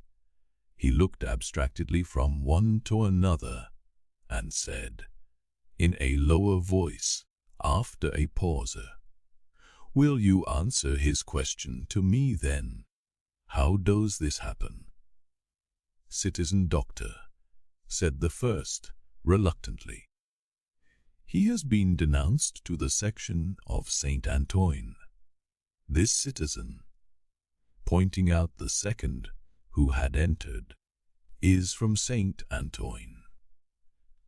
The citizen here indicated nodded his head and added, "He is accused by St. Antoine." "Of what?" asked the doctor.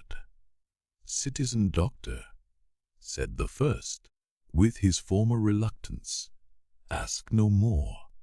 If the Republic demands sacrifices from you, without doubt you as a good patriot will be happy to make them. The Republic goes before all. The people is supreme. Of Raymond we are pressed." "One word," the doctor entreated. "Will you tell me who denounced him?" "It is against rule," answered the first. "But you can ask him. Of St. Antoine here." The doctor turned his eyes upon that man, who moved uneasily on his feet, rubbed his beard a little, and at length said, "Well, truly it is against rule, but he is denounced, and gravely, by the citizen and citizeness Defarge. What other?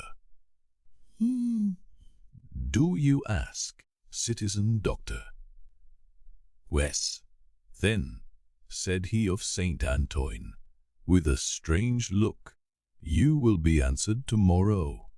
Now I am dumb. Chapter 8. Hand at Cards. Happily unconscious of the new calamity at home, Miss Pross threaded her way along the narrow streets and crossed the river by the bridge of the Pont Neuf, reckoning in her mind the number of indispensable purchases she had to make. Mr. Cruncher, with the basket, walked at her side.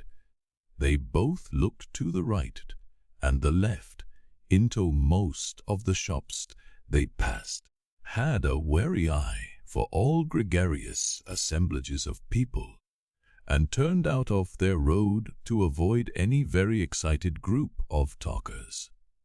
It was a raw evening, and the misty river, blurred to the eye with blazing lights and to the ear with harsh noises, showed where the barges were stationed in which the smiths worked, making guns for the army of the Republic. Woe to the man who played tricks with that army, or got undeserved promotion in it. Better for him that his beard had never grown, for the national razor shaved him close.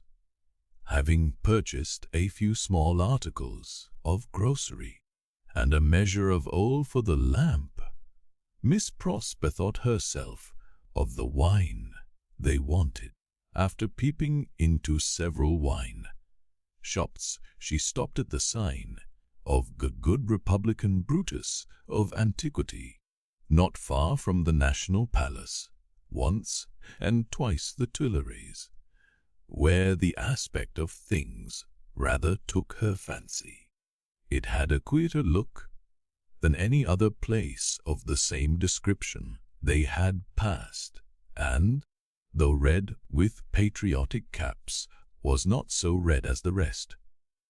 Sounding Mr. Cruncher, and finding him of her opinion, Miss Pross resorted to the good Republican Brutus of Antiquity, attended by her cavalier, slightly observant of the smoky lights of the people, pipe in mouth, playing wimp cards and yellow dominoes, of the one bare-breasted, bare-armed suit, begrimed workman reading a journal aloud, and of the others listening to him, of the weapons worn or laid aside to be resumed, of the 2 or 3 customers fallen forward asleep, who in the popular high-shouldered shaggy black spencer looked, in that attitude, like slumbering bears or dogs.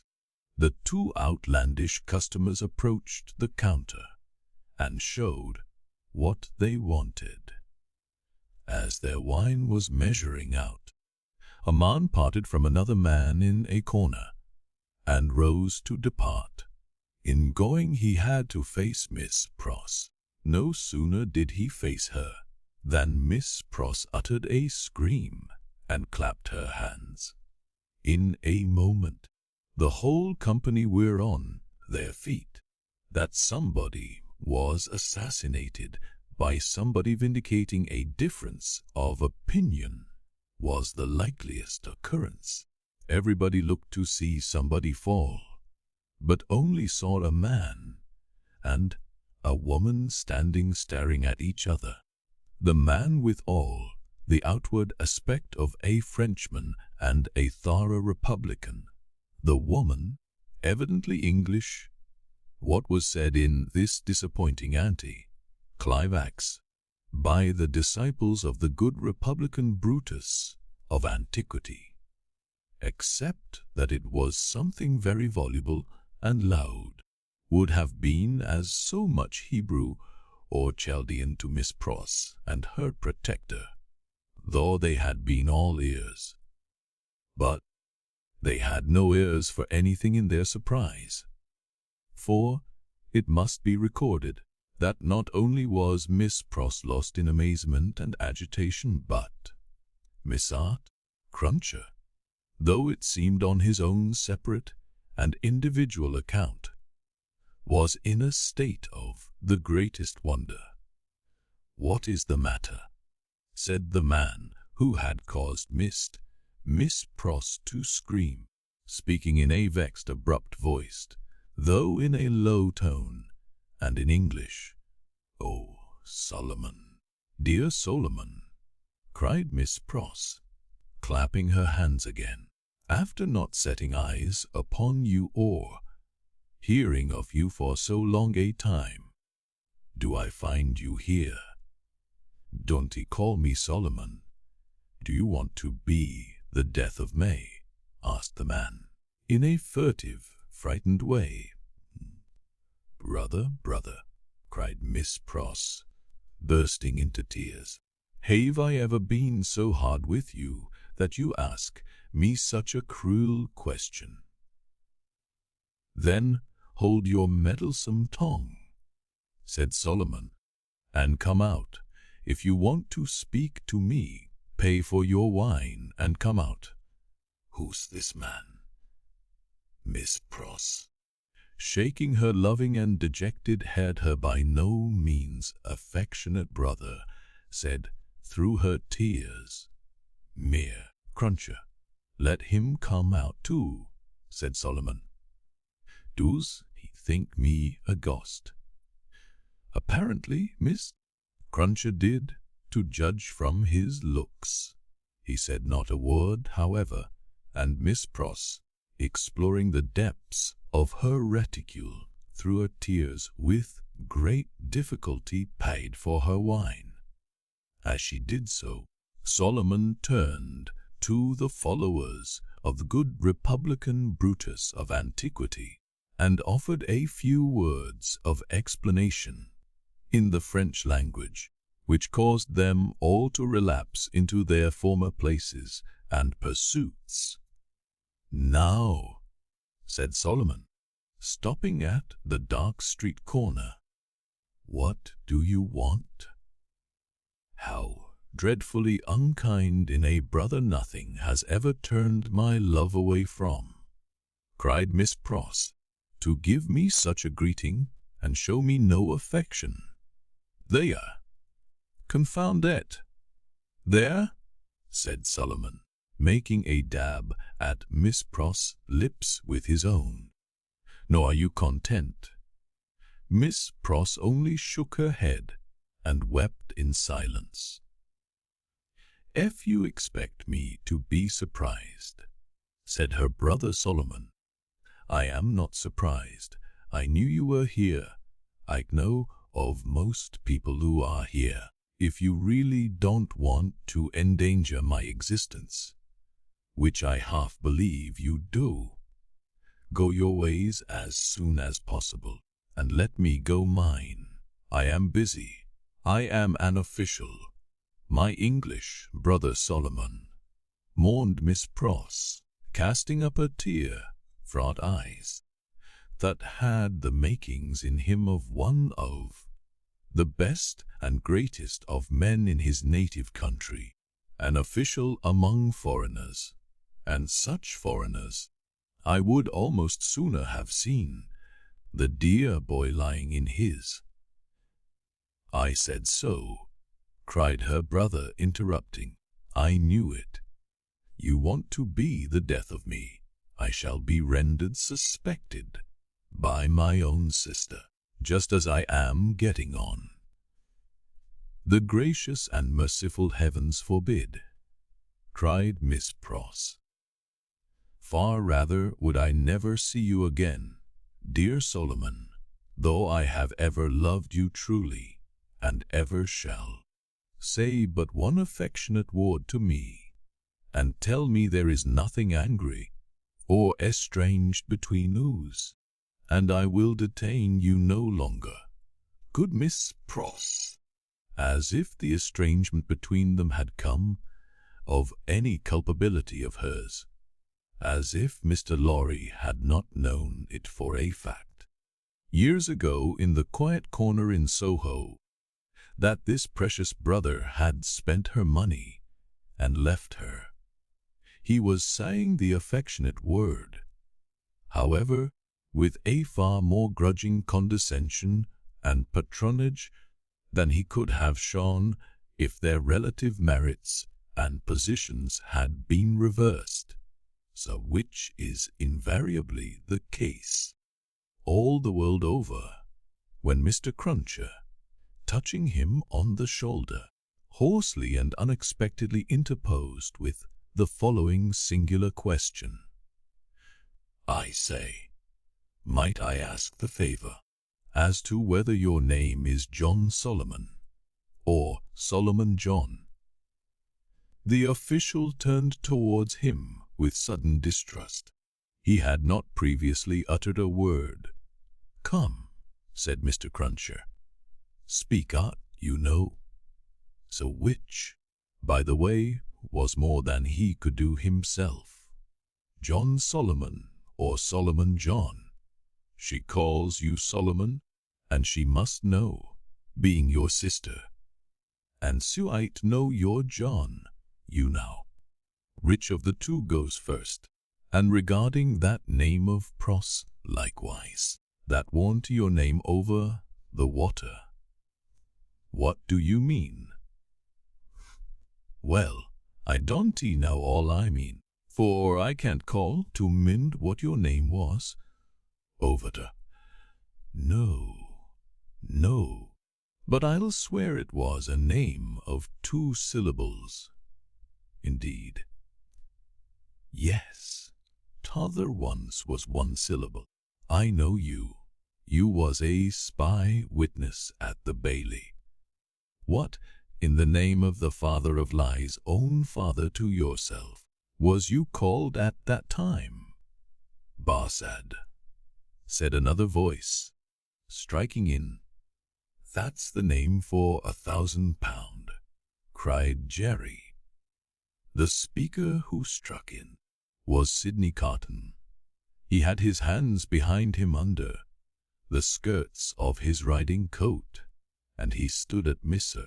Cruncher's elbow as negligently as he might have stood at the Old Bailey itself. Don't be alarmed, my dear Miss Pross. I arrived at Mr. Lorry's, to his surprise, yesterday evening. We agreed that I would not present myself elsewhere until all was well, or unless I could be useful. I present myself here to beg a little talk with your brother. I wish you had a better employed brother than Mr. Barsad. I wish for your sake, Mr. Barsad was not a sheep of the prisons. Sheep was a cant word of the time for a spy under the gaolers.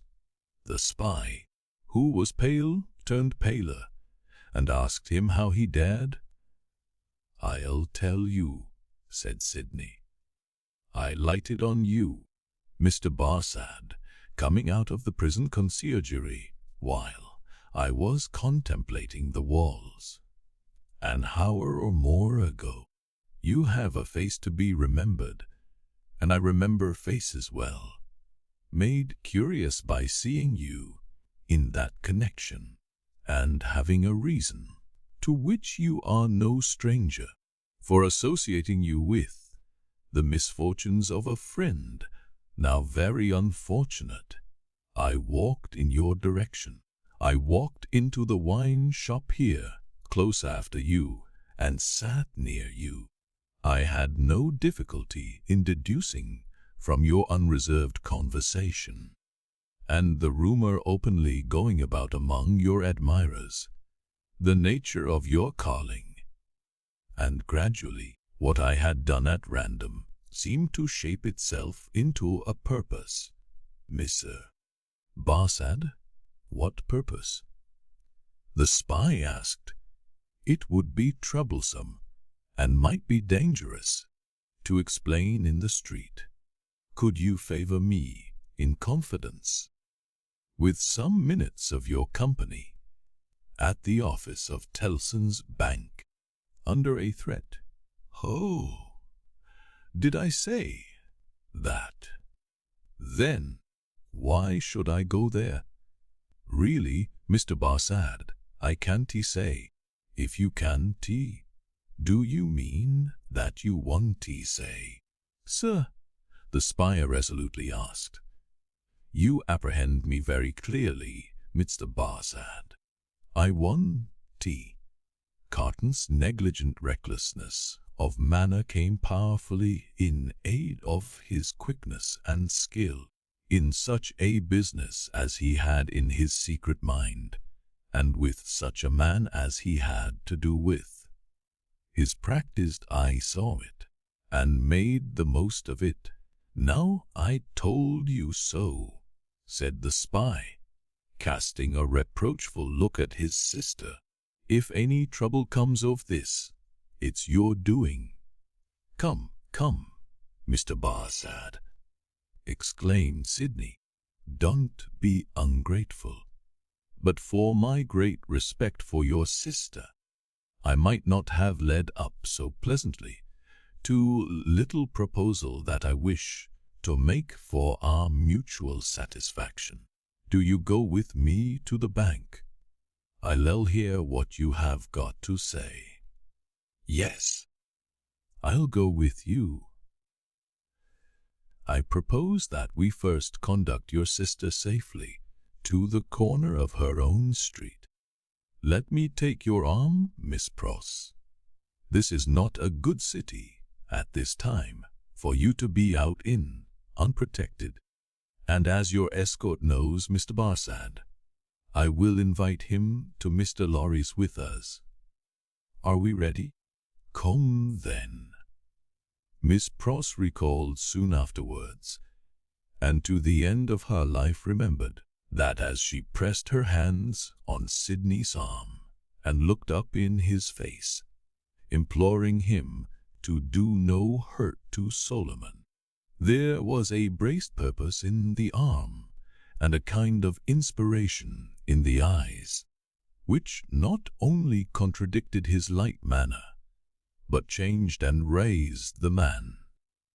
She was too much occupied then with fears for the brother, who so little deserved her affection, and with Sidney's friendly reassurances, adequately to heed what she observed. They left her at the corner of the street, and Carton led the way to Mr. Lorry's, which was within a few minutes' walk. John Barsad, or Solomon Pross, walked at his side. Miss Lorry had just finished his dinner, and was sitting before a cheery little log or two of fire, perhaps looking into their blaze for the picture of that younger elderly gentleman from Tellson's, who had looked into the red coals at the Royal George at Dover, now a good many years ago. He turned his head as they entered, and showed the surprise with which he saw a stranger. Miss Pross's brother, sir, said Sidney. Me? Barsad, Barsad, repeated the old gentleman. Barsad. I have an association with the name and with the face. I told you you had a remarkable face, Miss Barsad, observed Carton coolly. Pray sit down. As he took a chair himself, he supplied the link that Miss Lorry wanted by saying to him with a frown, "Witness at that trial." Mr. Lorry immediately remembered and regarded his new visitor with an undisguised look of abhorrence. Messar Barsad has been recognized by Miss Pross as the affectionate brother you have heard of, said Sidney, and has acknowledged the relationship. I pass to worse news. Darnay has been arrested again. Booked, struck with consternation, The old gentleman exclaimed. "What do you tell me?" "I left him safe and free within these 2 hours, and am about to return to him." "Arrested for all that? When was it done, Mr. Barsad?" "Just now, if at all." "Mr. Barsad is the best authority possible, sir," said Sidney. "Can't I have it from Mr. Barsad's communication to a friend and brother sheep over a bottle of wine, that the arrest has taken place? He left the messengers at the gate, and saw them admitted by the porter. There is no earthly doubt that he is retaken, Mr.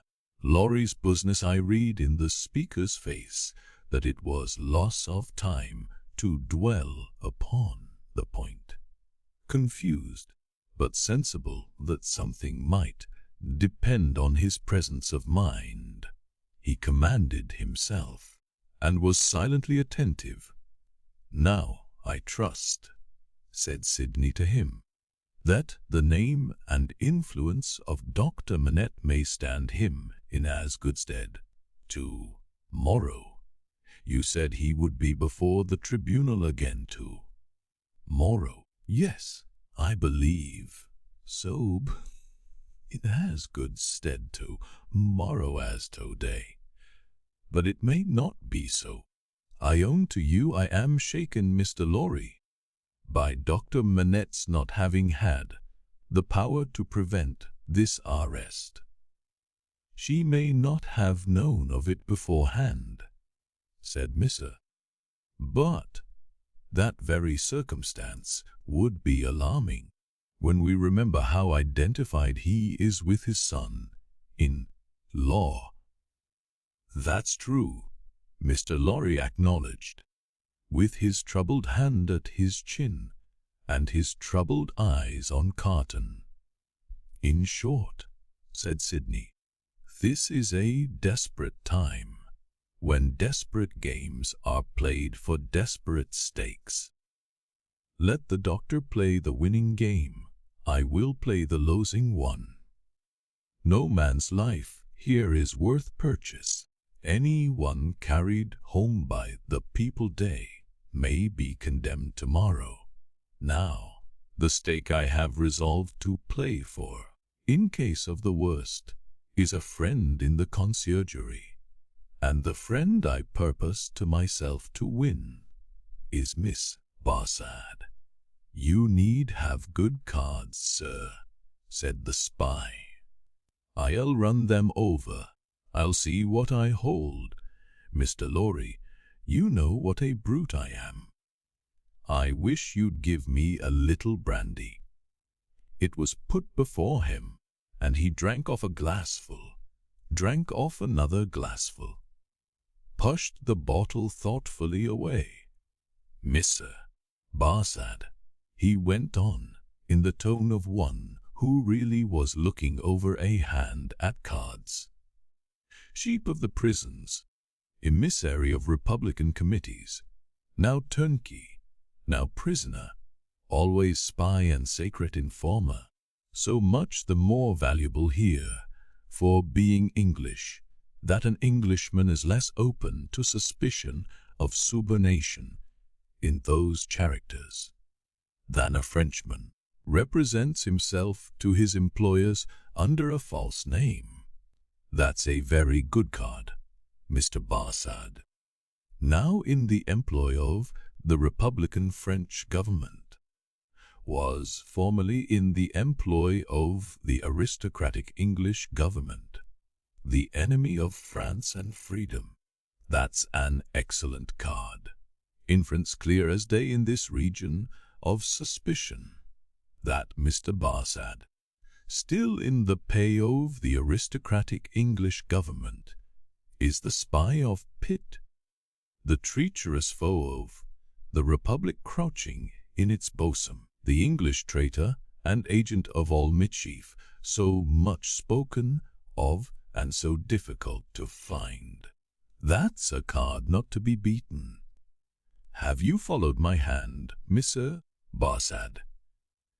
"Not to understand your play," returned the spy, somewhat uneasily. "I play my ace." Denunciation of Mr. Barsad to the nearest section committee. "Look over your hand, Mr. Barsad, and see what you have. Don't hurry." He drew the bottle near, poured out another glassful of brandy, and drank it off. He saw that the spy was fearful of his drinking himself into a fit state for the immediate denunciation of him. Seeing it, he poured out and drank another glassful. "Look over your hand carefully, Mr. Barsad." It was a poorer hand than he suspected. Miss Shah. Barsad saw losing cards in it that Sidney Carton knew nothing of. Thrown out of his honourable employment in England, through too much unsuccessful hard swearing there. Not because he was not wanted there. Our English reasons for vaunting our superiority to secrecy and spies are of very modern date.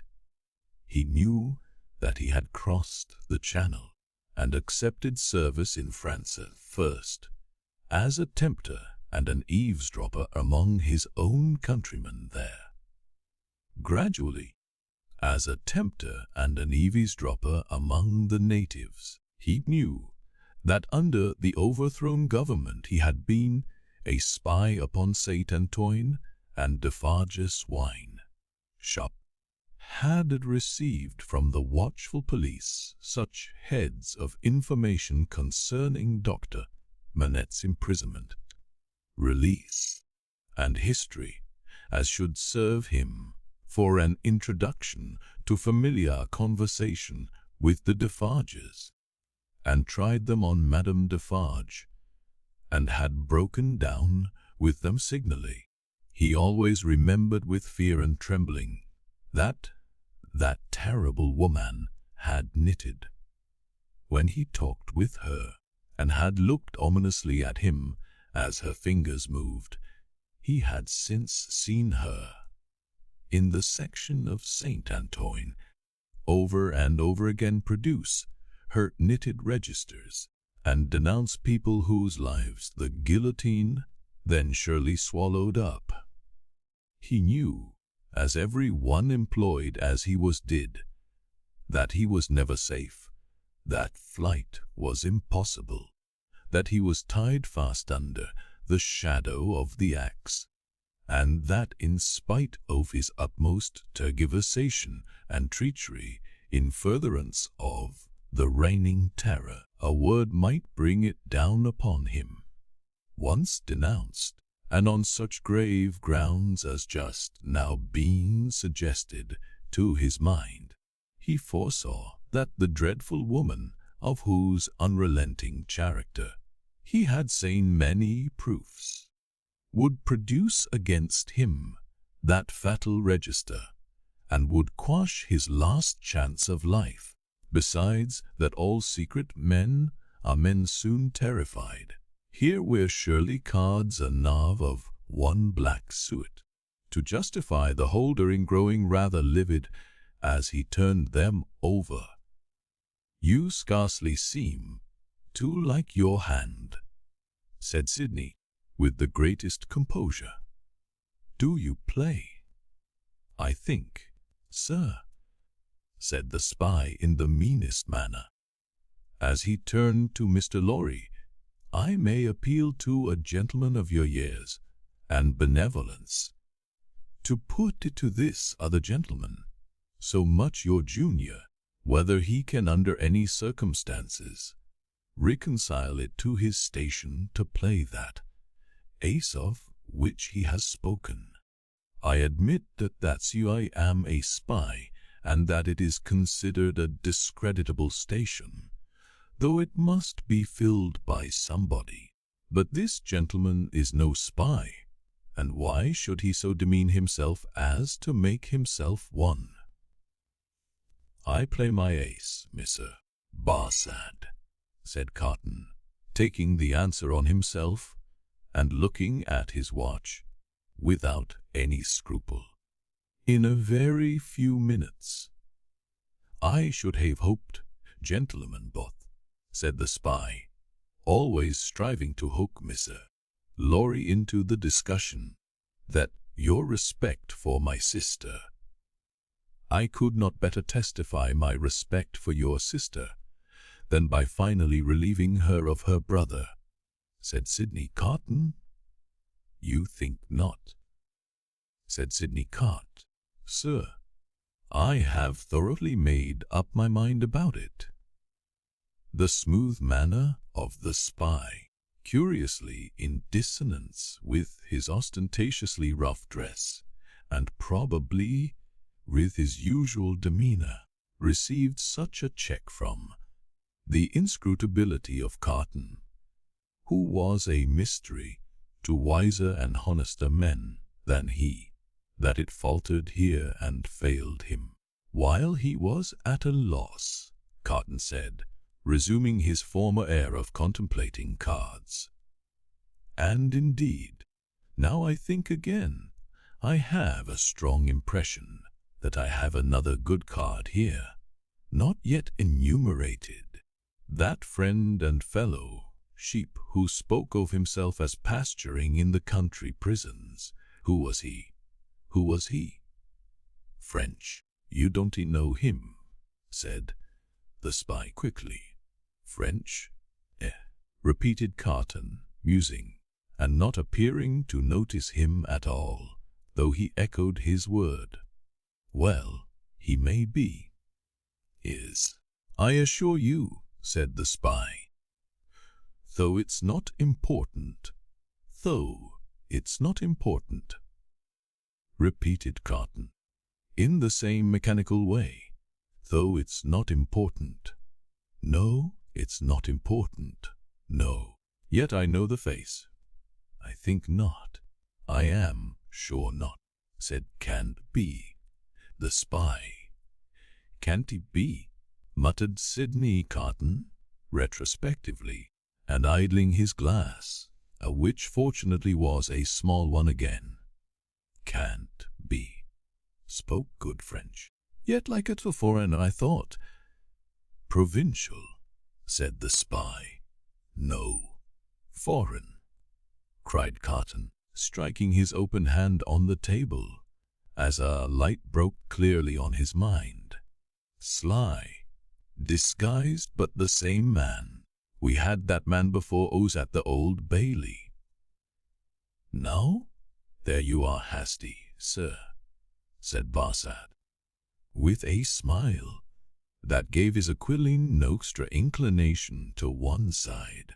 "There you really give me an advantage over you." Cly, who I will unreservedly admit, at this distance of time, was a partner of mine, has been dead several years.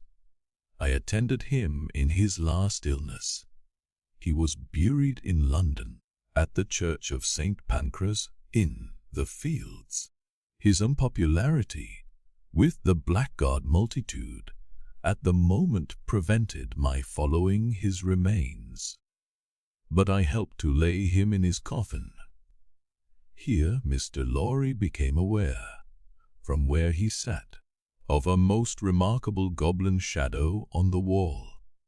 Tracing it to its source, he discovered it to be caused by a sudden extraordinary rising and stiffening of all the risen and stiff hair on Mr. Cruncher's head. "Let us be reasonable," said the spy, "and let us be fair, to show you how mistaken you are, and what an unfounded assumption yours is. I will lay before you a certificate of Cly's burial, which I happen to have carried in my pocket book." With a hurried hand, he produced and opened it. "Ever since. There it is. Oh, look at it, look at it. You may take it in your hand. It's no forgery. Here, Mr. Lorry perceived the reflection on the wall to elongate and Mr. Cruncher rose and stepped forward. His hair could not have been more violently on end. If it had been that moment dressed by the cow with the crumpled horn of the house that Jack built, unseen by the spy. Mr. Cruncher stood at his side and touched him on the shoulder like a ghostly bailiff. "That there Roger Cly, master," said Mr. Cruncher, with a taciturn and iron-bound visage. "So yo put him in his coffin?" "I did. Who took him out of it?" Barsad leaned back in his chair and stammered, "What do you mean?" "I mean," said Mr. Cruncher, "that he warn't never in it." "No, not he. I'll have my head took off if he was ever in it." The spy looked round at the two gentlemen. They both looked in unspeakable astonishment at Jerry. "I tell you," said Jerry, "that you buried paving stones and earth in that there coffin. Don't go and tell me that you buried Cly. Me and two more knows it." "How do you know it?" "What's that to you, ecod?" growled Mr. Cruncher. "It's you I have got a old grudge again, is it? With your shameful impositions upon tradesmen, I decatch hold of your throat and choke you for half a guinea." Sidney Carton, who, with Mr. Lorry, had been lost in amazement at this turn of the business, here requested Mr. Cruncher to moderate and explain himself. "At another time, sir," he returned evasively. "The present time is convenient for explaining. What I stand to is that he knows well what that there Cly was never in that there coffin. Let him say he was, in so much as a word of one syllable, and I'll either catch hold of his throat and choke him for half a guinea." Mr. Cruncher dwelt upon this as quite a liberal offer, or I'll announce him. "Humph! I see one thing," said Carton. "I hold another card, Mr. Barsad. Impossible, here in raging Paris, with suspicion filling the air, for you to outlive denunciation, when you are in communication with another aristocratic spy of the same antecedents as yourself, who, moreover, has the mystery about him of having feigned death and come to life again, a plot in the prisons of the foreigner against the Republic, a strong card, a certain guillotine trod." "Do you know," returned the spy, "I throw up. I confess that we were so unpopular with the outrageous mob that I only got away from England at the risk of being ducked to death, and that Cly was so ferreted up and down that he never would have got away at all but for that sham. Though how this man knows it was a sham is a wonder of wonders to me. Never you trouble your head about this man," retorted the contentious Miss Cruncher. "You'll have trouble enough with giving your attention to that gentleman. And look here, Mr. Cruncher could not be restrained from making rather an ostentatious parade of his liberality. "I decatch hold of your throat and choke you for half a guinea." The sheep of the prison him to Sidney Carton, and Trison turn, Frininchern, and said, with more decision, "It has come to a point. I go on duty soon and can't overstay my time. You told me you had a proposal. What is it?" Now it is of no use asking too much of me. Ask me to anything in my office, putting my head in great extra danger, and I had better trust my life to the chances of a refusal than the chances of consent. In short, I should make that choice. You talk of desperation. We are all desperate here. Remember, I may denounce you if I think proper, and I can swear my way through stone walls, and so can others. Now, what do you want with me? Not very much.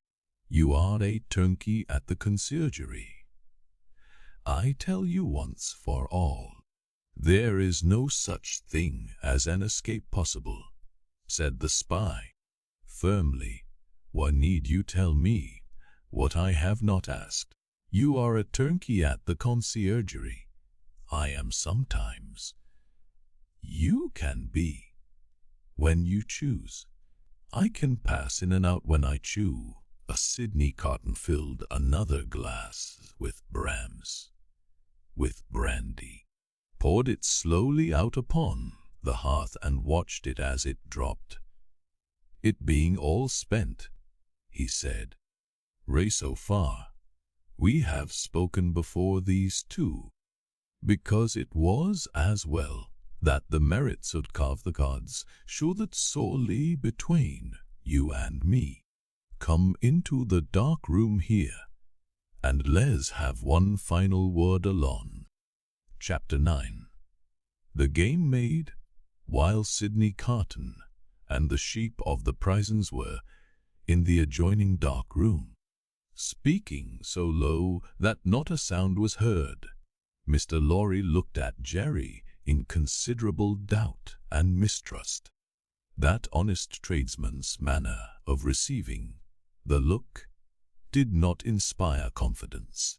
He changed the leg on which he rested as often as if he had 50 of those limbs, and were trying them all. He examined his finger nails with a very questionable closeness of attention, and whenever Mr. Lorry's eye caught his, he was taken with that peculiar kind of short cough requiring the hollow of a hand before it, which is seldom, if ever known, to be an infirmity attendant on perfect openness of character. "Jerry," said Mr. Lorry, "come here." Mr. Cruncher came forward sideways, with one of his shoulders in advance of him. "What have you been, besides a messenger?"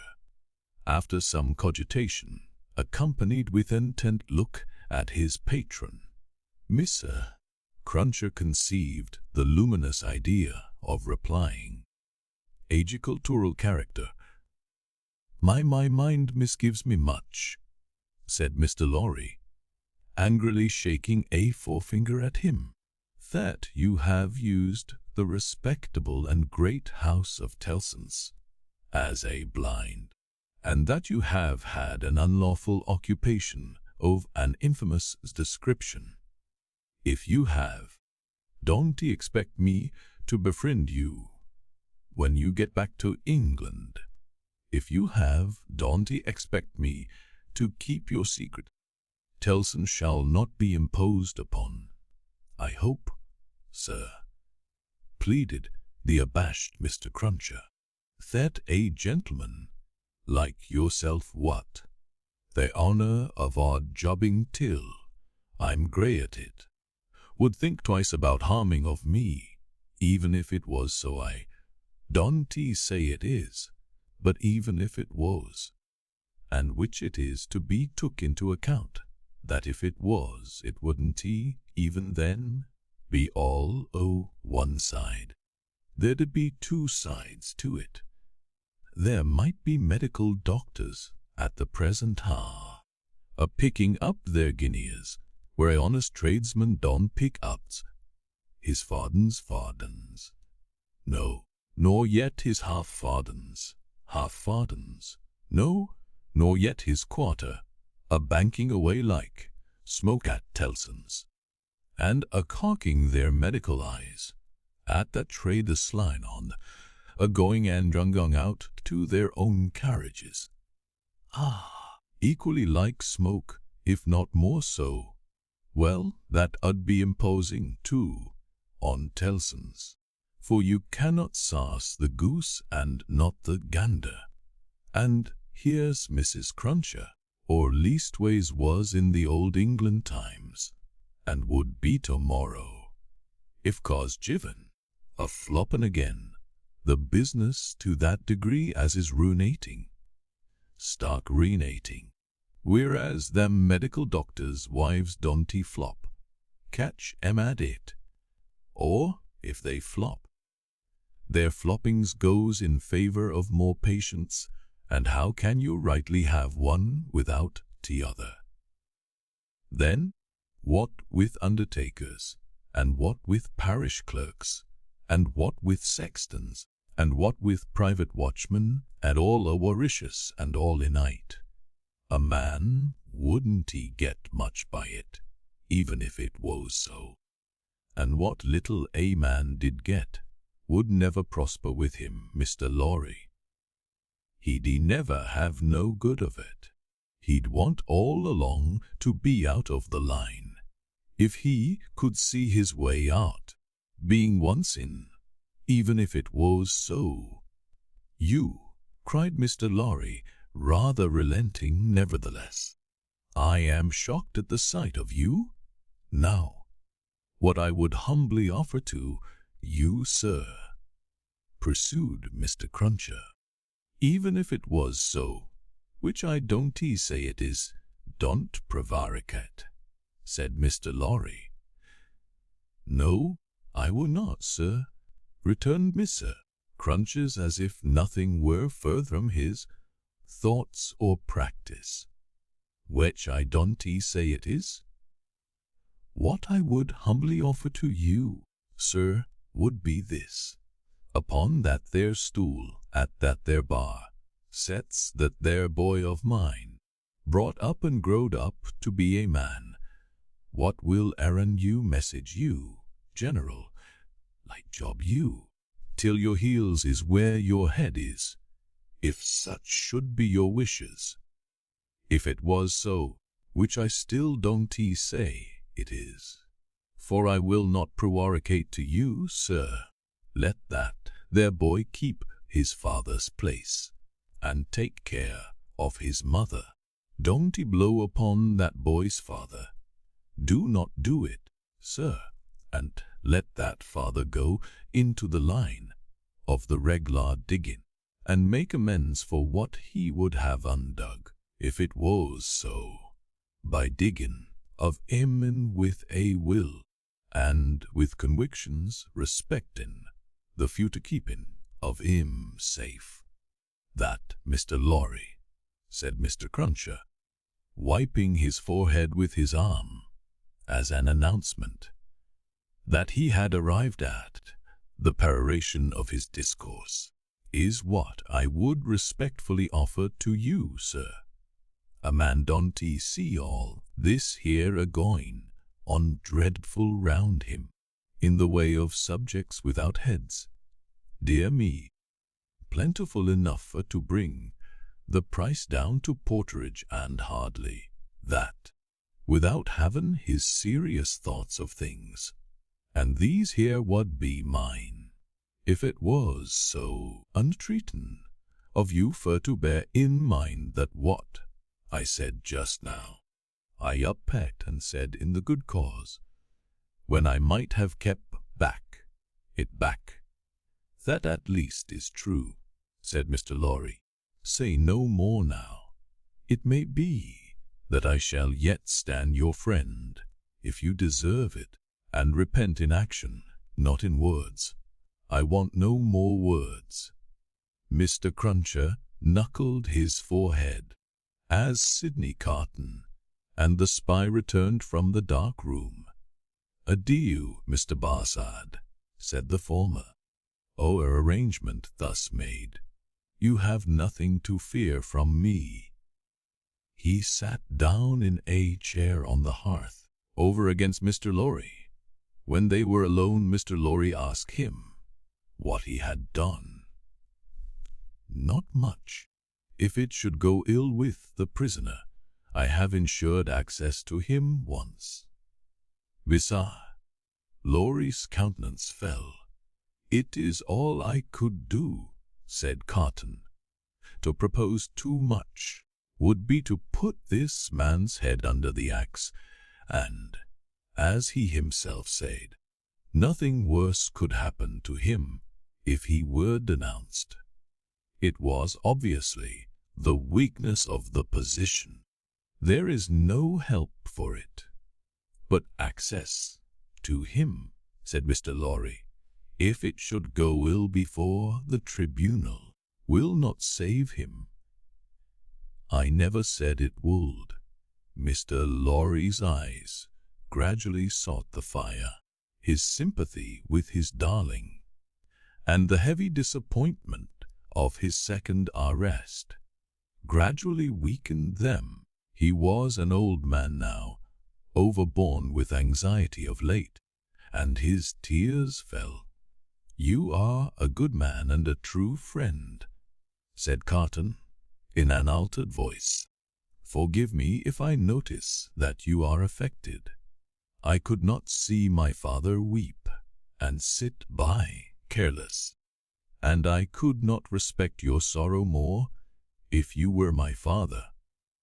You are free from that misfortune." However, though he said the last words with a slip into his usual manner, there was a true feeling and respect both in his tone and in his touch that Mr. Lorry, who had never seen the better side of him, was wholly unprepared for. He gave him his hand, and Carton gently pressed it. "To return to poor Darnay," said Carton. "Don't tell her of this interview, or this arrangement. It would not enable her to go to see him. She might think it was contrived, in case of the worse, to convey to him the means of anticipating the sentence." "Missir?" Lorry had not thought of that, and he looked quickly at Carton to see if it were in his mind. It seemed to be. He returned the look, and evidently understood it. "She might think 1,000 things," Carton said, "and any of them would only add to her trouble. Don't he speak of me to her. As I said to you when I first came, I had better not see her. I can put my hand out to do any little helpful work for her that my hand can find to do. Without that, you are going to her, I hope. She must be very desolate to-night. I am going now, directly.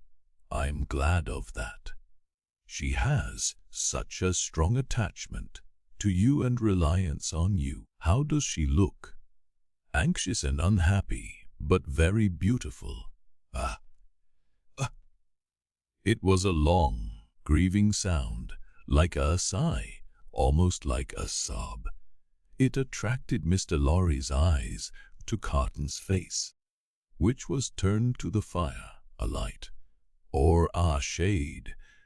The old gentleman could not have said which, passed from it as swiftly as a change will sweep over a hill, sighed on a wild, bright day, and he lifted his foot to put back one of the little flaming logs, which was tumbling forward.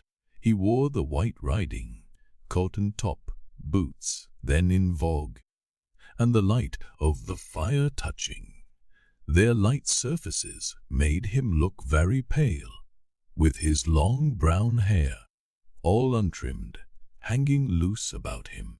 His indifference to fire was sufficiently remarkable to elicit a word of remonstrance from Mr. Lorry. His boot was still upon the hot embers of the flaming log when it had broken under the weight of his foot. "I forgot," he said, "Missa." Laurie's eyes were again attracted to his face, taking note of the wasted air, which clouded the naturally handsome features, and having expression of prisoners' faces fresh in his mind, he was strongly reminded of that expression. "And your duties here have drawn to an end, sir," said Carton, turning to him. "Yes, as I was telling you last night when Lucie came in so unexpectedly, I have at length done all that I can do here. I hope to have left them in perfect safety, and then to have quitted Paris. I have my leave to pass. I was ready to go. They were both silent. Yours is a long life to look back upon, sir," said Carton. Wistfully, "I am in my 78th year. You have been useful all your life, steadily and constantly occupied, trusted, respected, and looked up to. I have been a man of business ever since I have been a man.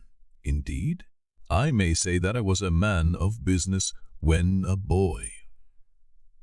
See what a place you fill at 78. How many people will miss you when you leave it empty." "A solitary old bachelor," answered Mr. Lorry, shaking his head. "There is nobody to weep for me." "How can you say that? Wouldn't she weep for you? Wouldn't her child?" Yes, thank God. I didn't quite mean what I said. It a seeing thing to thank God for, is it not? Surely. If you could say with truth to your own solitary heart, tonight I have secured to myself the love and attachment, the gratitude or respect of no human creature. I have won myself a tender place in no regard. I have done nothing good or serviceable to be remembered by. Your 78 years would be 78 heavy curses. You say truly, Mr. Carton. I think they would be. Sidney turned his eyes again upon the fire, and, after a silence of a few moments, said, "I should like to ask you, does your childhood seem far off? Do the days when you sat at your mother's knee seem days of very long ago?" Responding to his softened manner, Mr. Lorry answered, 20 years back. Yes, at this time of my life, no. For, as I draw closer and closer to the end, I travel in the circle, nearer and nearer to the beginning. It seems to be one of the kind smoothings and preparings of the way. My heart is touched now by many remembrances that had long fallen asleep of my pretty young mother, and I so well, and by many associations of the days when what we call the world was not so real with me, and my faults were not confirmed in me.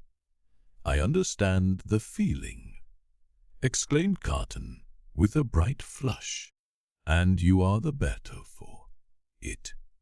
I hope so." Carton terminated the conversation here by rising to help him on with his outer coat. "But you," said Mr. Lorry, reverting to the theme, "you are young." "Yes," said Carton, "I am not old, but my young way was never the way to age." "And of me, I am sure," said Mr. Lorry. "Are you going out? I'll walk with you to her gate. You know my vagabond and restless habits. If I should prowl about the streets a long time. Don't be uneasy. I shall reappear in the morning. You go to the court tomorrow? Yes, unhappily. I shall be there, but only as one of the crowd. My spy will find place for me and take my arm. Mr. Lorry did so, and they went downstairs and out in the streets. A few minutes brought them to Mr. Lorry's destination. Carton left him there, but lingered at a little distance, and turned back to the gate again when it was shut, and touched it. He had heard of her going to the prison every day. She came out here, he said, looking about him, turned this way, must have trod on these stones often. Let me follow in her steps. It was 10 o'clock at night when he stood before the prison of La Force, where she had stood hundreds of times. A little Wood-Sawyer, having closed his shop, was smoking his pipe at his shop door. "Good night, citizen," said Sidney Carton, pausing in going by for. The man eyed him inquisitively. "Good night. How goes the Republic?" "You mean the guillotine, not Hull." 63 today. We shall mount to 100 soon. Samson and his men complain sometimes of being exhausted. Huh? Huh? He is so droll, that Samson. Such a barber. Do you often go to see him? Shave. Always. Every day. What a barber. You have him at work. Never. Go and see him when he has a good batch. Figure this to yourself, citizen. He shaved the 63 today in less than 2 pipes. Less than 2 pipes. Word of honor. As the grinning little man held out pipe, he was smoking. To explain how he timed the executioner, Carton was so sensible of a rising desire to strike the life out of him that he turned away. "But you are not English," said the Wood-Sawyer, "though you wear English dress." "Yes," said Carton, pausing again, and answering over his shoulder, "You speak like a Frenchman. I have an old student, hear her. A perfect Frenchman. Good night, Englishman. Good night, citizen. But go and see that droll dog." The little man persisted, calling after him, "And take a pipe with you." Sidney had not gone far out of sight when he stopped in the middle of the street under a glimmering lamp, and wrote with his pencil on a scrap of paper. Then, traversing with the decided step of one who remembered the way well, several dark and dirty streets, much dirtier than usual, for the best public thoroughfares remained uncleansed in those times of terror, he stopped at a chemist's shop, which the owner was closing with his own hands. A small, dim, crooked shop kept in a tortuous, up-hill thoroughfare by a small, dim, crooked man, giving this citizen good night. As he confronted him at his counter, he laid the scrap of paper before him. "Voo!" The chemist whistled softly as he read it. "Hi!" Sidney Carton took no heed, and the chemist said, "For you, citizen, for me. You will be careful to keep them separate. Citizen, you know the consequences of mixing them." "Perfectly." Certain small packets were made and given to him. He put them one by one, in the breast of his inner coat, counted out the money for them, and deliberately left the shop. "There is nothing more to do," said he, glancing upward at the moon. "Until morrow I can't sleep." It was not a reckless manner, the manner in which he said these words aloud under the fast sailing clouds, nor was it more expressive of negligence than defiance. It was the settled manner of a tired man, who had wandered and struggled and got lost, but who at length struck into his road and saw its end. Long ago, when he had been famous among his earliest competitors as a youth of great promise, he had followed his father to the grave. His mother had died years before. These solemn words, which had been read at his father's grave, arose in his mind as he went down the dark streets. Among the heavy shadows, with the moon and the clouds sailing on high above him, "I am the resurrection and the life, saith the Lord. He that believeth in me, though he were dead, yet shall he live. And whosoever liveth and believeth in me shall never die." In a city dominated by the axe, alone at night, with natural sorrow rising in him for the 63 who had been that day put to death, and for 2 morose victims, then awaiting their doom in the prisons, and still of 2 morose and morose, the chain of association that brought the words home, like a rusty old ship's anchor, from the deep, might have been easily found.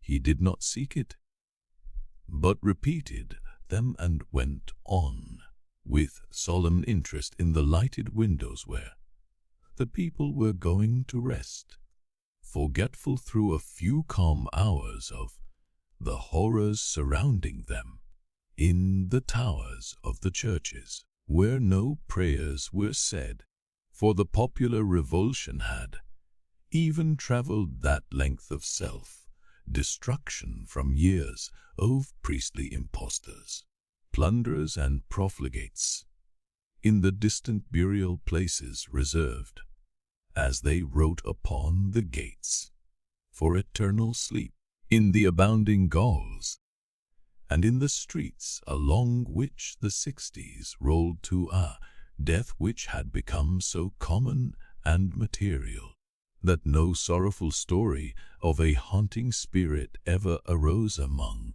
the people out all the working of the guillotine, with a solemn interest in the whole life and death of the city settling down to its short nightly pause in fury. Sidney Carton crossed the sign again for the lighter streets. Few coaches were abroad, for riders in coaches were liable to be suspected, and Angelity hid its head in red nightcaps, and put on heavy shoes, and trudged. But the theatres were all well filled, and the people poured cheerfully out as he passed, and went chatting home. At one of the theatre doors there was a little girl with a mother looking for a way across the street through the mud. He carried the child over, and before the timid arm was loosed from his neck asked her for a kiss.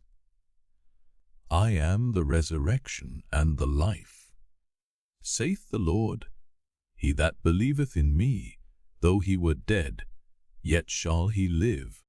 And whosoever liveth and believeth in me shall never die."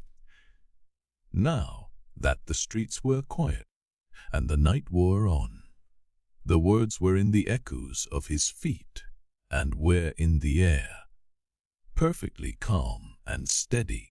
He sometimes repeated them to himself as he walked, but he hard them always I. The night wore out, and, as he stood upon the bridge listening to the water as it splashed the river walls of the island of Paris, where the picturesque confusion of houses and cathedrals shone bright in the light of the moon, the day came coldly, looking like a dead face out of the sky. Then, the night, the moon, and the stars turned pale and died, and for a little while it seemed as if creation were delivered over to death's dominion. But the glorious sun, rising, seemed to strike those words, that burden of the night, straight and warm, to his heart in its long bright rays, and looking along them with reverently shaded eyes, a bridge of light appeared to span the air between him and the sun, while the river sparkled under it. The strong tide, so swift, so deep and certain, was like a congenial friend. In the morning stillness, he walked by the stream far from the houses, and in the light and warmth of the sun fell asleep on the bank. When he awoke and was afoot again, he lingered there yet a little longer, watching an eddy that turned and turned purposeless, until the stream absorbed it and carried it onto the sea, like me, a trading boat with a sail of the softened color of a dead leaf, then glided into his view, floated by him, and died away, as its silent track in the water disappeared. The prayer that had broken up out of his heart for a merciful consideration of all his poor blindnesses and errors ended in the words, "I am the resurrection and the life." Mr. Lorry was already out when he got back, and it was easy to surmise where the good old man was gone.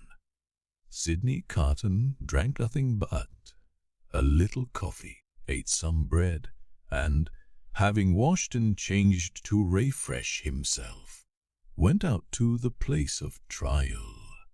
The court was all astir and a buzz when the black sheep, whom many fell away from in dread, pressed him into an obscure corner among the crowd. Mr. Lorry was there, and Dr. Manette was there. She was there, sitting beside her father. When her husband was brought in, she turned a look upon him, so sustaining, so encouraging, so full of admiring love and pitying tenderness, yet so courageous for his sake, that it called the healthy blood into his face, brightened his glance, and animated his heart.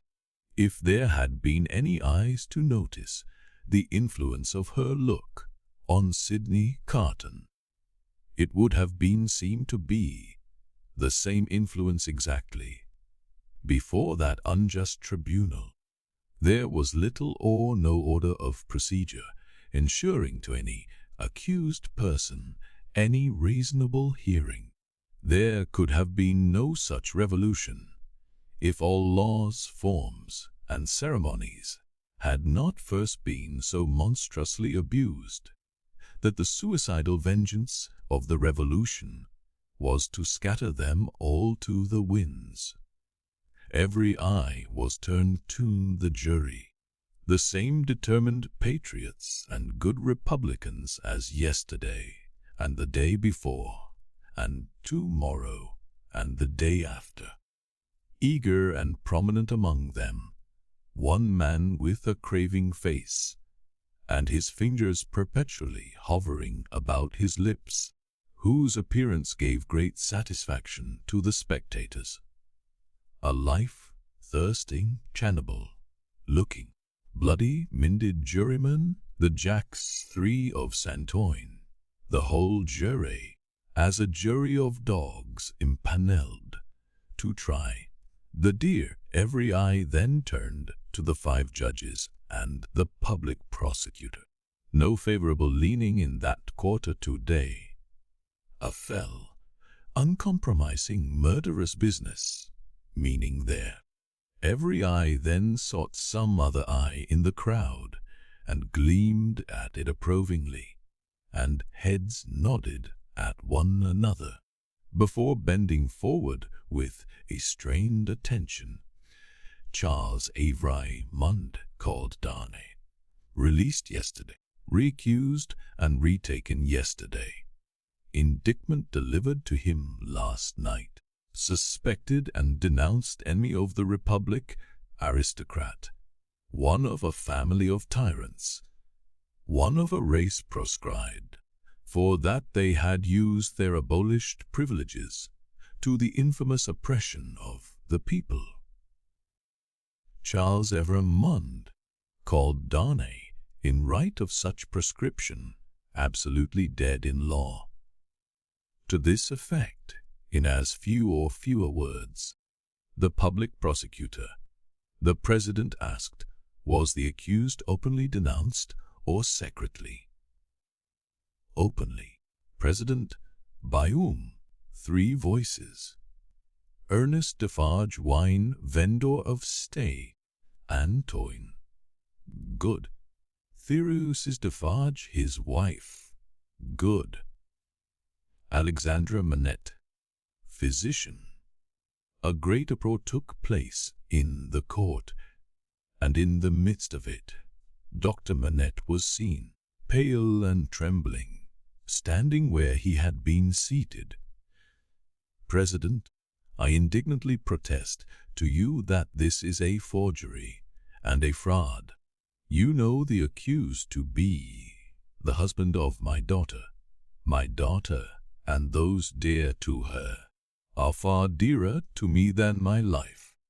Who and where is the false conspirator who says that I denounce the husband of my child? Citizen Manette, be tranquil. To fail in submission to the authority of the tribunal would be to put yourself out of law. As to what is dearer to you than life, nothing can be so dear to good citizen as the Republic. Loud acclamations hailed this rebuke.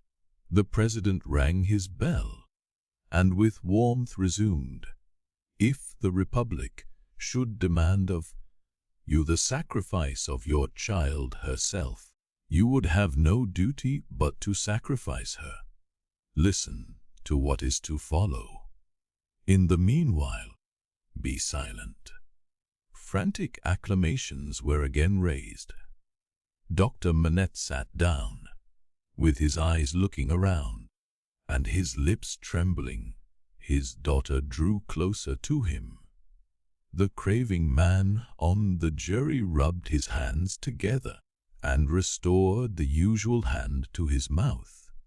Defarge was produced, when the court was quiet enough to admit of his being hard, and rapidly expounded the story of the imprisonment, and of his having been a mere boy in the doctor's service, and of the release, and of the state of the prisoner when released and delivered to him.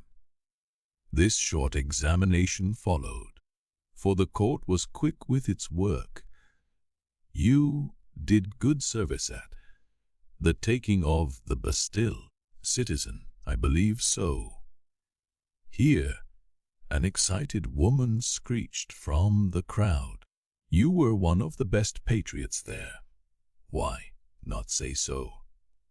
You were a cannoneer that day there, and you were among the first to enter the accursed fortress when it fell. Patriots, I speak the truth. It was the Vengeance who, amidst the warm commendations of the audience, thus assisted the proceedings.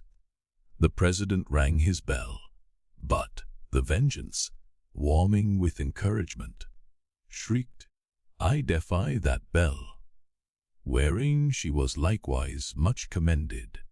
Inform the tribunal what you did that day in the Bastille, citizen. I knew, said Defarge, looking down at his wife, who stood at the bottom of the steps on which he was raised, looking steadily up at him. I knew that this prisoner, of whom I speak, had been confined in a cell known as 105 North Tower. I knew it from himself. He knew himself by no other name than 105 North Tower, when he made shoes under my care. As I serve my gun that day, I resolve, when the place shall fall, to examine that cell. It falls. I mount to the cell with a fellow citizen who is one of the jury, directed by a gaoler. I examine it very closely. In a hole in the chimney, where a stone has been worked out and replaced, I find a written paper. This is that written paper. I have made it my business to examine some specimens of the writing of Dr. Manette. This is the writing of Dr. Manette. I confide this paper, in the writing of Dr. Manette, to the hands of the President. Let it be read. In a dead silence and stillness, the prisoner under trial looking lovingly at his wife only looking from him to look with solicitude at her father. Dr. Manette keeping his eyes fixed on the reader, Madame Defarge never taking hers from the prisoner, Defarge never taking his from his feasting wife, and all the other eyes, their intent upon the doctor, who saw none of them. The paper was read as follows. Chapter 10. The Substance of the Shadow. Alexandra Manette, unfortunate physician, native of Beauvais, and afterwards resident in Paris, write this melancholy paper in my doleful cell, in the Bastille. During the last month of the year 1767, I write it at stolen intervals. Under every difficulty, I design to secrete it in the wall of the chimney, where I have slowly and laboriously made a place of concealment for it. Some pitying hand may find it there, when I and my sorrows are dust.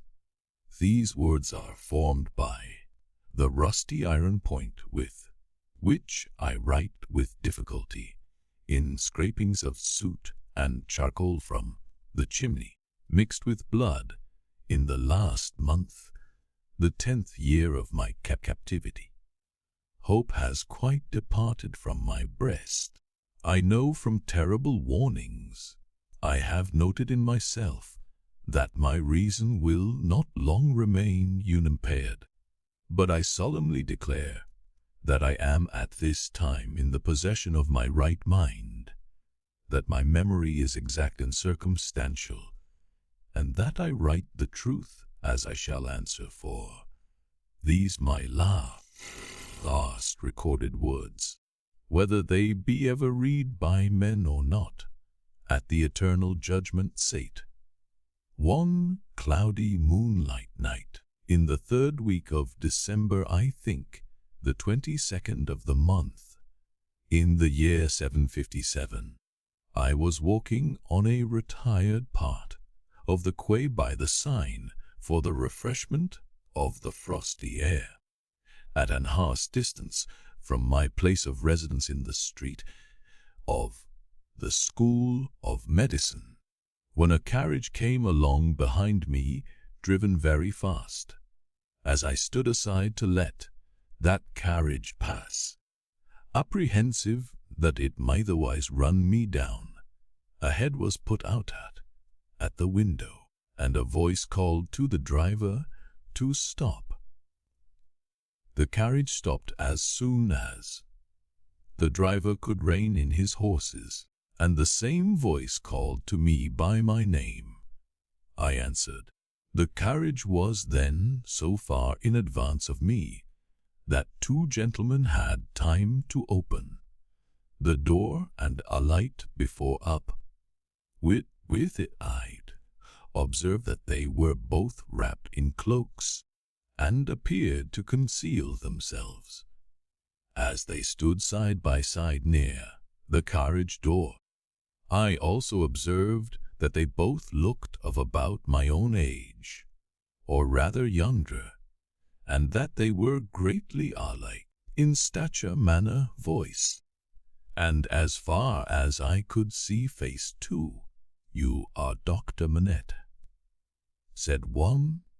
"I am Dr. Manette, formerly of Beauvais," said the other, the young physician, originally an expert surgeon, who within the last year or 2 has made a rising reputation in Paris. "Gentlemen," I returned, "I am that Dr. Manette of whom you speak so graciously." "We have been to your residence," said the first, "and not being so fortunate as to find you there, and being informed that you were probably walking in this direction, we followed in the hope of overtaking you. Will you please to enter the carriage?" The manner of both was imperious, and they both moved, as these words were spoken, so as to place me between themselves and the carriage door.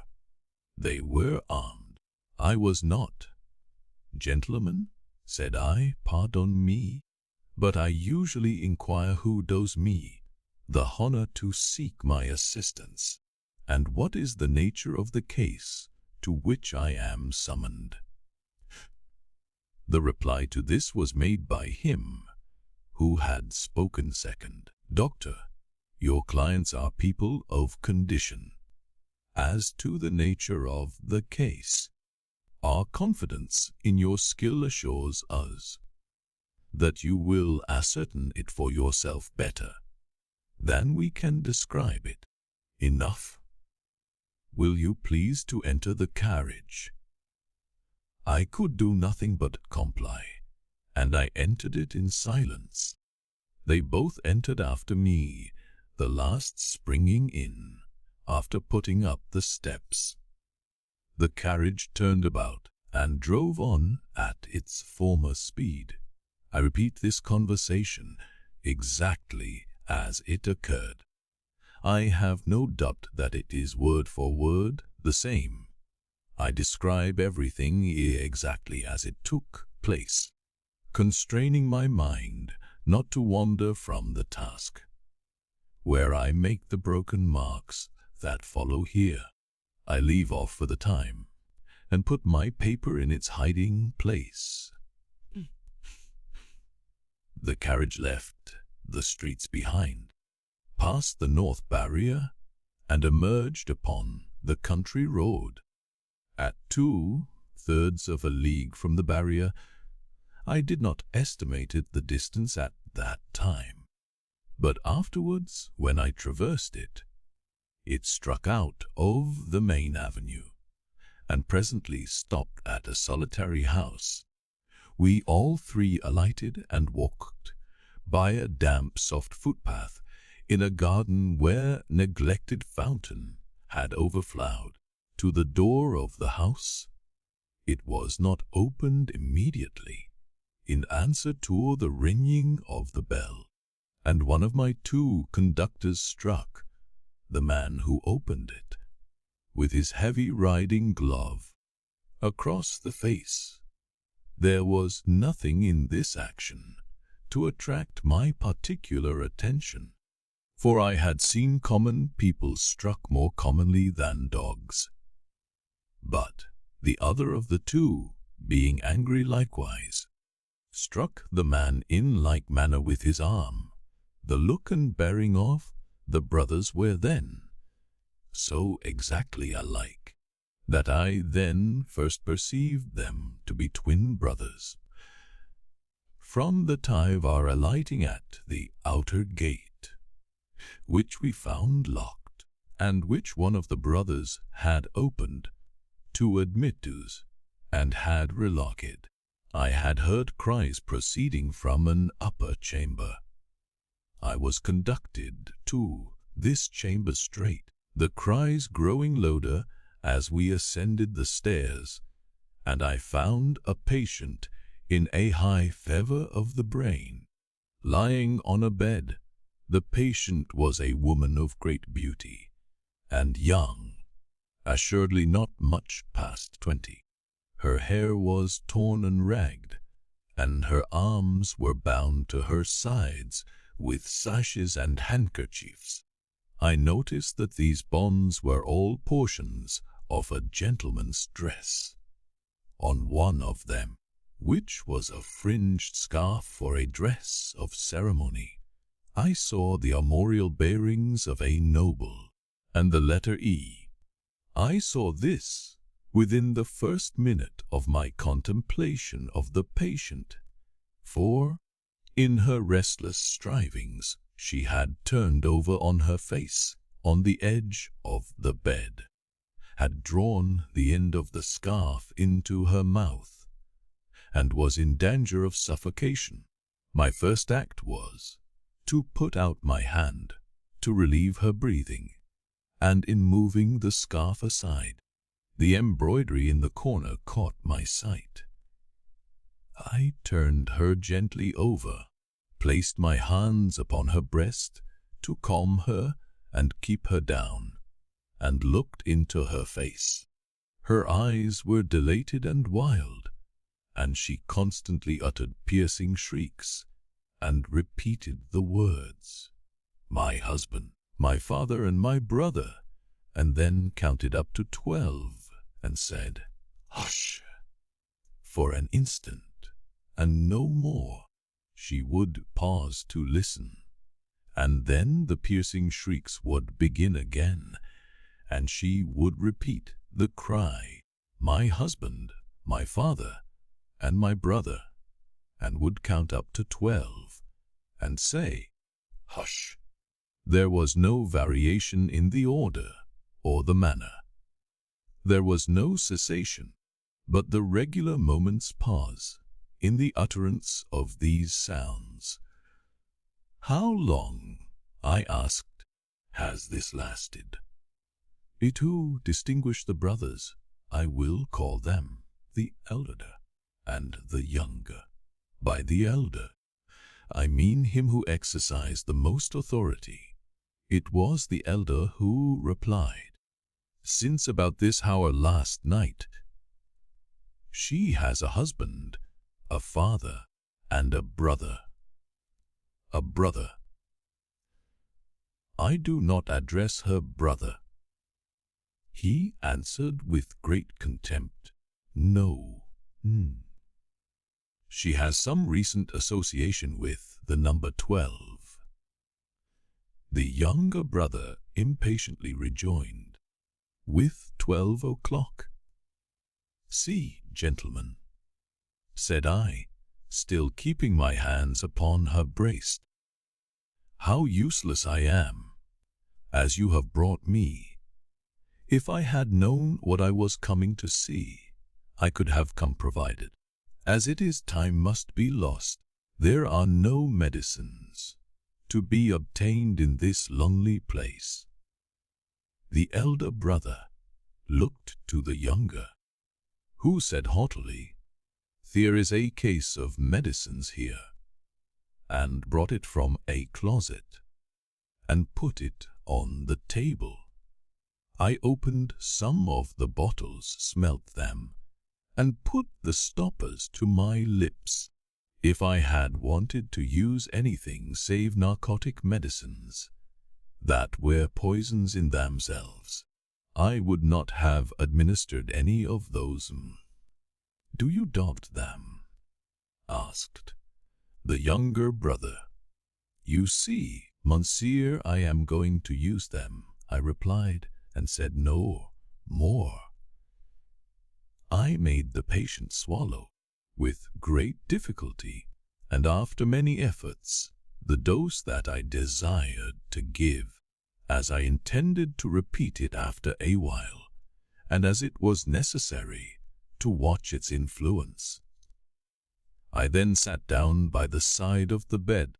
There was a timid and suppressed woman in attendance, a wife of the man downstairs, who had retreated into a corner. The house was damp and decayed, indifferently furnished, evidently recently occupied and temporarily used.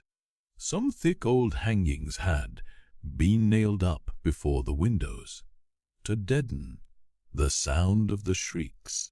They continued to be uttered in their regular succession, with the cry, "My husband, my father, and my brother," the counting up to 12, and whoosh. The frenzy was so violent that I had not unfastened the bandages restraining the arms, but I had looked to them to see that they were not painful. The only spark of encouragement in the case was that my hand upon the sufferer's breast had this much soothing influence, that for minutes at a time it tranquilized the figure. It had no effect upon the cries. No pendulum could be more regular. For the reason that my hand had this effect, I assume, I had sat by the side of the bed for half an hour, with the two brothers looking on, before the elder said, "There is another patient." I was startled and asked, "Is it a pressing case?"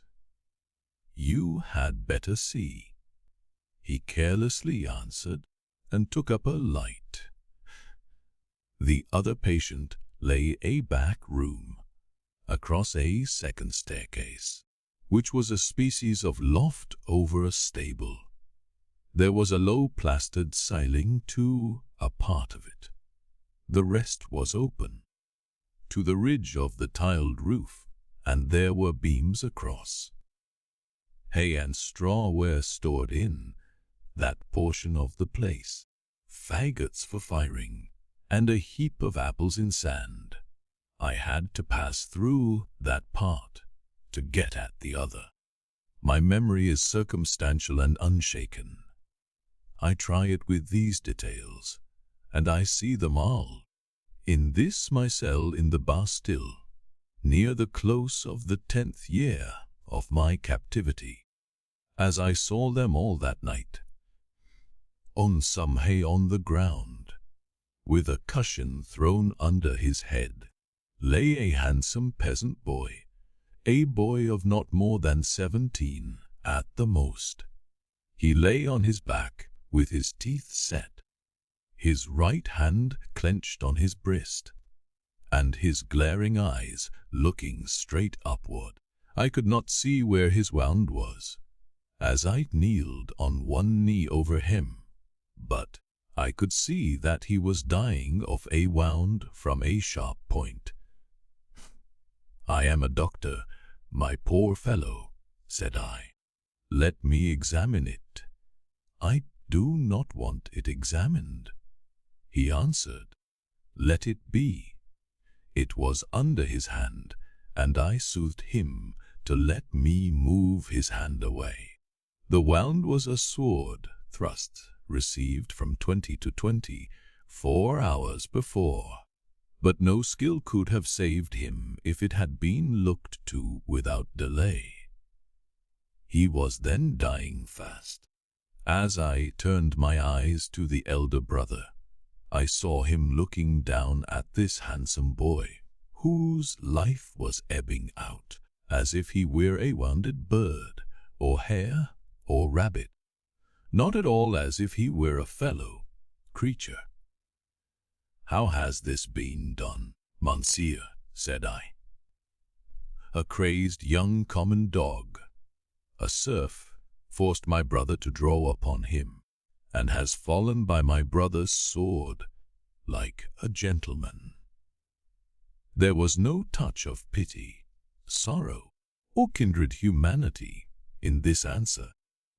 The speaker seemed to acknowledge that it was inconvenient to have that different order of creature dying there, and that it would have been better if he had died the usual obscure routine of his vermin kind. He was quite incapable of any compassionate feeling about the boy, or about his fate. The voice had slowly moved to as he had spoken, and they now slowly moved to me. Doctor, they are very proud, these nobles, but we common dogs are proud too sometimes. They plunder us, outrage us, beat us, kill us, but we have a little pride left sometimes.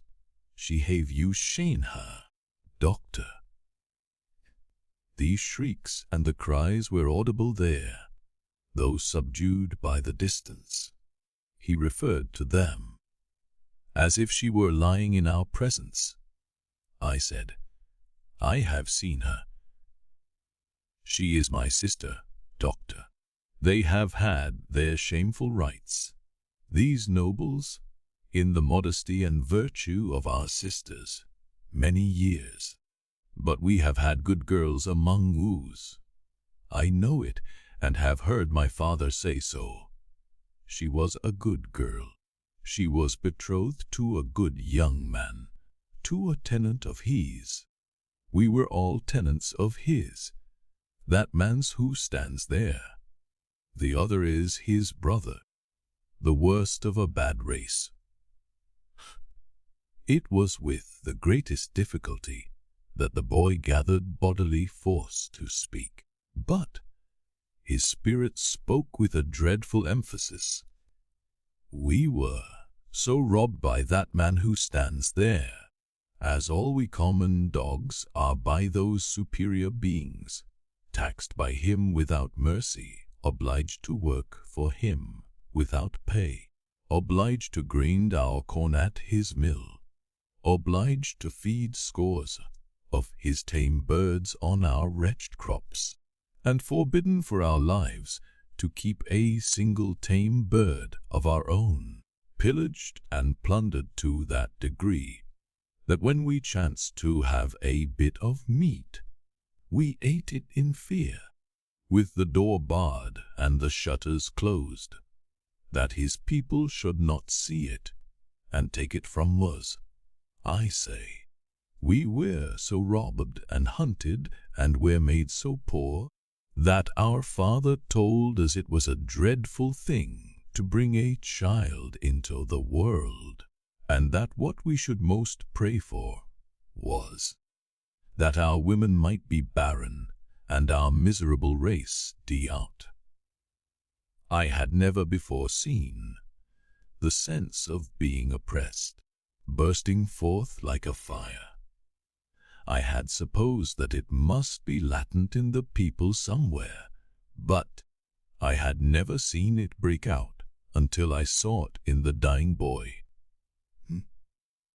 Nevertheless, doctor, my sister married.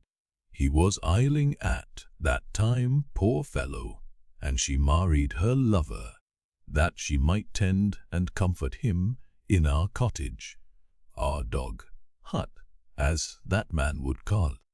She had not been married many weeks when that man's brother saw her and admired her and asked that man to lend her to him. For what are husbands among yous? He was willing enough, but my sister was good and virtuous and hated his brother with a hatred as strong as mine. What did the two then? To persuade her husband to use his influence with her to make her willing. The boy's eyes, which had been fixed on mine, slowly turned to the looker on, and I saw in the two faces that all he said was true. The two opposing kinds of pride confronting one another. I can see even in this Bastille, the gentlemen's all negligent indifference, the peasants all trodden down sentiment and passionate revenge. You know, Doctor, that it is among the rights of these nobles to harness as common dogs to carts, and drive us. They so harnessed him and drove him. You know that it is among their rights to keep us in their grounds all night, quieting the frogs in order that their noble sleep may not be disturbed. They kept him out in the unwholesome mists at night, and ordered him back into his harness in the day. But he was not persuaded. No, taken out of harness one day at noon, to feed if he could find food, he sobbed 12 times, once for every stroke of the bell, and died on her bosom. Nothing human could have held life in the boy but his determination to tell all his wrong. He forced back the gathering shadows of death, as he forced his clenched right hand to remain clenched and to cover his wound. Then, with that man's permission, and even with his aid, his brother took her away, in spite of what I know she must have told his brother, and what that is will not be long unknown to you, Doctor. If it is now, his brother took her away for his pleasure and diversion for a little while. I saw her pass me on the road. When I took the tidings home, our father's heart burst. He never spoke one of the words that filled it. I took my young sister, for I have another, to a place beyond the reach of this man, and where, at least, she will never be his vassal. Then I tracked the brother here, and last night climbed in a common dog, but sword in hand. Where is the loft window? It was somewhere here. The room was darkening to his sight. The world was narrowing around him. I glanced about me and saw the hay and straw were trampled over the floor, as if there had been a struggle. She heard me and ran.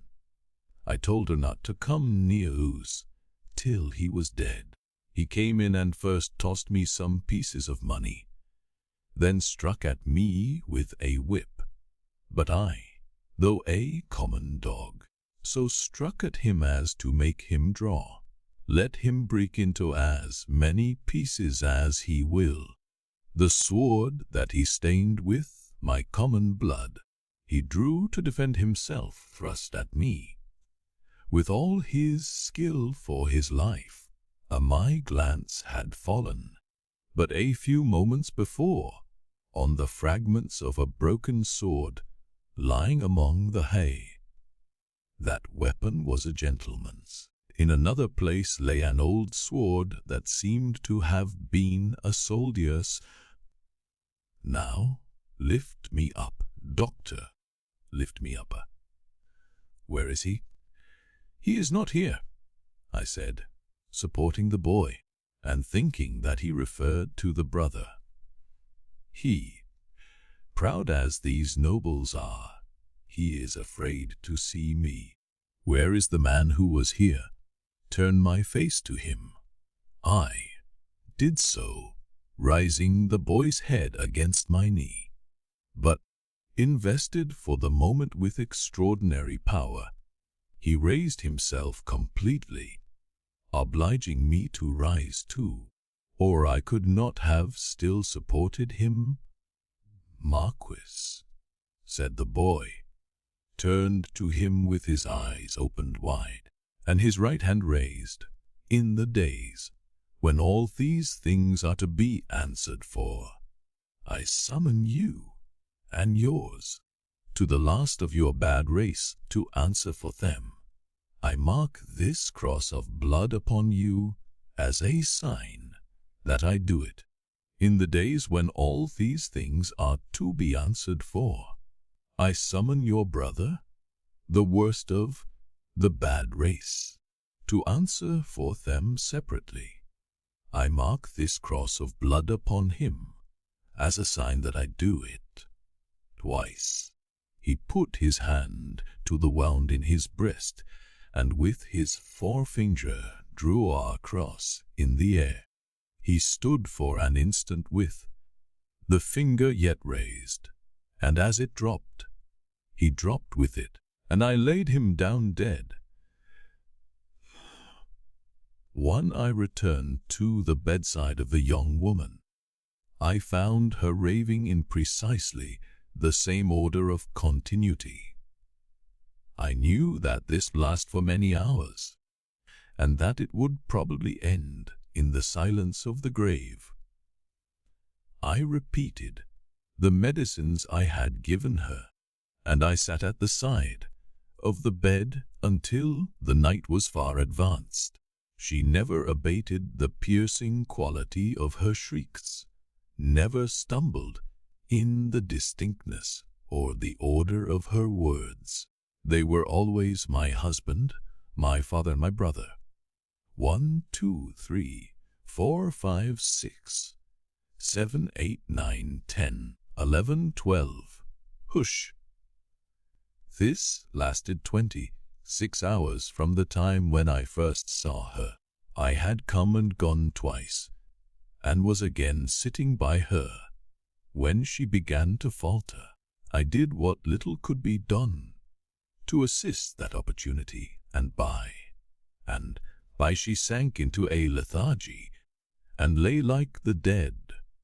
It was as if the wind and rain had lulled at last after a long and fearful storm. I released her arms and called the woman to assist me to compose her figure and the dress she had torn. It was then that I knew her condition to be that of one in whom the first expectations of being a mother have arisen, and it was then that I lost the little hope I had had of her. "Is she dead?" asked the Marquis, whom I will still describe as the elder brother, coming booted into the room from his horse. "Not dead," said I, "but like to die. What strength there is in these common bodies," he said, looking down at her with some curiosity. "There is prodigious strength," I answered him, "in sorrow and despair." He first laughed at my words, and then frowned at them. He moved a chair with his foot near to mine, ordered the woman away, and said in a subdued voice, "Doctor, finding my brother in this difficulty with these hands, I recommended that your aid should be invited. Your reputation is high, and as a young man with your fortune to make, you are probably mindful of your interest. The things that you see here are things to be seen, and not spoken of. Listen to the patient's breathing, and avoided answering. Do you honor me with your attention, doctor?" "Monsieur," said I, "in my profession, the communications of patients are always received in confidence." I was guarded in my answer, for I was troubled in my mind with what I had heard and seen. Her breathing was so difficult to trace that I carefully tried the pulse and the heart. There was life, and no more. Looking round as I resumed my seat, I found both the brothers intent upon me. "Write with so much difficulty. The cold is so severe. I am so fearful of being detected and consigned to an underground cell and total darkness, that I must abridge this narrative. There is no confusion or failure in my memory. It can recall and could detail every word that was ever spoken between me and those brothers. She lingered for a week. Towards the last, I could understand some few syllables that she said to me by placing my ear close to her lips. She asked me where she was, and I told her who I was, and I told her. It was in vain that I asked her for her family name. She faintly shook her head upon the pillow and kept her secret, as the boy had done. I had no opportunity of asking her any question until I had told the brothers she was sinking fast and could not live another day.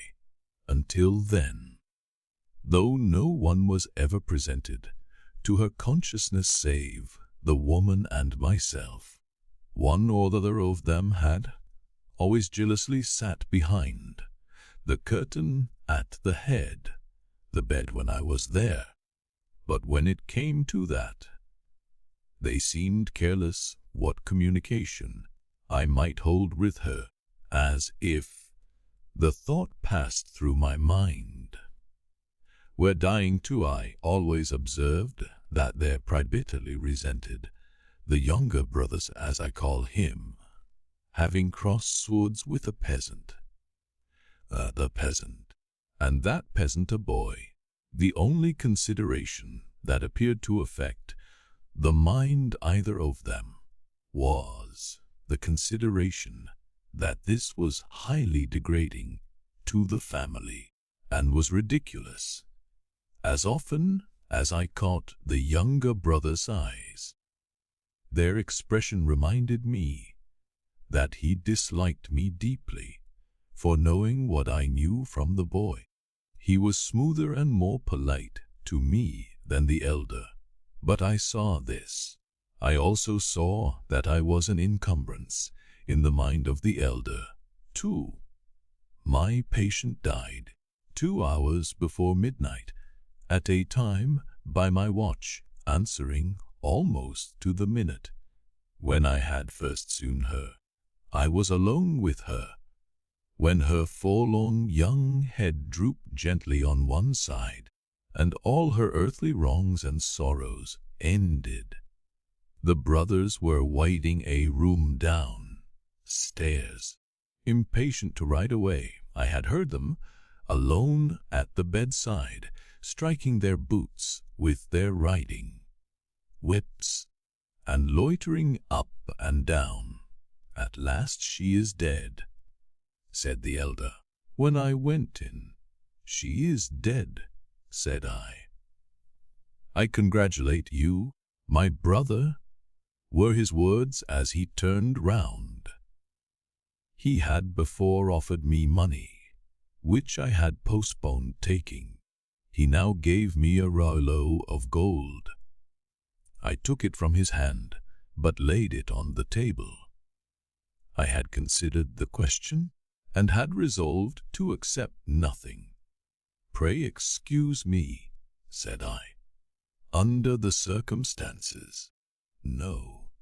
They exchanged looks, but bent their heads to me as I bent mine to them, and we parted without another word on either side. I am weary, worn down by misery. I cannot read what I have written with this gaunt hand. Early in the morning, the rouleau of gold was left at my door in a little box with my name on the outside. From the first, I had anxiously considered what I ought to do. I decided that day to write privately to the minister, stating the nature of the 2 cases to which I had been summoned, and the place to which I had gone, in effect, stating all the circumstances. I knew what court influence was, and what the immunities of the nobles were. and I expected that the matter would never be heard of. But I wished to relieve my own mind. I had kept the matter a profound secret, even from my wife, and this, too, I resolved to state in my letter. I had no apprehension whatever of my real danger, but I was conscious that there might be danger for others, if others were compromised by possessing the knowledge that I possessed. I was much engaged that day, and could not complete my letter that night. I rose long before my usual time next morning to finish it. It was the last day of the year. The letter was lying before me just completed, when I was told that a lady waited, who wished to see me. Ah, I am growing more and more unequal to the task I have set myself. It is so cold, so dark, my senses are so benumbed, and the gloom upon me is so dreadful. The lady was young, engaging, and handsome, but not marked for long life. She was in great agitation. She presented herself to me as the wife of Marquis Saint-Evrymond. I connected the title by which the boy had addressed the elder brother with the initial letter embroidered on the scarf, and had no difficulty in arriving at the conclusion that I had seen that nobleman very lately. My memory is still accurate, but I cannot write the words of our conversation. I suspect that I am watched more closely than I was, and I know not at what times I may be watched. She had in part suspected, and in part discovered, the main facts of the cruel story, of her husband's share in it, and my being resorted to. She did not know that the girl was dead. Her hope had been, she said in great distress, to show her, in secret, a woman's sympathy. Her hope had been to avert the wrath of heaven from a house that had long been hateful to the suffering many. She had reasons for believing that there was a young sister living, and her greatest desire was to help that sister. I could tell her nothing but that there was such a sister. Beyond that, I knew nothing. Her inducement to come to me, relying on my confidence, had been the hope that I could tell the name and place of abode, whereas to this wretched hour I am ignorant of both. These scraps of paper fail me. One was taken from me with a warning yesterday. I must finish my record today.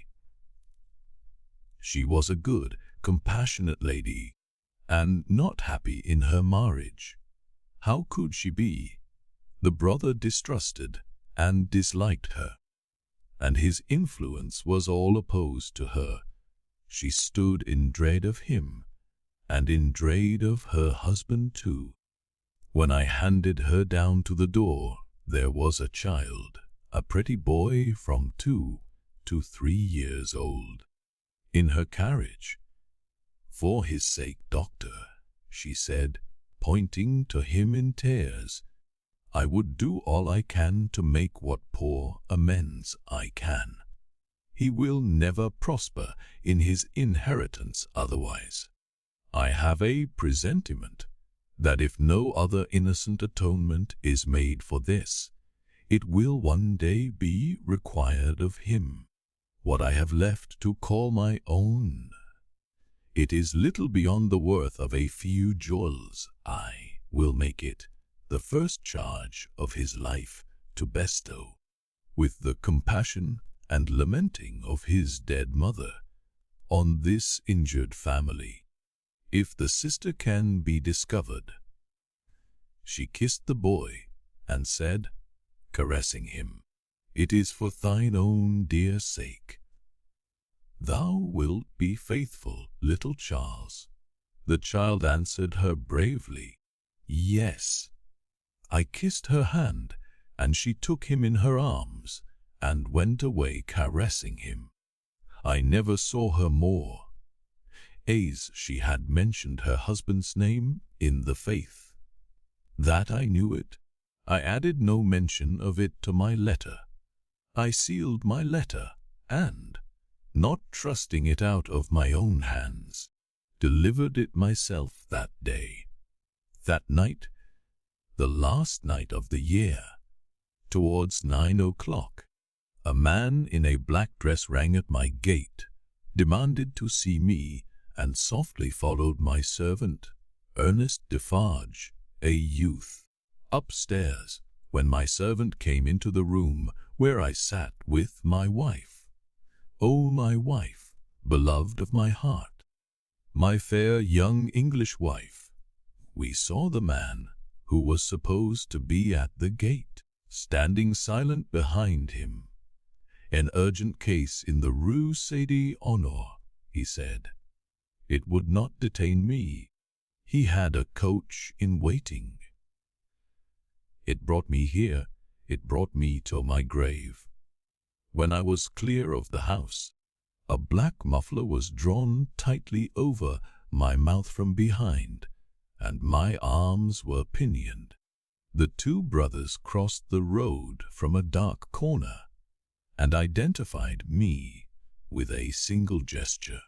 The Marquis took from his pocket the letter I had written, sharded V, burnt it in the light of a lantern that was held, and extinguished the ashes with his foot. Not a word was spoken. I was brought here. I was brought to my living grave. If it had pleased a God to put it in the hard heart of either of the brothers, in all these frightful years, to grant me any tidings of my dearest wife, so much as to let me know by a word, whether alive or dead, I might have thought he had that not quite abandoned them. But now I believe that the mark of the Red Cross is fatal to them, and that they have no part in his mercies, and them and their descendants, to the last of their race, I, Alexandra Manette, unhappy prisoner, do this last night of the year 1767, in my unbearable agony, denounce to the times when all these things shall be answered for. I denounce them to heaven and to earth. A terrible sound arose when the reading of this document was done, a sound of craving and eagerness that had nothing articulate in it but blood. The narrative called up the most revengeful passions of the time, and there was not a head in the nation but must have dropped before it. Little need, in presence of that tribunal and that auditory, to show how the Defarges had not made the paper public, with the other captured Bastille memorials borne in procession, and had kept it, biding their time. Little need to show that this detested family name had long been anathematized by Saint Antoine, and was wrought into the fatal register. The man never trod ground whose virtues and services would have sustained him in that place that day. Against such denunciation, and all the worse for the doomed man, that the denouncer was a well-known citizen, his own attached friend, the father of his wife. One of the frenzied aspirations of the populace was for imitations of the questionable public virtues of antiquity, and for sacrifices and self-immolations on the people's altar. Therefore, when the President said, "Else had his own head quivered on his shoulders," that the good physician of the Republic would deserve better still of the Republic by rooting out an obnoxious family of aristocrats, and would doubtless feel a sacred glow and joy in making his daughter a widow and her child an orphan. There was wild excitement, patriotic fervor, not a touch of human sympathy. Much influence around him has that doctor, murmured Madame Defarge, smiling to the vengeance. Save him now, my doctor, save him. At every juryman's vote there was a roar. Another and another, roar and roar, unanimously voted. At heart and by descent an aristocrat, an enemy of the Republic, a notorious oppressor of the people. Back to the conciergerie, and death within 24 hours. Chapter 11. Dusk. The wretched wife of the innocent man thus doomed to die fell under the sentence, as if she had been mortally stricken. But she uttered no sound, and so strong was the voice within her, representing that it was she of all the world who must uphold him in his misery and not augment it, that it quickly raised her, even from that shock. The judges having to take part in a public demonstration out of doors, the tribunal adjourned. The quick noise and movement of the court's emptying itself by many passages had not ceased, when Lucie stood stretching out her arms towards her husband, with nothing in her face but love and consolation. If I might touch him, if I might embrace him once? Oh, good citizens, if you would have so much compassion for youths. There was but a gala left, along with 2 of the 4 men who had taken him last night, and Basa. The people had all poured out to the show in the streets. Basa had proposed to the rest. Let her embrace him then. It is but a moment. It was silently acquiesced in, and they passed her over the seats in the hall to a raised place, where he, by leaning over the dock, could fold her in his arms. Farewell, dear darling of my soul, my parting blessing on my love. We shall meet again, where the weary are at rest. They were her husband's words, as he held her to his bosom. I can bear it, dear Charles. I am supported from above. Don't he suffer for me? A parting blessing for our child. I send it to her by you. I kiss her by you. I say farewell to her by you, my husband. No, a moment. He was tearing himself apart from her. We shall not be separated long. I feel that this will break my heart by and by. But I will do my duty while I can, and when I leave her, God will raise up friends for her, as he did for me. Her father had followed her, and would have fallen on his knees to both them, but that Darnay put out a hand and seized him, crying, "No, no, what have you done? What have you done, that you should kneel to us? We know now what a struggle you made of old. We now what you underwent when you suspected my descent, and when you knew it. We now the natural antipathy you strove against and conquered for her dear sake. We thank you with all our hearts, and all our love and duty. Heaven be with you." Her father's only answer was to draw his hands through his white hair and wring them with a shriek of anguish. It could not be otherwise. said the prisoner. "All things have worked together as they have fallen out. It was the always vain endeavor to discharge my poor mother's trust that first brought my fatal presence near you. Good could never come of such evil. A happier end was not in nature to so unhappy a beginning. Be comforted, and forgive me. Heaven bless you." As he was drawn away, his wife released him, and stood looking after him with her hands, touching one another, in the attitude of prayer, and with a radiant look upon her face, in which there was even a comforting smile. As he went out at the prisoner's door, she turned, laid her head lovingly on her father's breast, tried to speak to him, and fell at his feet.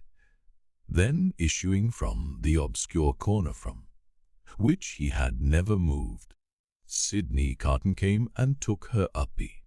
Only her father and Mr. Lorry were with her. His arm trembled as it raised her and supported her head, yet there was an air about him that was not all of pity, that had a flush of pride in it. "Shall I take her to a coach? I shall never feel her weight." He carried her lightly to the door, and laid her tenderly down in a coach. Her father and their old friend got into it, and he took his seat beside the driver. When they arrived at the gateway, where he had paused in the dark not many hours before, to picture to himself on which of the rough stones of the street her feet had trodden, he lifted her again, and carried her up the staircase to the rooms. There he laid her down on a couch, where her child and Miss Pross wept over her. "Don't recall her to herself," he said, softly, to the latter. "She is better so. Don't revive her to consciousness, while she only faints." "Oh, Carton, Carton, dear Carton," cried little Lucie, springing up and throwing her arms passionately round him in a burst of grief. "Know that you have come. I think you will do something to help Mamma, something to save Papa.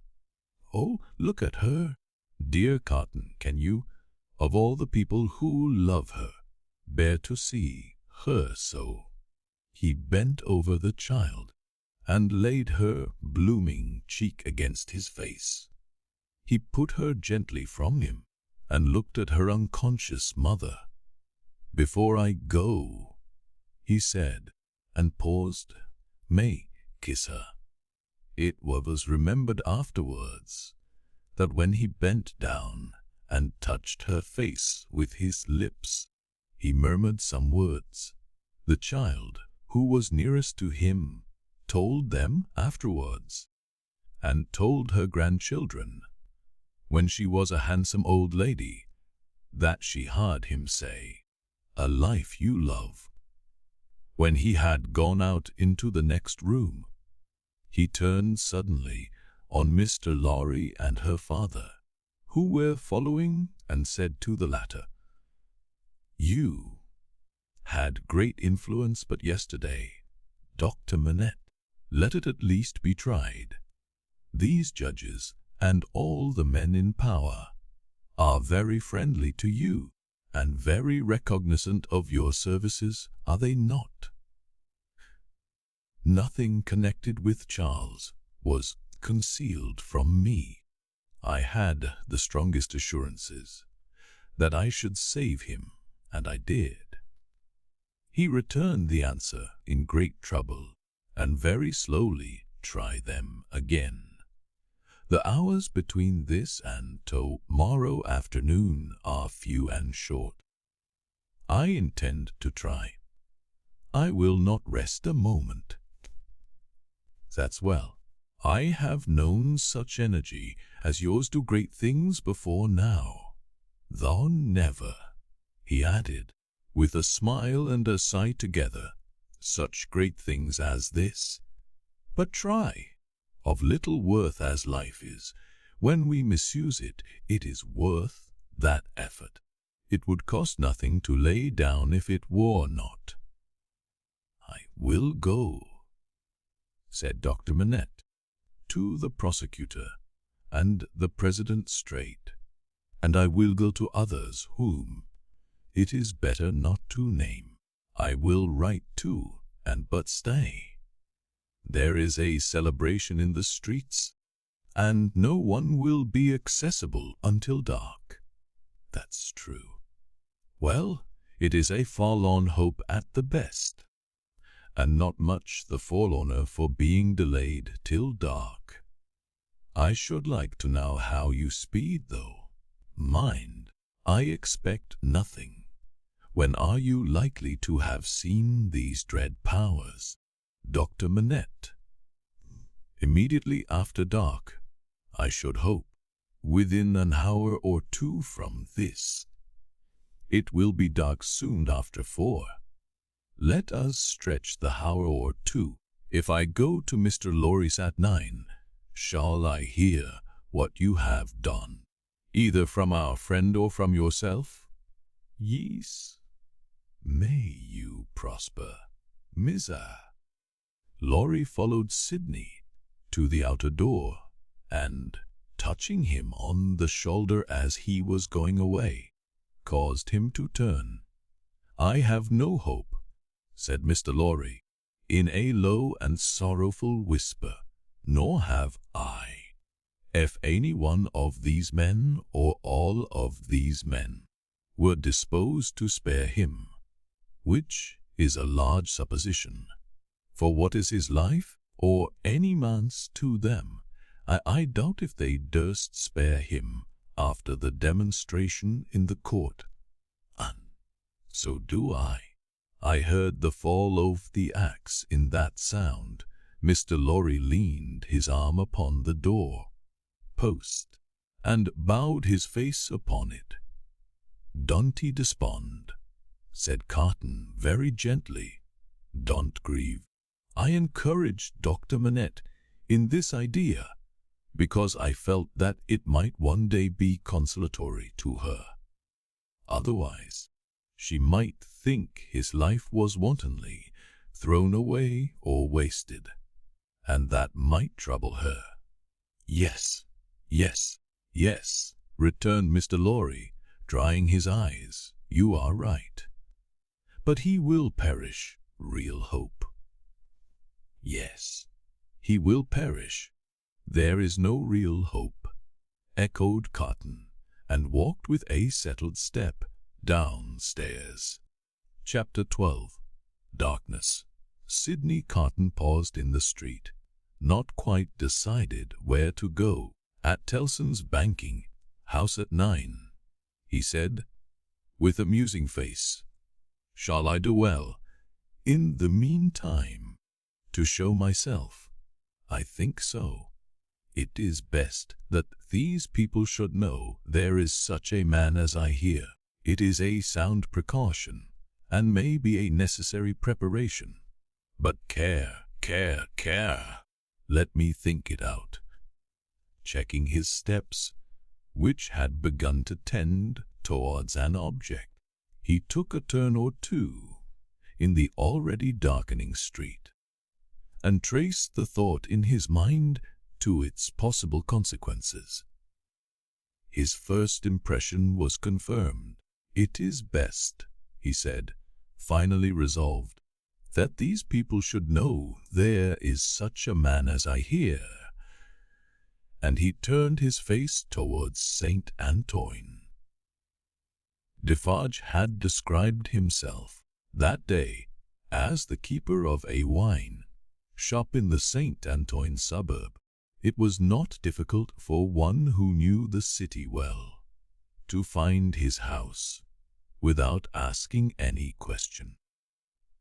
Having ascertained its situation, Carton came out of those closer streets again, and dined at a place of refreshment, and fell sound asleep after dinner.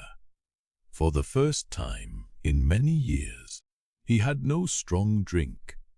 Since last night he had taken nothing but a little light, thin wine, and last night he had dropped the brandy slowly down on Mr. Lorry's hearth like a man who had done with it. It was as late as 7 o'clock when he awoke refreshed and went out into the streets again. As he passed along towards St.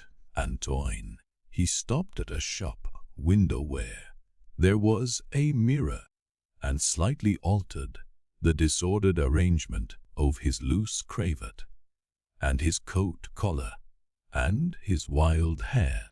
This done, he went on direct to Defarge's, and went in.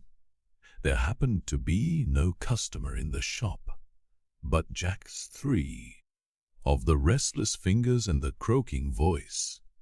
This man, whom he had seen upon the jury, stood drinking at the little counter in conversation with the Defarges, man and wife. The Vengeance assisted in the conversation like a regular member of the establishment. As Carton walked in, took his seat and asked, in very indifferent French, for a small measure of wine. Madame Defarge cast a careless glance at him, and then a keener, and then a keener, and then advanced to him herself, and asked him what it was he had ordered. He repeated what he had already said. English? Asked Madame Defarge, inquisitively raising her dark eyebrows, after looking at her, as if the sound of even a single French word were slow to express itself.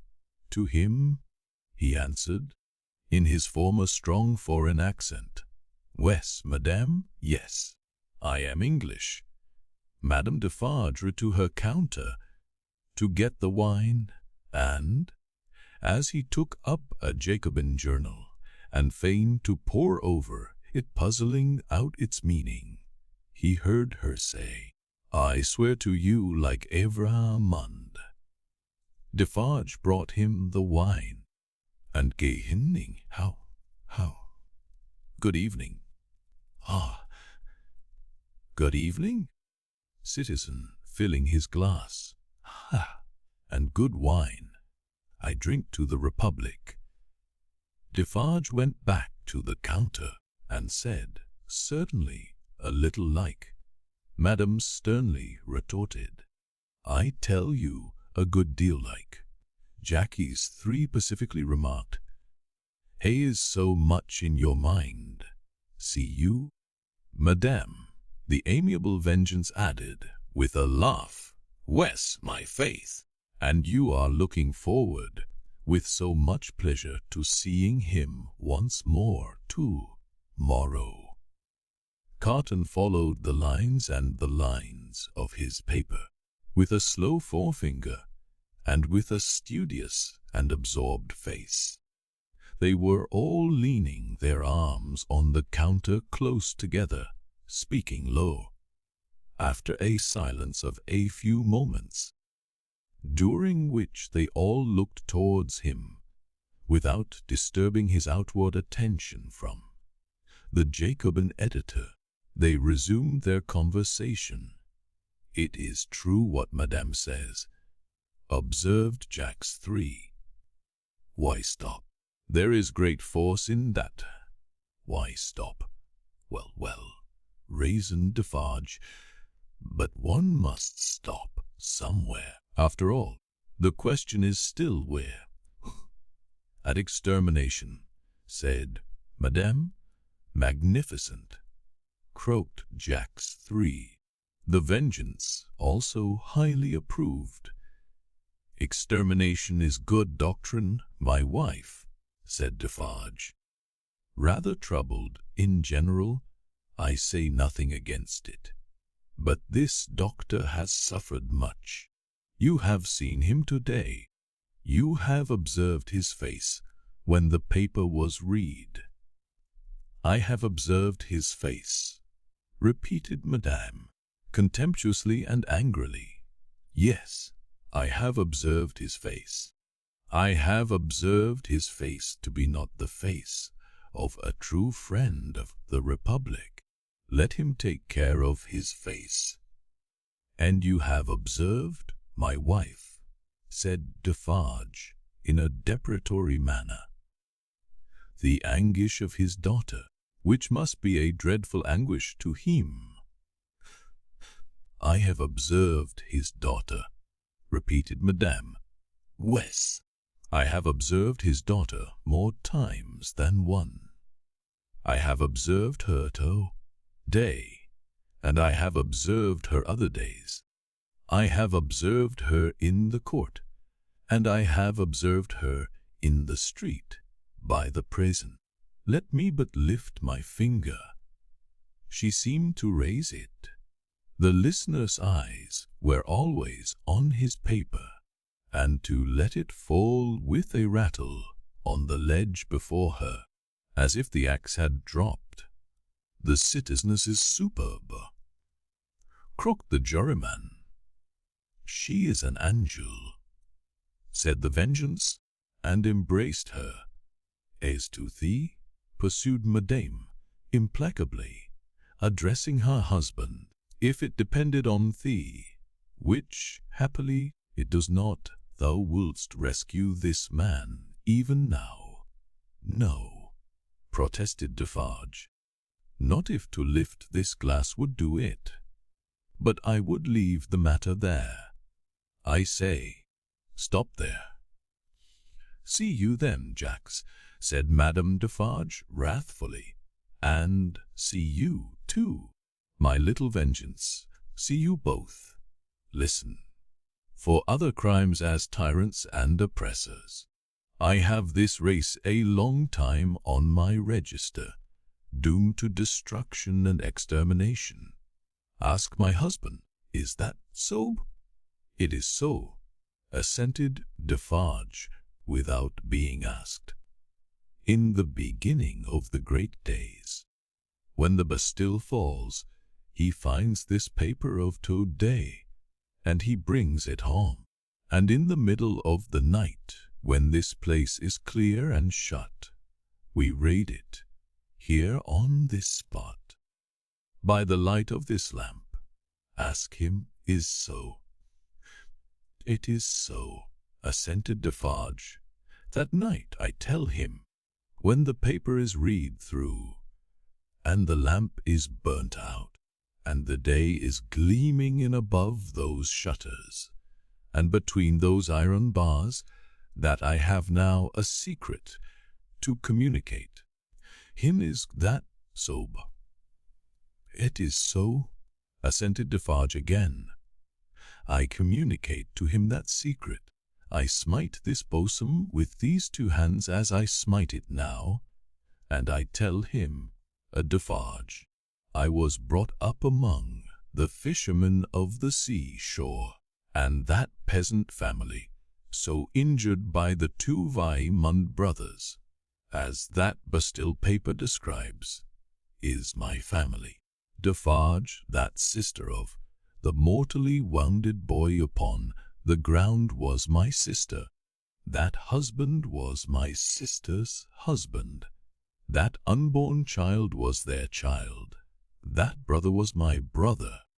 That father was my father. Those dead are my dead. And that summons to answer for those things descends to me.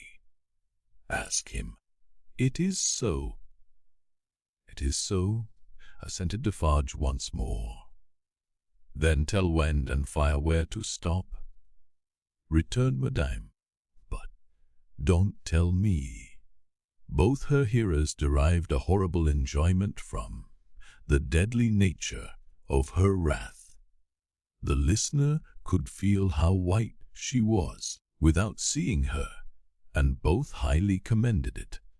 Defarge, a weak minority, interposed a few words for the memory of the compassionate wife of the Marquis, but only elicited from his own wife a repetition of her last reply.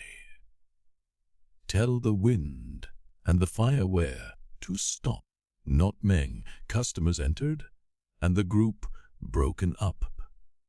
The English customer paid for what he had, perplexedly counted his change and asked, as a stranger, to be directed towards the National Palace. Madame Defarge took him to the door and put her arm on his, in pointing out the road. The English customer was not without his reflections then that it might be a good deed to seize that arm, lift it, and strike under it sharp and deep, but he went his way, and was soon swallowed up in the shadow of the prison wall. At the appointed hour, he emerged from it to present himself in Mr. Lorry's room again, where he found the old gentleman walking to and fro in restless anxiety. He said he had been with Lucie until just now, and had only left her for a few minutes to come and keep his appointment. Her father had not been seen since he quitted the banking house towards 4 o'clock.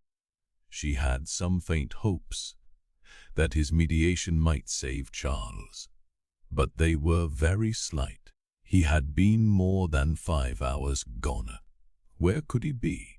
Whereas Mr. Lorry waited until 10, but Dr. Manette not returning, and he being unwilling to leave Lucie any longer, it was arranged that he should go back to her and come to the banking house again at midnight.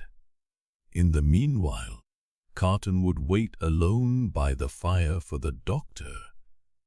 He waited, and the clock struck 12, but Dr. Manette did not come back.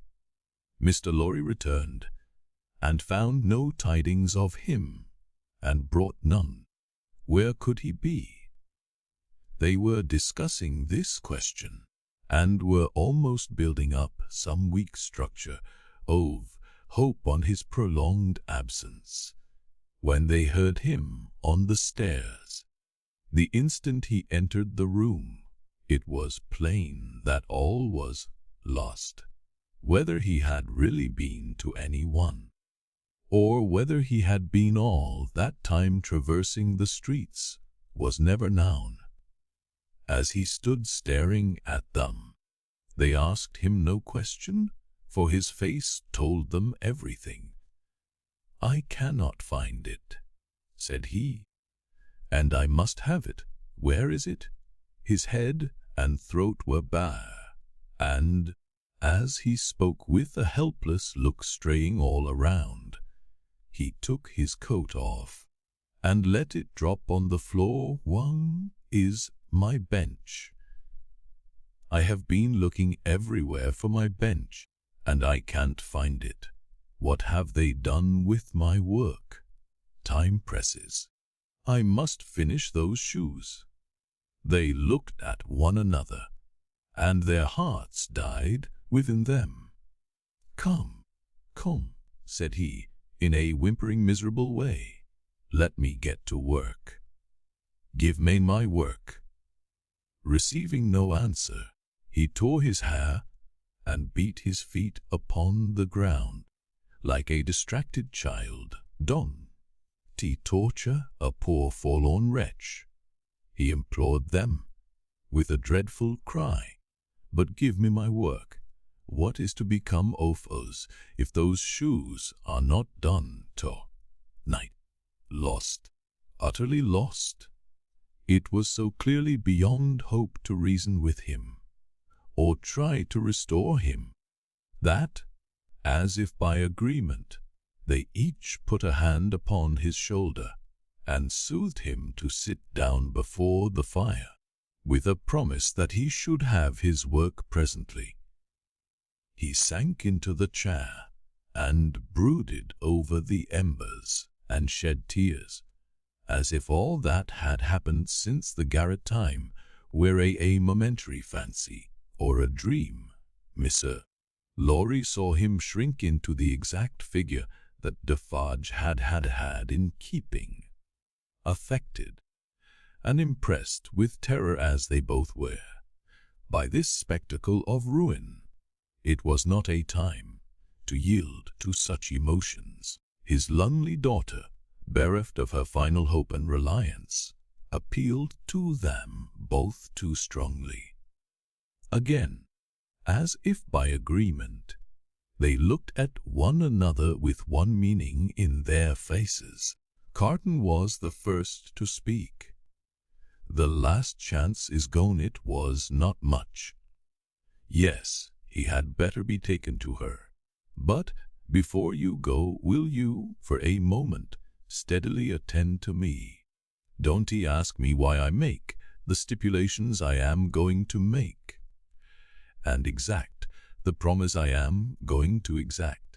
I have a reason, a good one. I do not doubt that, answered Mr. Lorry.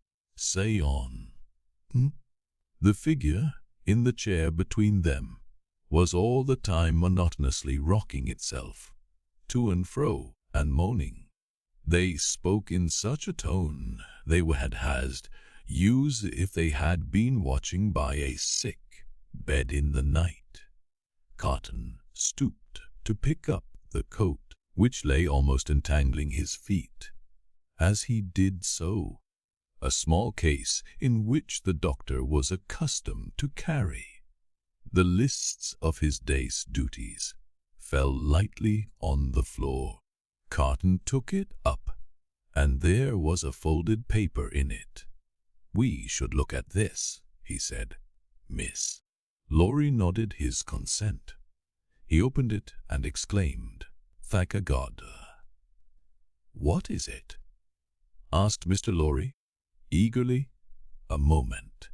Let me speak of it in its place." First, he put his hand in his coat and took another paper from it. "That is the certificate which enables me to pass out of this city. Look at it. You see Sidney Carton, an Englishman." Mr. Lorry held it open in his hand, gazing in his earnest face. "Keep it for me until tomorrow. I shall see him tomorrow, you remember, and I had better not take it into the prison."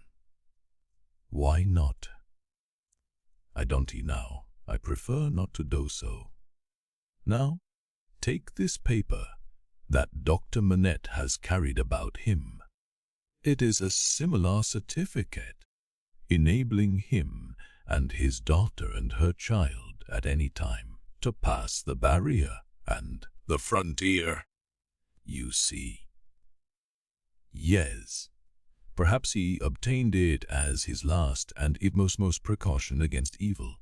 Yesterday. When is it dated? But no matter. Don't stay to look. Put it up carefully with mine and your own. Now, observe, I never doubted until within this hour or two that he had or could have such a paper. It is good until recalled, but it may be soon recalled, and I have reason to think will be. They are not in danger. They are in great danger. They are in danger of denunciation by Madame Defarge. I know it from her own lips. I have overheard words of that woman's to-night, which have presented their danger to me in strong colors.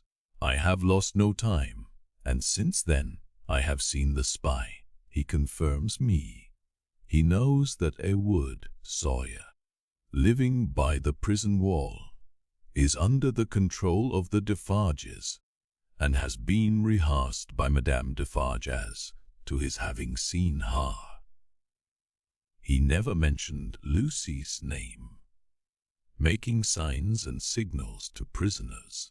It is easy to foresee that the pretense will be the common one, a prison plot, and that it will involve her life, and perhaps her child's, and perhaps her father's, for both have been seen with her at that place.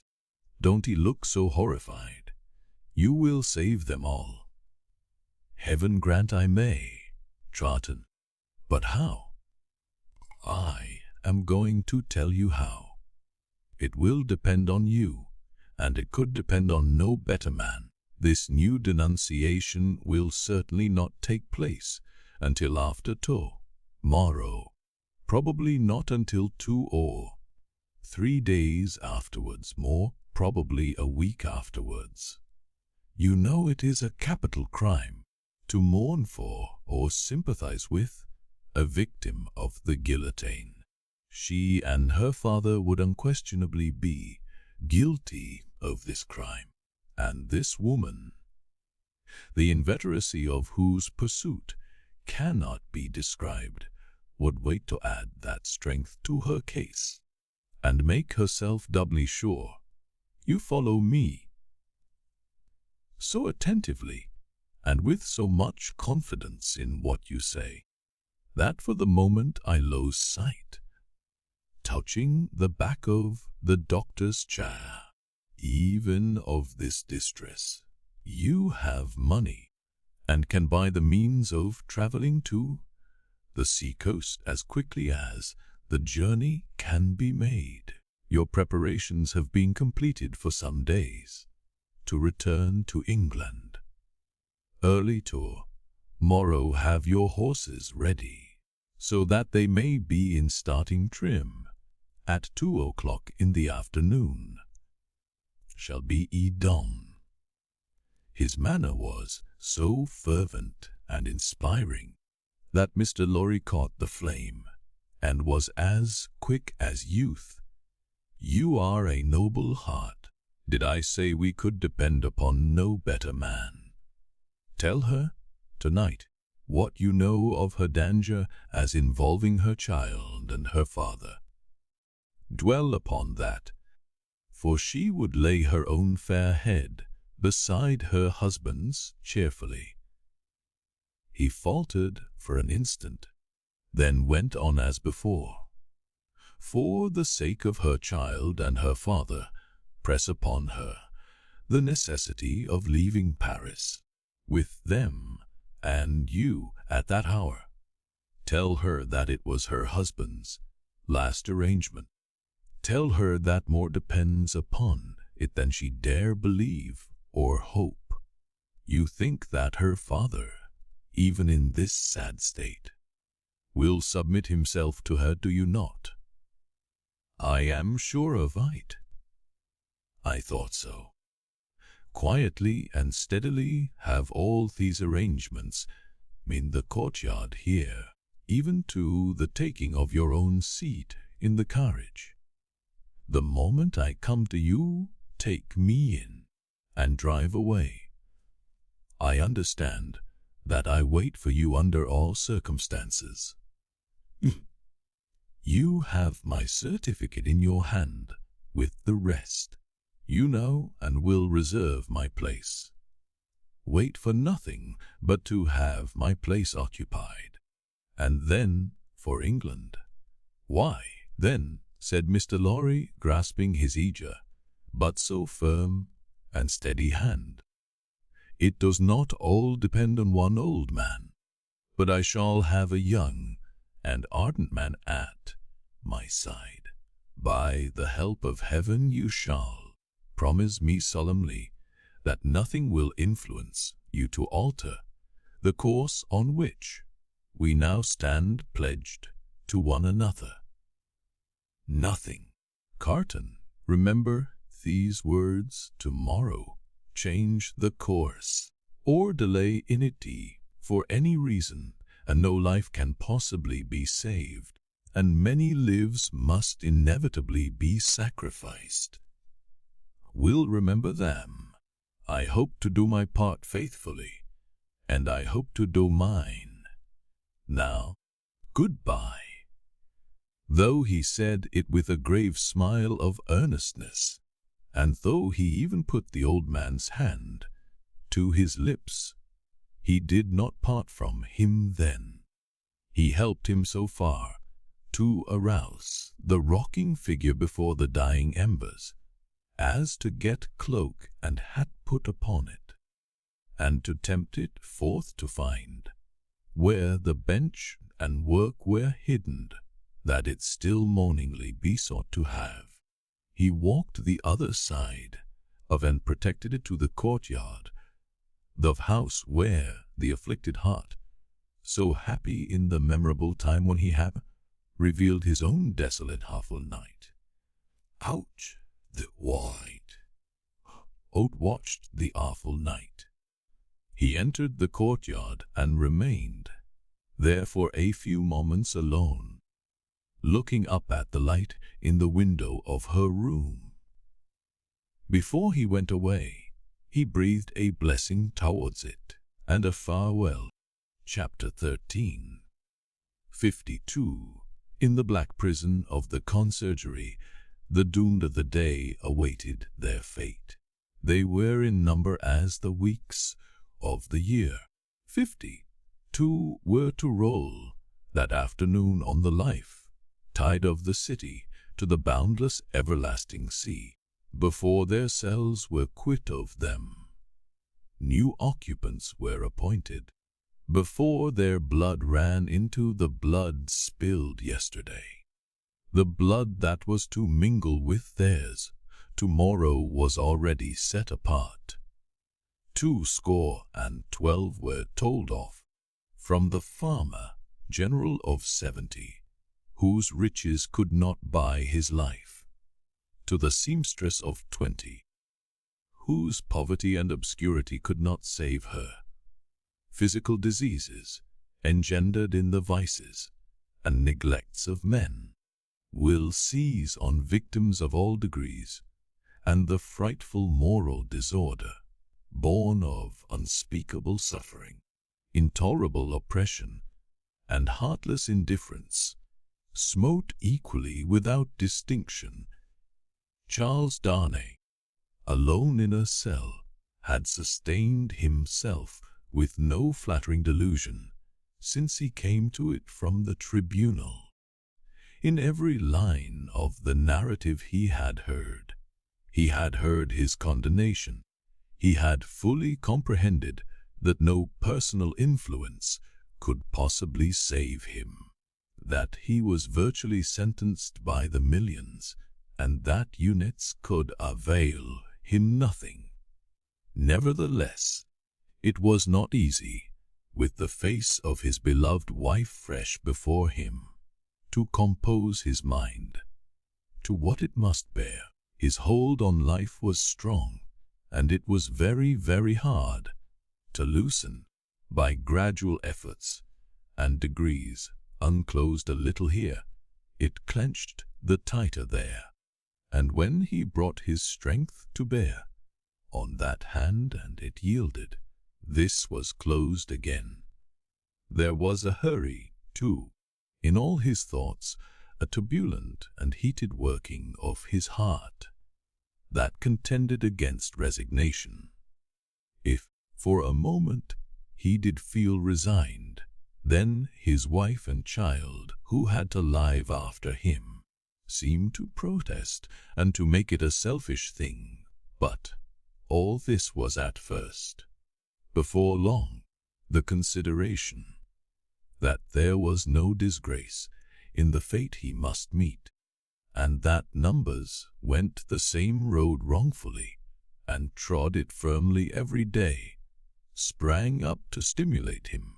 Next followed the thought that much of the future peace of mind enjoyable by the dear ones depended on his quiet fortitude. So, by degrees he calmed into the better state, when he could raise his thoughts much higher and draw comfort down. Before it had set in dark on the night of his condemnation, he had travelled thus far on his last way. being allowed to purchase the means of writing, and a light. He sat down to write until such time as the prison lamps should be extinguished. He wrote a long letter to Lucie, showing her that he had known nothing of her father's imprisonment until he had heard of it from herself, and that he had been as ignorant as she of his father and uncle's responsibility for that misery. Until the paper had been read, he had already explained to her that his concealment from herself of the name he had relinquished was the one condition, fully intelligible now, that her father had attached to their betrothal, and was the one promise he had still exacted on the morning of their marriage. He entreated her, for her father's sake, never to seek to know whether her father had become oblivious of the existence of the paper, or had it recalled to him, for the moment or for good, by the story of the tower, on that old Sunday under the dear old plane tree in the garden. If he had preserved any definite remembrance of it, there could be no doubt that he had supposed it destroyed with the Bastille, when he had found no mention of it among the relics of prisoners which the populace had discovered there, and which had been described to all the world. He besought her, though he added that he knew it was needless, to console her father by impressing him through every tender means she could think of, with the truth that he had done nothing for which he could justly reproach himself, but had uniformly forgotten himself for their joint sakes. Next to her preservation, his own last grateful love and blessing, and her overcoming of her sorrow, to devote herself to their dear child, he adjured her, as they would meet in heaven, to comfort her father. To her father himself, he wrote in the same strain, but he told her father that he expressly confided his wife and child to his care, and he told him this very strongly, with the hope of rousing him from any despondency or dangerous retrospect towards which he foresaw he might be tending. To Monsieur Laurie he commended them all, and explained his worldly affairs. That done, with many added sentences of grateful friendship and warm attachment, all was done. He never thought of Carton. His mind was so full of the others that he never once thought of him. He had time to finish these letters before the lights were put out. When he lay down on his straw bed, he thought he had done with this world, but it beckoned him back in his sleep and showed itself in shining forms, free and happy, back in the old house in Soho, as though it had nothing in it like the rail house, unaccountably released and light of heart. He was with Lucie again, and she told him it was all a dream, and he had never gone away. A pause of forgetfulness, and then he had even suffered, and had come back to her, dead and at peace, and yet there was no difference in him. Another pause of oblivion, and he awoke in the sombre morning, unconscious where he was or what had happened, until it flashed upon his mind, "This is the day of my death." Thus had he come through the hours, to the day when the 52 heads were to fall, and now, while he was composed, and hoped that he could meet the end with quiet heroism. A new action began in his waking thoughts, which was very difficult to master. He had never seen the instrument that was to terminate his life. How high it was from the ground, how many steps it had, where he would be stood, how he would be touched, whether the touching hands would be that red, which way his face would be turned, whether he would be the first, or might be the last. These and many similar questions, in no wise directed by his will, obtruded themselves over and over again, countless times. Neither were they connected with fear. He was conscious of no fear.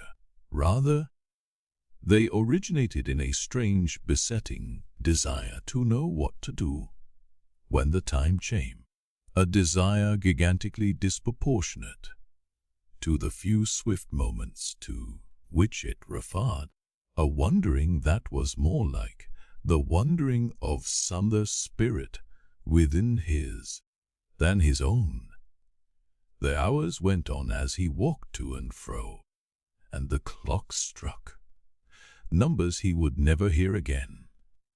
9 gone forever, 10 gone forever, 11 gone forever, 12 coming on to pass away. After a hard contest with that eccentric action of thought which had last perplexed him, he had got the better of it. He walked up and down, softly repeating their names to himself. The worst of the strife was over. He could walk up and down, free from distracting fancies, praying for himself and for them. 12 gone forever. He had been apprised that the final hour was 3, and he knew he would be summoned some time earlier, inasmuch as the tumbril jolted heavily and slowly through the streets. Therefore, he resolved to keep 2 before his mind as the hour, and so to strengthen himself in the interval, that he might be able, after that time, to strengthen others. Walking regularly to and fro with his arms folded on his breast, a very different man from the prisoner who had walked to and fro at La Force. He heard one struck away from him without surprise. The hour had measured like most other hours. Devoutly thankful to heaven for his recovered self-possession, he thought, "There is but another now," and turned to walk again. Footsteps in the stone passage outside the door. He stopped. The key was put in the lock and turned. Before the door was opened, or as it opened, a man said in a low voice in English, "He has never seen me here. I have kept out of his way. Go you in alone. I wait near. Lose no time." The door was quickly opened and closed, and there stood before him face to face, quiet, intent upon him, with the light of a smile on his features and a cautionary finger on his lip, Sidney Carton. There was something so bright and remarkable in his look that, for the first moment, the prisoner misdoubted him to be an apparition of his own imagining. But he spoke, and it was his voice. He took the prisoner's hand, and it was his real grasp. "Of all the people upon earth, you least expected to see me," he said. "I could not believe it to be you. I can scarcely believe it now. You are not." The apprehension came suddenly into his mind. "A prisoner?" "No. I am accidentally possessed of a power over one of the keepers here, and in virtue of it I stand before you. I come from her, your wife, Dear Darnay. The prisoner wrung his hand. I bring you a request from Ha. What is it? A most earnest, pressing and emphatic entreaty, addressed to you in the most pathetic tones of the voice so dear to you that you well remember. The prisoner turned his face partly aside. You have no time to ask me why I bring it, or what it means. I have no time to tell you. You must comply with it. Take off those boots you wear, and draw on these of mine. There was a chair against the wall of the cell, behind the prisoner. Carton, pressing forward, had already, with the speed of lightning, got him down into it, and stood over him, barefoot. Draw on these boots of mine. Put your hands to them. Put your will to them. Quick, Carton, there is no escaping from this place. It never can be done. You will only die with me. It is madness. It would be madness if I asked you to escape. But do I? When I ask you to pass out that door, tell me it is madness and remain here.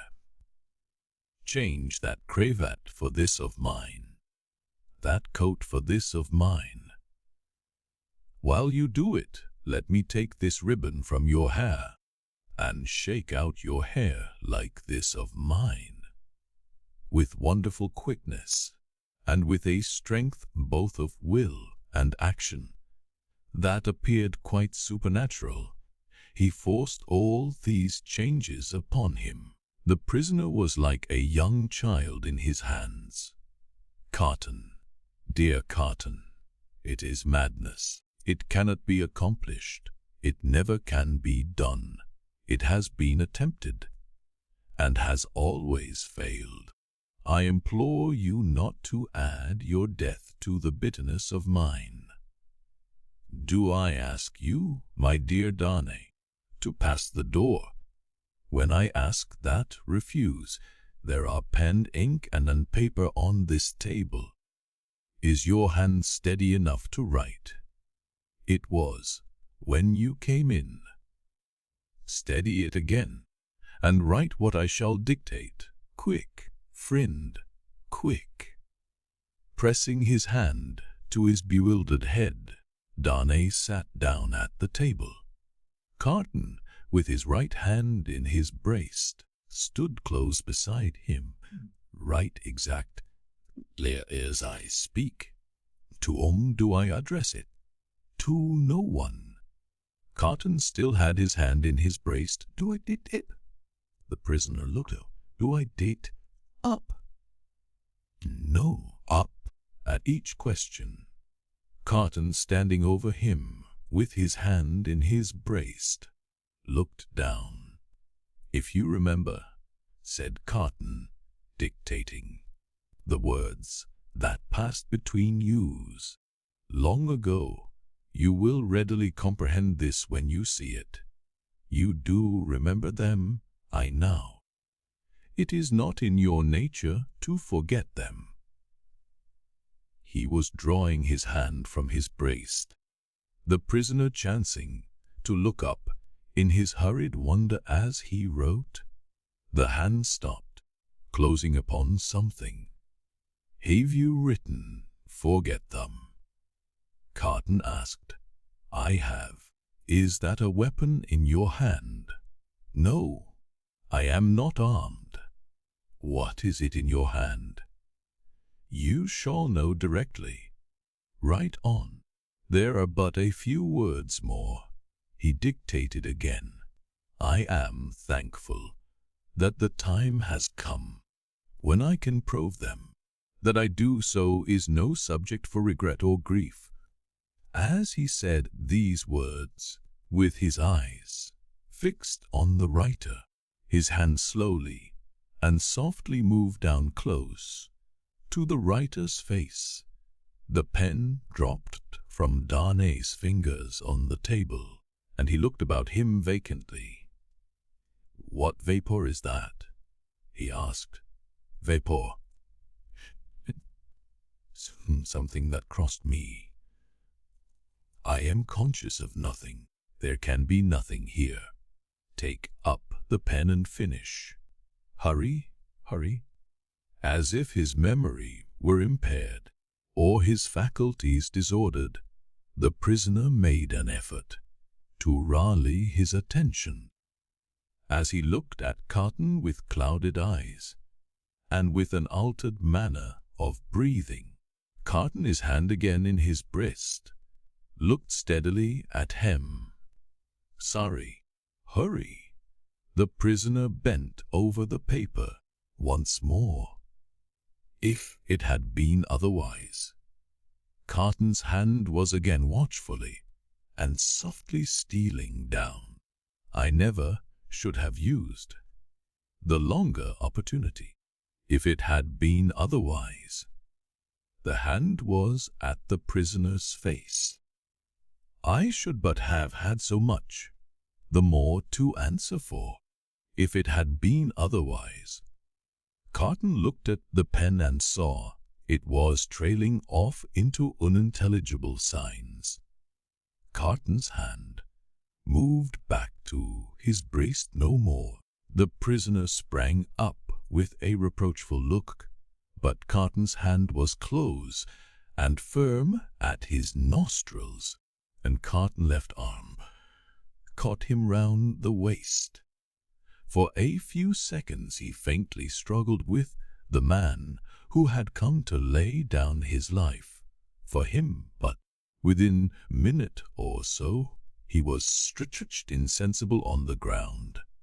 Quickly, but with hands as true to the purpose as his heart was, Carton dressed himself in the clothes the prisoner had laid aside, combed back his hair, and tied it with the ribbon the prisoner had worn. Then he softly called, "Enter there." "Come in," and the spy presented himself. "You see," said Carton, looking up, as he kneeled on one knee beside the insensible figure, putting the paper in the breast, "is your hazard very great, Mr. Carton?" The spy answered, with a timid snap of his fingers, "My hazard is not that. In the thick of business here, if you are true to the whole of your bargain, done, fair me, I will be true to the death. You must be Mr. Carton, if the tale of 52 is to be right. Being made right by you in that dress, I shall have no fare. Have no fare. I shall soon be out of the way of harming you, and the rest will soon be far from here, please God. Now, get assistance and take me the coach."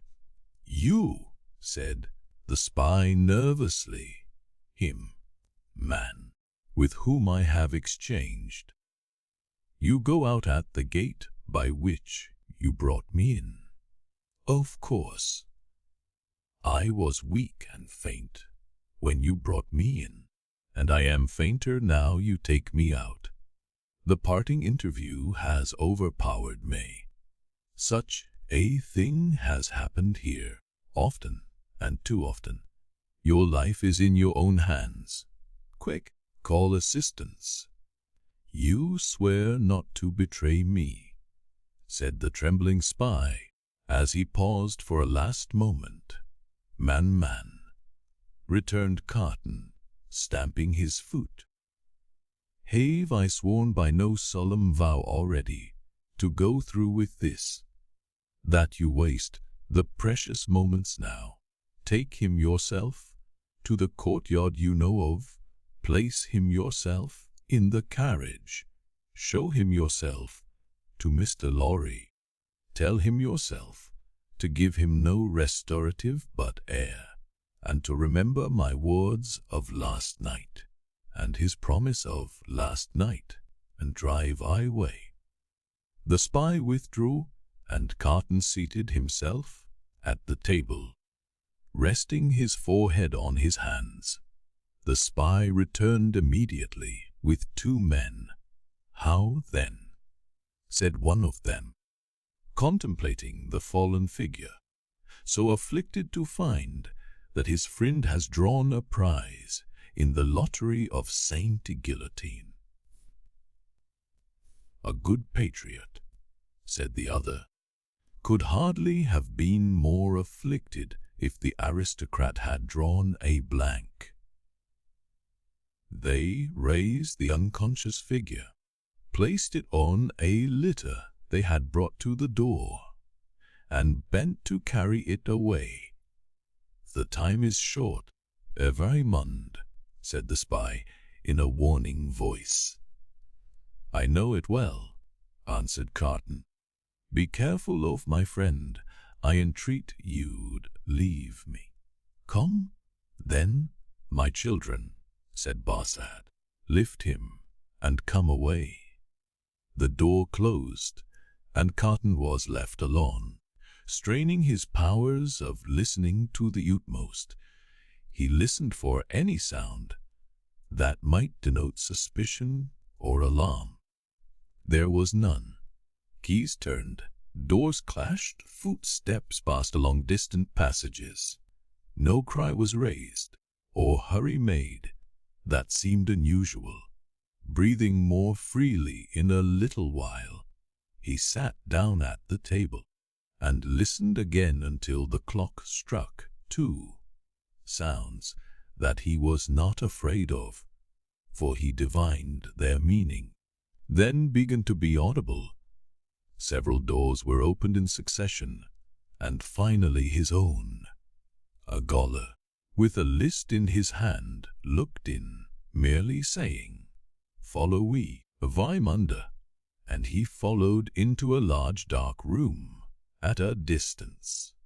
It was a dark winter day, and what with the shadows within, and what with the shadows without, he could but dimly discern the others who were brought there to have their arms bound.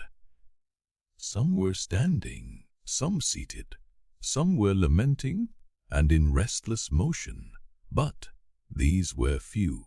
The great majority were silent and still, looking fixedly at the ground, as he stood by the wall in a dim corner, while some of the 50, 2 were brought in after him. One man stopped in passing to embrace him, as having a knowledge of him. It thrilled him with a great dread of discovery, but the man went on. A very few moments after that, a young woman, with a slight girlish form, a sweet spare face in which there was no vestige of color, and large widely opened patient eyes, rose from the seat where he had observed her sitting, and came to speak to him. "But, Citizen Evrémonde," she said, touching him with her cold hand, "I am poor little seamstress, who was with you in La Force." He murmured for answer, "True, I forget what you were accused of." "Plots, though the just heaven knows that I am innocent of any. Is it likely? Who would think of plotting with a poor little weak creature like me?" The forlorn smile with which she said it so touched him that tears started from his eyes. "I am not afraid to die, Citizen Evrémonde, but I have done nothing. I am not unwilling to die if the Republic, which is to do so much good to us poor, will profit by my death. But I do not know how that can be, Citizen Evrémonde. Such a poor weak little creature. As the last thing on earth that his heart was to warm and soften to, it warmed and softened to this pitiable girl. "Hi, you were released, Citizen Evrémonde. I hoped it was true. It was. But I was again taken condemned. I may ride with you, citizen of Ramonde. Will you let me hold your hand? I am not afraid, but I am little and weak, and it will give me more courage. As the patient eyes were lifted to his face, he saw a sudden doubt in them, and then astonishment. He pressed the work-worn, hunger-worn young fingers, and touched his lips. "Are you dying for him?" she whispered. "And his wife and child?" "Hush." "Yes." "Oh, you will let me hold your brave hand, stranger." "Hush." "Yes, my poor sister, to the last." The same shadows that are falling on the present are falling in that same hour of the early afternoon on the barrier with the crowd about it, when a coach going out of Paris drives up to be examined. Who goes here? Whom have we within? Papers. The papers are handed out and read. Alexandre Manette. Physician. French. Which is he? This is he? This helpless, inarticulately murmuring, wandering old man pointed out. Apparently the citizen doctor is not in his right mind. The revolution fever will have been too much for him. Greatly too much for him. Many suffer with it. His daughter, French. Which is she? This is she. Apparently it must be Lucie, the wife of Raymond, is it not? It is. Raymond has an assignation elsewhere. Lucie, her child. This is she and no other. Kiss me, child of Raymond. Now, thou hast kissed a good Republican. Something new in thy family, remember it. Sidney Carton. Advocate. English. Which is he? He lies here in this corner of the carriage. He, too, is pointed out. Apparently the English advocate is in a swoon. It is hoped he will recover in the fresher air. It is represented that he is not in strong health, and has separated sadly a friend, who is under the displeasure of the Republic. Is that all? It is not a great deal, that many are under the displeasure of the Republic, and must look out at the little window. Jerry Banker. English. Which is he? I am he. Necessarily, being the last. It is Jarvis Lorry who has replied to all the previous questions. It is Jarvis Lorry who has alighted and stands with his hand on the coach door, replying to a group of officials. They leisurely walk round the carriage and leisurely mount the box to look at what little luggage it carries on the roof. The country people hanging about press nearer to the coach doors and greedily stare in. A little child, carried by its mother, has its short arm held out for it, that it may touch the wife of an aristocrat who has gone to the guillotine. Behold your papers, Jarvis Lorry. Countersigned. One can depart, citizen. One can depart. Forward, my postilions. A good journey. I salute you, citizens. And the first danger past. These are again the words of Jarvis Lorry, as he clasps his hands and looks upward. There is terror in the carriage. There is weeping. There is the heavy breathing of the insensible traveler. We not going too slowly? Can they not be induced to go faster? asks Lucie, clinging to the old man. It would seem like flight. My darling, I must not urge them too much. It would rouse suspicion. Look back, and see if we are pursued. The road is clear, my dearest. So far, we are not pursued. Houses in 2s and 3s pass by us. Solitary farms, ruinous buildings, dye works, tanneries, and the like, open country, avenues of leafless trees. The hard uneven pavement is under ooze. The soft deep mud is on either side. Sometimes we strike into the skirting mud to avoid the stones that clatter ooze and shake ooze. Sometimes we stick in ruts and sloughs there. The agony of our impatience is then so great that in our wild alarm and hurry we are forgetting out and running, hiding, doing anything but stopping out of the open country.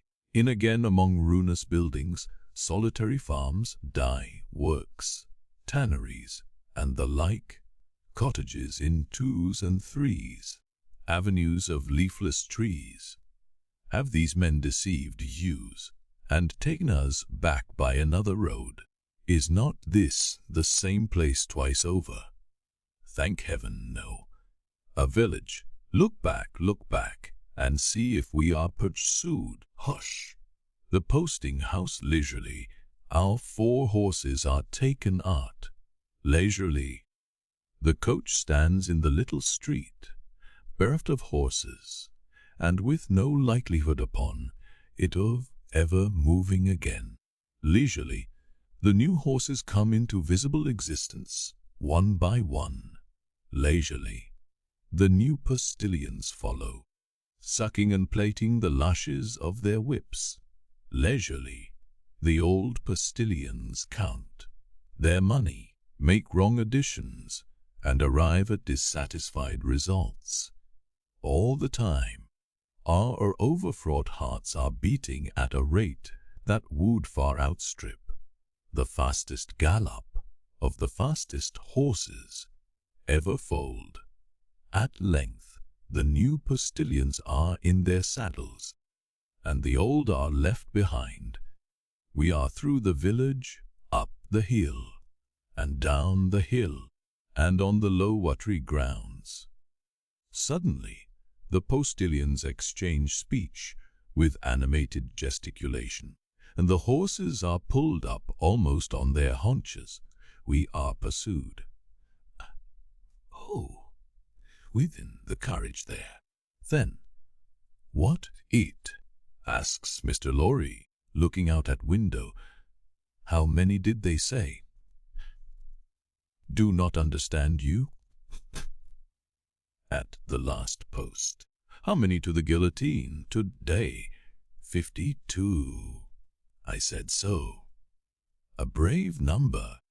My fellow citizen here would have it 40. 10 more heads are worth having. The guillotine goes handsomely, high forward. Whoop! The night comes on dark. He moves more. He is beginning to revive, and to speak intelligibly. He thinks they are still together. He asks him, by his name, what he has in his hand. Oh, pity us, kind heaven, and help us.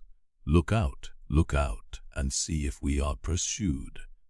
The wind is rushing after yous, and the clouds are flying after ooze, and the moon is plunging after ooze, and the whole wild night is in pursuit of us. So far, we are pursued by nothing else. Chapter 40. The knitting done. In that same juncture of time, when the 52 awaited their fate, Madame Defarge held darkly ominous counsel with vengeance, and Jacques III of the revolutionary jury. Not in the wine shop did Madame Defarge confer with these ministers, but in the shed of the Wood-Sawyer. erst a mender of roads. The Sawyer himself did not participate in the conference, but abided a little distance, like an outer satellite who was not to speak until required, or to offer an opinion until invited. "But our Defarge," said XXIII, "is undoubtedly a good Republican. There is no better." The voluble Vengeance protested in harsh shrill notes. "In France." "Peace, little Vengeance," said Madame Defarge, laying her hand with a slight frown on her lieutenant's lips. "Hear me speak. My husband, fellow citizen, is a good Republican and a bold man. He has deserved well of the Republic, and possesses its confidence. But my husband has his weaknesses, and he is so weak as to relent towards this doctor. It is a great pity," croaked XXIII, dubiously shaking his head, with his cruel fingers at his hungry mouth. "It is not quite like a good citizen. It is a thing to regret. See you," said Madame, "I care nothing for this doctor. He may wear his head or lose it. For any interest I have in him, it is all one to me. But the Evraimund people are to be exterminated, and the wife and child must follow the husband and father. Buck, she has a fine head for it," croaked XXIII. "I have seen blue eyes and golden hair there, and they looked charming when Samson held them up. Ogre that he was, he spoke like an epicure." Madame Defarge cast down her eyes and reflected a little. "The child also," observed XXIII, with a meditative enjoyment of his words, "has golden hair and blue eyes, and we seldom have a child there. It is a pretty sight."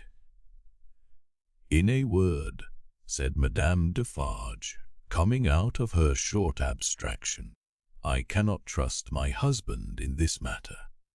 Not only do I feel, since last night, that I dare not confide to him the details of my projects, but also I feel that if I delay, there is danger of his giving warning, and then they might escape.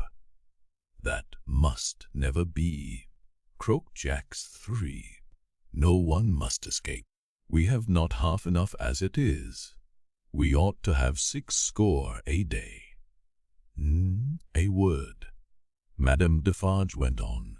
"My husband has not my reason for pursuing this family to annihilation, and I have not his reason for regarding this doctor with any sensibility. I must act for myself. Therefore, come hither, little citizen." The Wood-Sawyer, who held her in the respect, and himself in the submission of mortal fear, advanced with his hand to his red cap. "Touching those signals, little citizen," said Madame Defarge sternly, "that she made to the prisoners, you are ready to bear witness to them this very day." "Why not?" cried the Sawyer.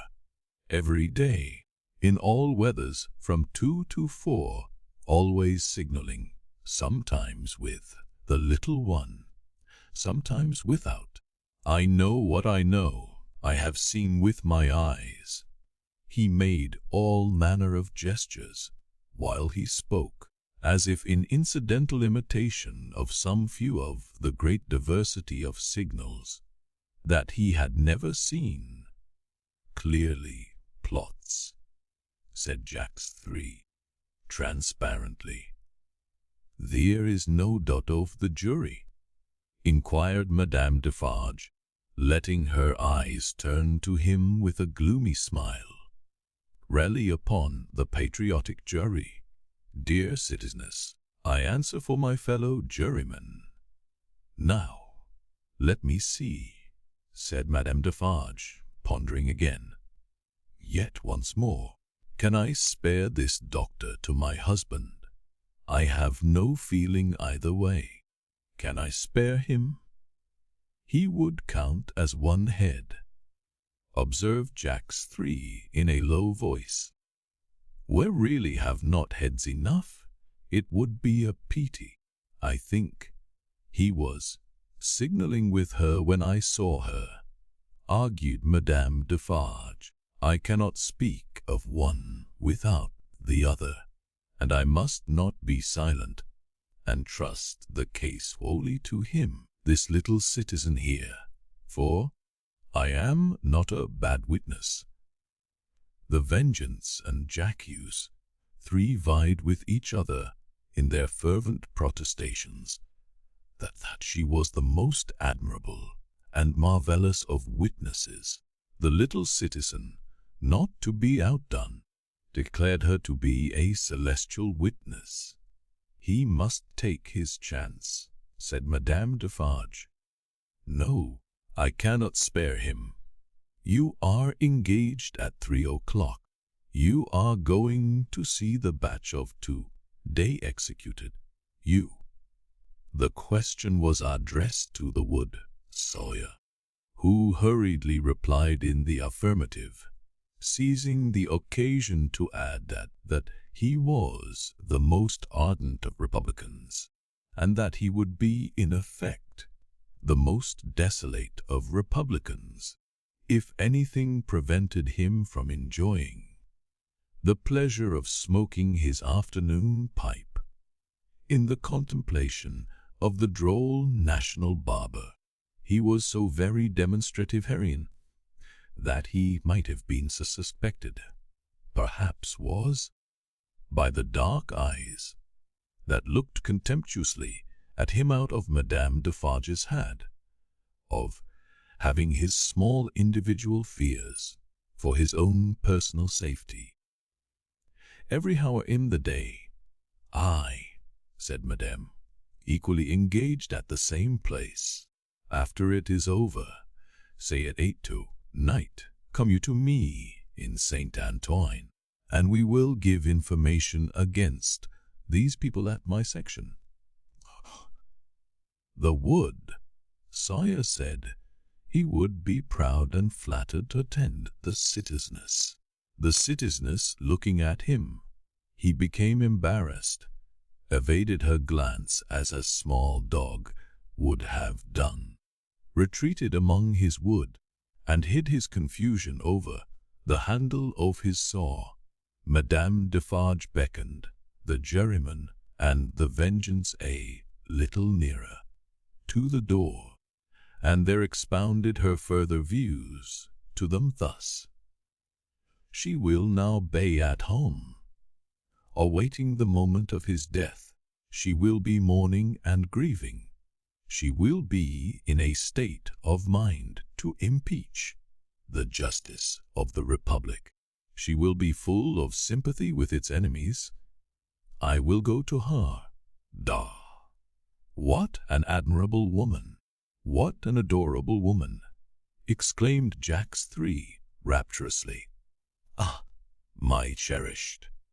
Cried the Vengeance, and embraced her. Take you my knitting, said Madame Defarge, placing it in her lieutenant's hands, and have it ready for me in my usual seat. Keep me my usual chair. Go you there, straight, for there will probably be a greater concourse than usual today. I willingly obey the orders of my chief, said the Vengeance with alacrity, and kissing her cheek. You will not be late. I shall be there before the commencement, and before the tumbrils arrive. Be sure you are there, my soul, said the Vengeance, calling after her, for she had already turned into the street. Before the tumbrils arrive, Madame Defarge slightly waved her hand, to imply that she heard, and might be relied upon to arrive in good time, and so went through the mud, and round the corner of the prison wall. The Vengeance and the juryman, looking after her as she walked away, were highly appreciative of her fine figure and her superb moral endowments. There were many women at that time upon whom the time laid a dreadfully disfiguring hand, but there was not one among them more to be dreaded than this ruthless woman, now taking her way along the streets. Of a strong and fearless character, of shrewd sense and readiness, of great determination, of that kind of beauty which not only seems to impart to its possessor fondness and animosity, but to strike into others an instinctive recognition of those qualities. The troubled time would have hived her up under any circumstances, but imbued from her childhood with a brooding sense of wrong and an inveterate hatred of a class, opportunity had developed her into a tigress. She was absolutely without pity. If she had ever had the virtue in her, it had quite gone out of her. It was nothing to her that an innocent man was to die for the sins of his forefathers. She saw not him, but them. It was nothing to her that his wife was to be made a widow and his daughter an orphan. That was insufficient punishment, because they were her natural enemies and her prey, and as such had no right to live. To appeal to her was made hopeless by her having no sense of pity even for herself. If she had been laid low in the streets, in any of the many encounters in which she had been engaged, she would not have pitied herself, nor, if she had been ordered to the axe tomorrow, would she have gone to it with any softer feeling than a fierce desire to change places with the man who sent her there. Such a heart Madame Defarge, under her rough robe, carelessly worn, it was a becoming robe enough, in a certain weird way, and her dark hair looked rich under her coarse red cap. Lying hidden in her bosom was a loaded pistol. Lying hidden at her waist was a sharpened dagger. Thus accoutred, and walking with the confident tread of such a character, and with the supple freedom of a woman who had habitually walked in her girlhood, barefoot and bare-legged, on the brown sea sand, Madame Defarge took her way along the streets.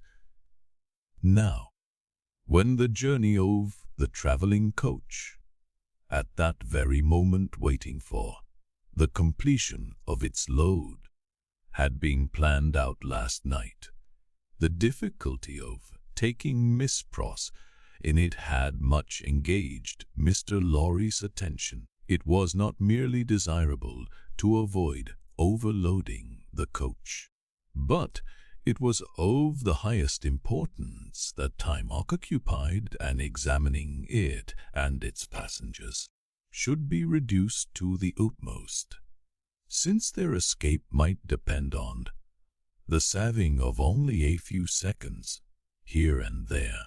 Finally, he had proposed, after anxious consideration, that Miss Pross and Jerry, who were at liberty to leave the city, should leave it at 3 o'clock in the lightest wheeled conveyance known to that period.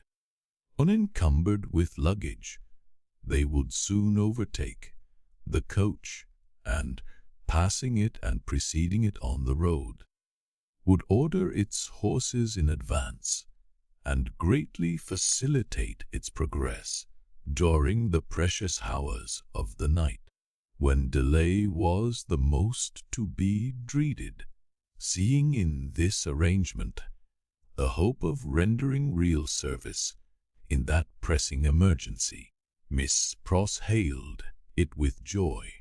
She and Jerry had beheld the coach start, had known who it was that Solomon brought, had passed some 10 minutes in tortures of suspense, and were now concluding their arrangements to follow the coach, even as Madame Defarge, taking her way through the streets, now drew nearer and nearer to the else deserted lodging in which they held their consultation. "Now what do you think, Mr. Cruncher?" said Miss Pross, whose agitation was so great that she could hardly speak, or stand, or move, or live. "What do you think of our not starting from this courtyard, another carriage having already gone from here to-day? It might awaken suspicion." "My opinion, miss," returned Mr. Cruncher, "is as you write. Likewise what I'll stand by you, right or wrong. I am so distracted with fear and hope for our precious creatures," said Miss Pross, wildly crying, "that I am incapable of forming any plan." "Are you capable of forming any plan, my dear good Miss Cruncher, respecting a future spear o' life, miss?" returned Mr. Cruncher. "I hope so. Respecting any present use o' this here blessed old head o' mine, I think not. Would you do me the favor, miss, to take notice o' 2 promises, and wows what is my wishes fur to record in this here crisis?" "Oh, for gracious sake!" cried Miss Pross, still wildly crying. "Record them at once, and get them out of the way, like an excellent man." "First," said Mr. Cruncher, who was all in a tremble, and who spoke with an ashy and solemn visage, "them poor things well out o' this. Never no more will I do it. Never no more."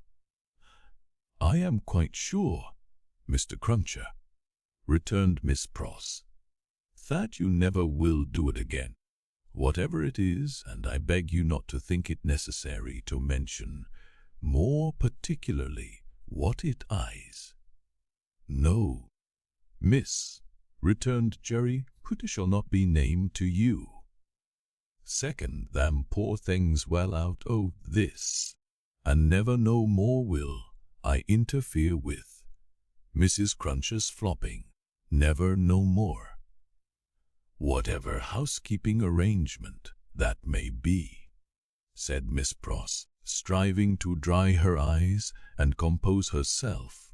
"I have no doubt it is best that Mrs. Cruncher should have it entirely under her own superintendence.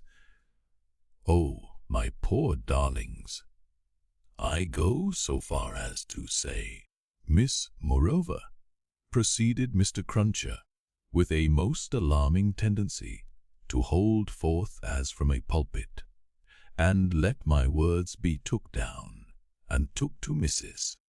Cruncher through yourself, that what my opinions respectin' flopping has undergone a change, and that what I only hope with all my heart, as Mrs. Cruncher, may be a flopping at the present time. There, I hope she is, my dear man," cried the distracted Miss Pross, "and I hope she finds it answering her expectations." "Forbid it," proceeded Mr. Cruncher, with additional solemnity, additional slowness, and additional tendency to hold forth and hold out. "Is anything what I have ever said or done should be visited on my earnest wishes, for them poor creatures now. Forbid it as we shouldn't flop, if it was anyways convenient to get 'em out. Oh, this here dismal risk. Forbid it, miss, what I say, forbid it. This was Mr. Cruncher's conclusion after a protracted but vain endeavour to find a better one. And still Madame Defarge, pursuing her way along the streets, came nearer and nearer. "If we ever get back to our native land," said Miss Pross, "you may rely upon my telling Mrs. Cruncher as much as I may be able to remember and understand of what you have so impressively said, and at all events you may be sure that I shall bear witness to your being thoroughly in earnest at this dreadful time. Now pray let us think, my esteemed Mr. Cruncher, let us think." Still Madame Defarge, pursuing her way along the streets, came nearer and nearer. "If you were to go before," said Miss Pross, "and stop the vehicle and horses from coming here, and were to wait somewhere for me, wouldn't that be best?" Mr. Cruncher thought it might be best. "Where could you wait for me?" asked Miss Pross. Mr. Cruncher was so bewildered that he could think of no locality but Temple Bar. Alas! Temple Bar was hundreds of miles away, and Madame Defarge was drawing very near indeed. "By the cathedral door," said Miss Pross. "Would it be much out of the way to take me in near the great cathedral door between the two towers?" "No, miss," answered Mr. Cruncher. "Then, like the best of men," said Miss Pross, "go to the posting house straight and make that change." "I am doubtful," said Mr. Cruncher, hesitating and shaking his head. "About leaving of you, you say? We don't know what may happen."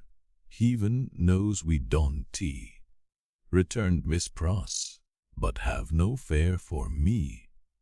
Take me in at the cathedral at 3 o'clock or as near it as you can, and I am sure it will be better than our going from here. I feel certain of it.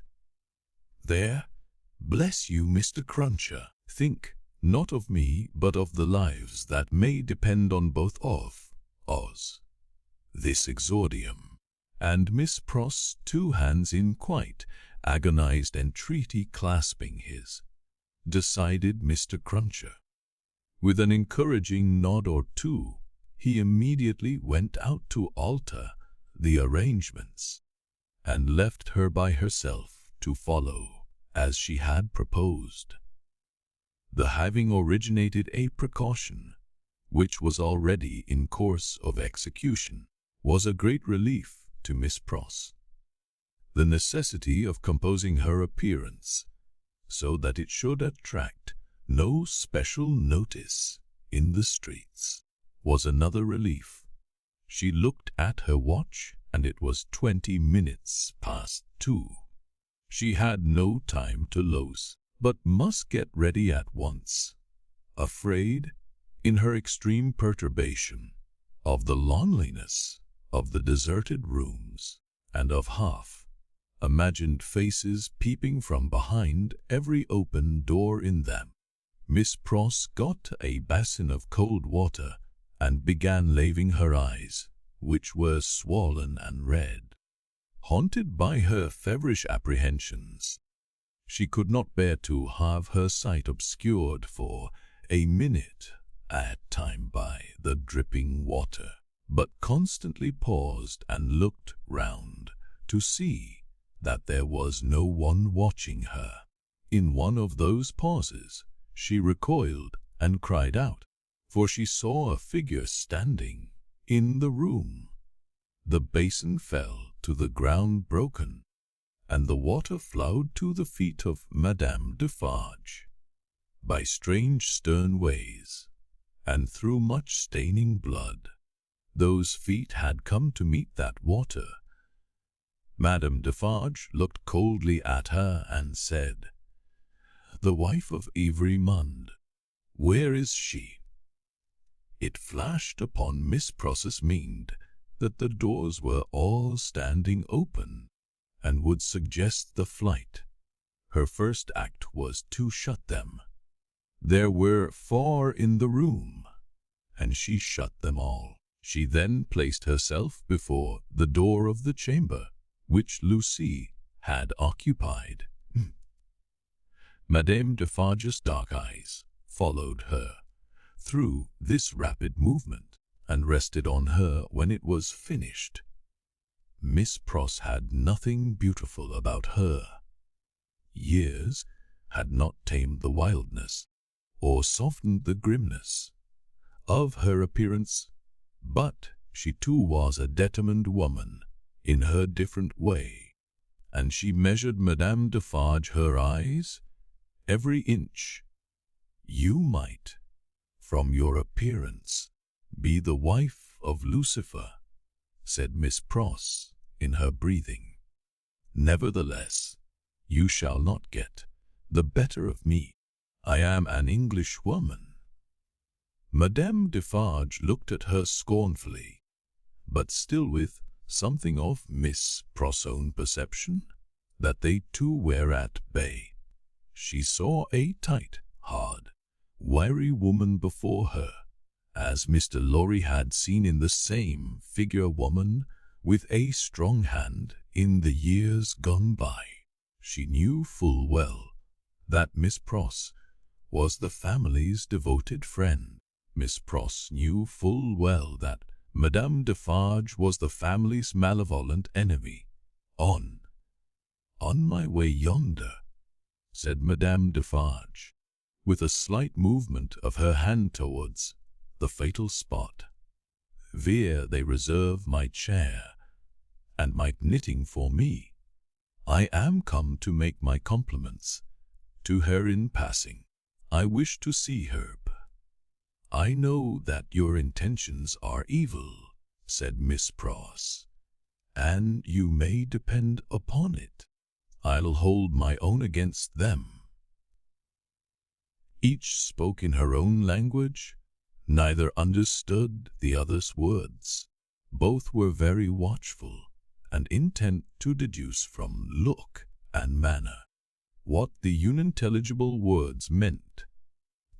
"Will do her no good to keep herself concealed from me at this moment," said Madame Defarge.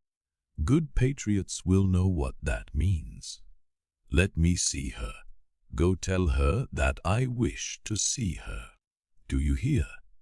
If those eyes of yours were bed winches," returned Miss Pross, "and I was an English four-poster, they shouldn't loose a splinter of me. No, you wicked foreign woman, I am your match."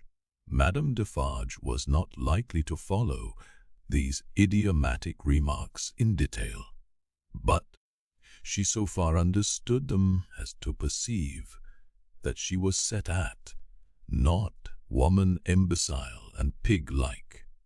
Said Madame Defarge, frowning, "I take no answer from you. I demand to see her. Either tell her that I demand to see her, or stand out of the way of the door and let me go to her." This, with an angry explanatory wave of her right arm. "I little thought," said Miss Pross, "that I should ever want to understand your nonsensical language, but I would give all I have, except the clothes I wear, to know whether you suspect the truth or any part of it." Neither of them for a single moment released the other's eyes.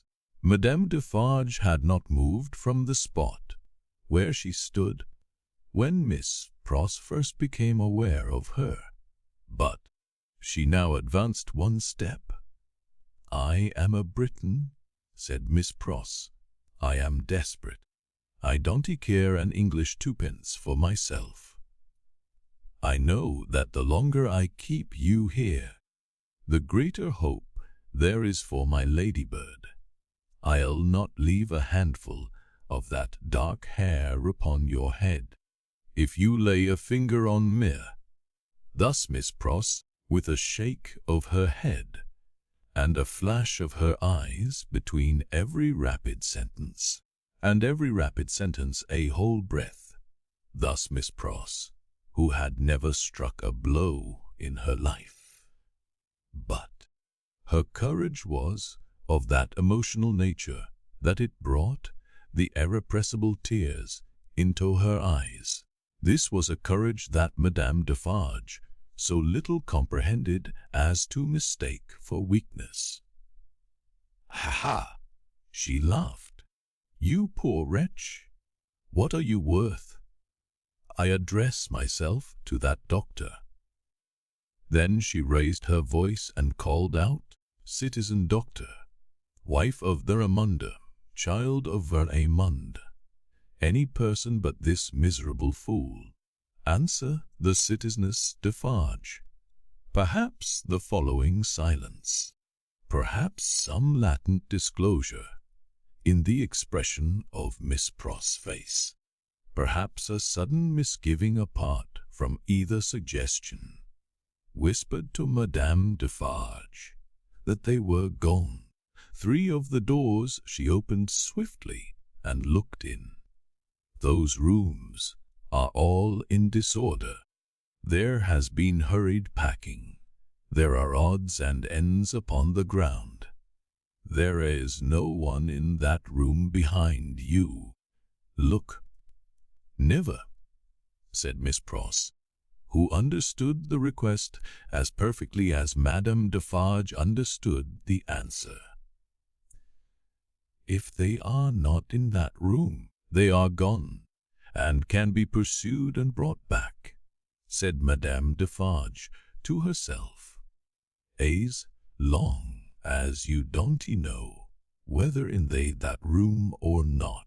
You are uncertain what to do," said Miss Pross to herself, "and you shall not know that if I can prevent your knowing it, and know that, or not now that, you shall not leave here while I can hold you. I have been in the streets from the first. Nothing has stopped me. I will tear you to pieces, but I will have you from that door," said Madame Defarge. "We are alone at the top of a high house in a solitary courtyard. We are not likely to be heard, and I pray for bodily strength to keep you here, while every minute you are here is worth 100,000 guineas to my darling," said Miss Pross. Madame Defarge made at the door. Miss Pross, on the instinct of the moment, seized her round the waist in both her arms, and held her tight. It was in vain for Madame Defarge to struggle and to strike. Miss Pross, with the vigorous tenacity of love, always so much stronger than hate, clasped her tight, and even lifted her from the floor. In the struggle that they had, the 2 hands of Madame Defarge buffeted and tore her face, but Miss Pross, with her head down, held her round the waist, and clung to her with more than the hold of a drowning woman. Soon Madame Defarge's hands ceased to strike, and felt at her encircled waist. "It is under my arm," said Miss Pross in smothered tones. "You shall not draw it. I am stronger than you. I bless heaven for it. I hold you till one or other of us faints or dies." Madame Defarge's hands were at her bosom. Miss Pross looked, saw what it was, struck at it, struck out a flash and a crash, and stood alone, blinded with smoke. All this was in a second. As the smoke cleared, leaving an awful stillness, it passed out on the air, like the soul of the furious woman whose body lay lifeless on the ground. In the first fright and horror of her situation, Miss Pross passed the body as far from it as she could, and ran down the stairs to call for fruitless help. Happily, she bethought herself of the consequences of what she did, in time to check herself and go back. It was dreadful to go in at the door again, but she did go in, and even went near it, to get the bonnet and other things that she must wear. These she put on, out on the staircase, first shutting and locking the door, and taking away the key.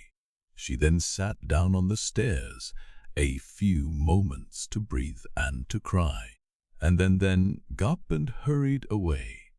By good fortune, she had a veil on her bonnet, or she could hardly have gone along the streets without being stopped. By good fortune, too, she was naturally so peculiar in appearance as not to show disfigurement like any other woman. She needed both advantages, for the marks of gripping fingers were deep in her face, and her hair was torn, and her dress, hastily composed with unsteady hands, was clutched and dragged 100 ways. In crossing the bridge, she dropped the door key in the river. Arriving at the cathedral some few minutes before her escort, and waiting there, she thought, what if the key were already taken in a net? What if it were identified? What if the door were opened and the remains discovered? What if she were stopped at the gate, sent to prison, and charged with murder? In the midst of these fluttering thoughts, the escort appeared, took her in, and took her away. "Is there any noise in the streets?" she asked him. "The usual noises, Mr. Cruncher replied, and looked surprised by the question, and by her aspect. "I don't hear you," said Miss Pross. "What do you say?" It was in vain for Mr. Cruncher to repeat what he said. Miss Pross could not hear him. "So I'll nod my head," thought Mr. Cruncher, amazed. "At all events she'll see that." And she did. "Is there any noise in the streets now?" asked Miss Pross again, presently. Again Mr. Cruncher nodded his head. "I don't hear it." "John deafin and how?" said Miss Cruncher, ruminating, with his mind much disturbed. "What's come to her?" "I feel," said Miss Pross, "as if there had been a flash and a crash, and that crash was the last thing I should ever hear in this life. But, lest if she ain't in a queer condition," said Miss Cruncher, more and more disturbed. "What can she have been attacking to keep her courage up? Hark! There's the roll of them dreadful carts. You can hear that, miss?" "I can hear," said Miss Pross, seeing that he spoke to her. "Nothing. Oh, my good man, there was first a great crash, and then a great stillness, and that stillness seems to be fixed and unchangeable, never to be broken any more as long as my life lasts. If she don't the roll of those dreadful carts, now very nigh the journey's end, said Mr. Cruncher, glancing over his shoulder. "It's my opinion that indeed she never will hear anything else in this world." And indeed she never did. Chapter 15.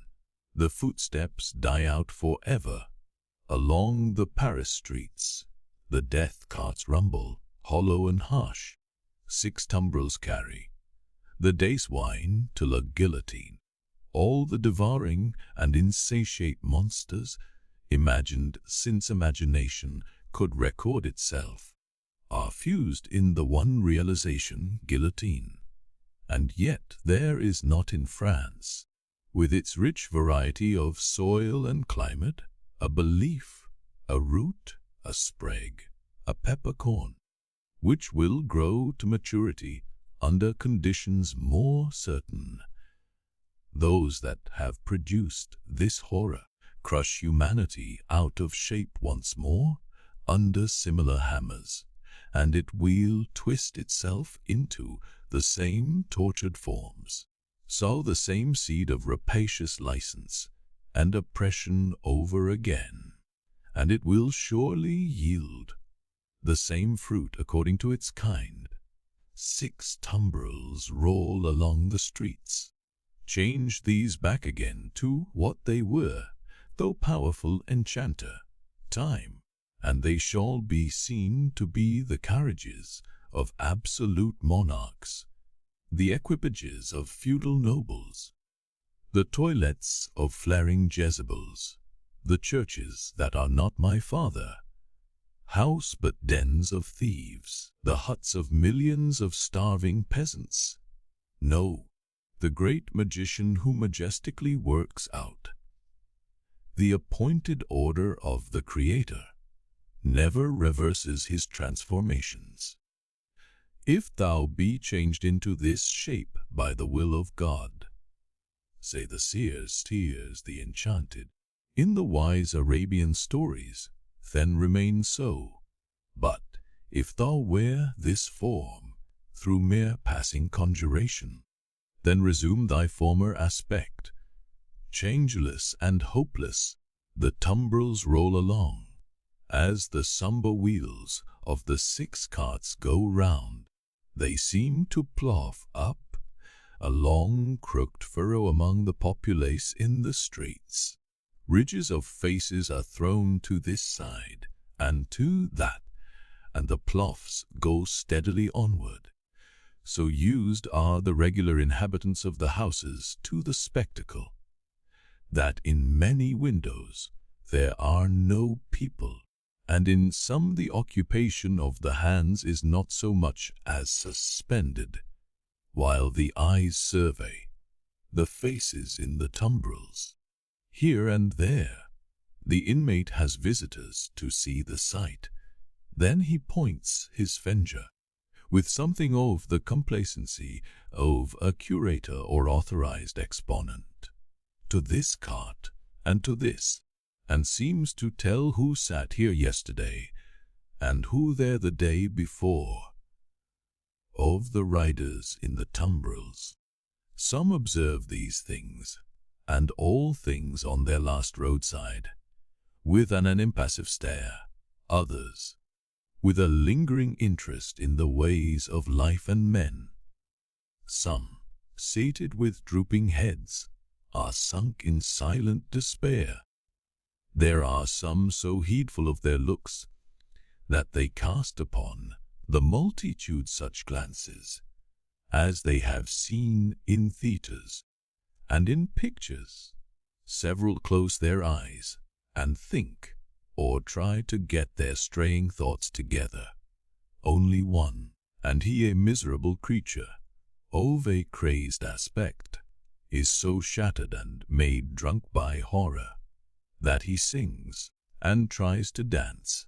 Not one of the whole number appeals, by look or gesture, to the pity of the people. There is a guard of sundry horsemen, riding and braced of the tumbrils, and faces are often turned up to some of them, and they are asked some question. It would seem to be always the same. Question 4. It is always followed by a press of people towards the third cart. The horsemen abreast of that cart frequently point out one man in it with their swords. The leading curiosity is to know which is he.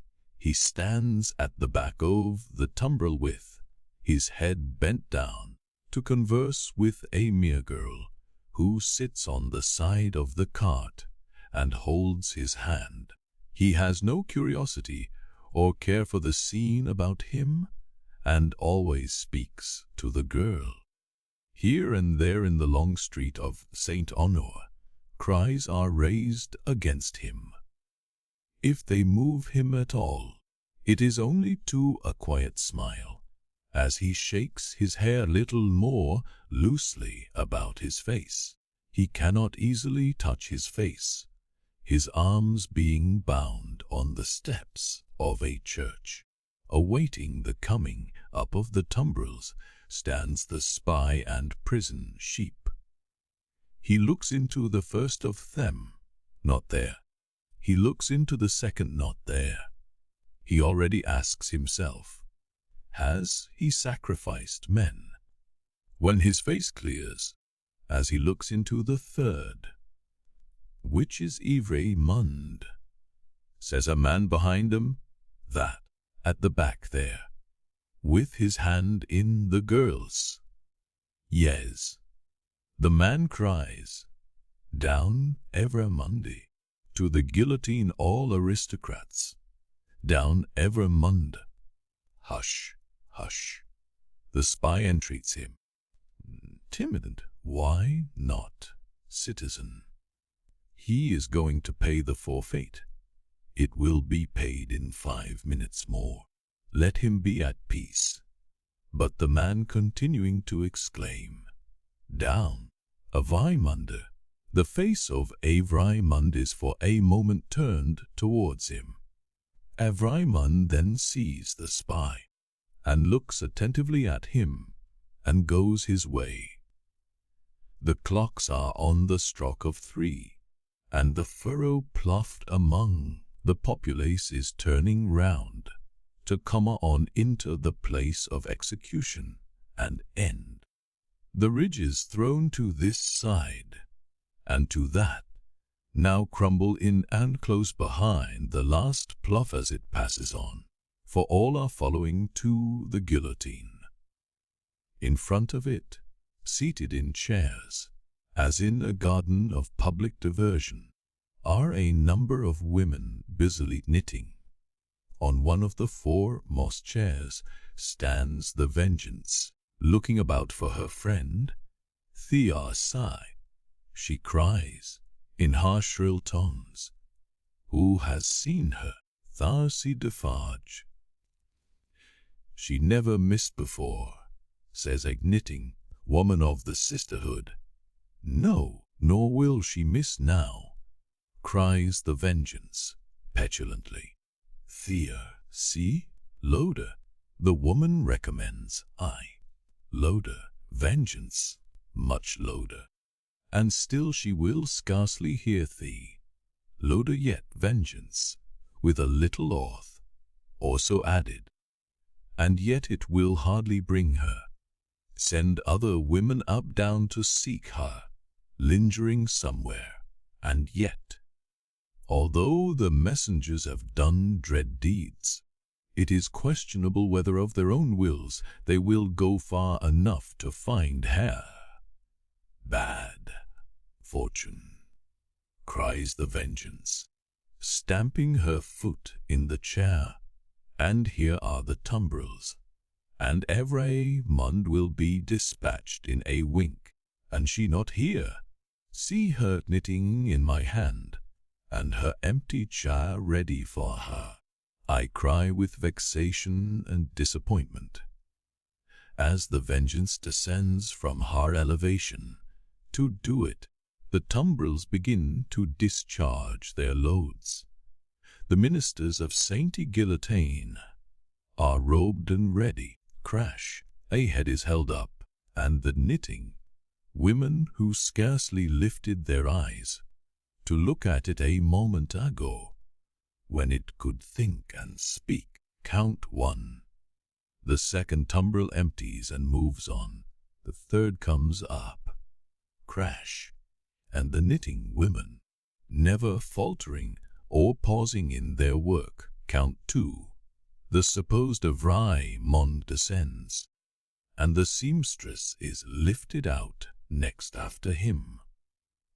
He has not relinquished a patient hand in getting out, but still holds it as he promised. He gently places her with her back to the crashing engine that constantly wears up and falls, and she looks into his face and thanks him. But for you, dear stranger, I should not be so composed, for I am naturally a poor little thing, faint of heart, nor should I have been able to raise my thoughts to him who was put to death, that we might have hope and comfort here today. I think you were sent to me by heaven, or you to me, says Sidney Carton. Keep your eyes upon me, dear child, and mind no other object. I mind nothing while I hold your hand. I shall mind nothing when I let it go. If they are rapid, they will be rapid. Fear not. The two stand in the fast-thinning throng of victims, but they speak as if they were alone, eye to eye, voice to voice, hand to hand, heart to heart. These two children of the universal mother, else so wide apart and differing, have come together on the dark highway, to repair home together, and to rest in her bosom. Brave and generous friend, will you let me ask you one last question? I am very ignorant, and it troubles me just a little. Tell me what it is. I have a cousin, an only relative and an orphan like myself, whom I love very dearly. She is 5 years younger than I, and she lives in a farmer's house in the south country.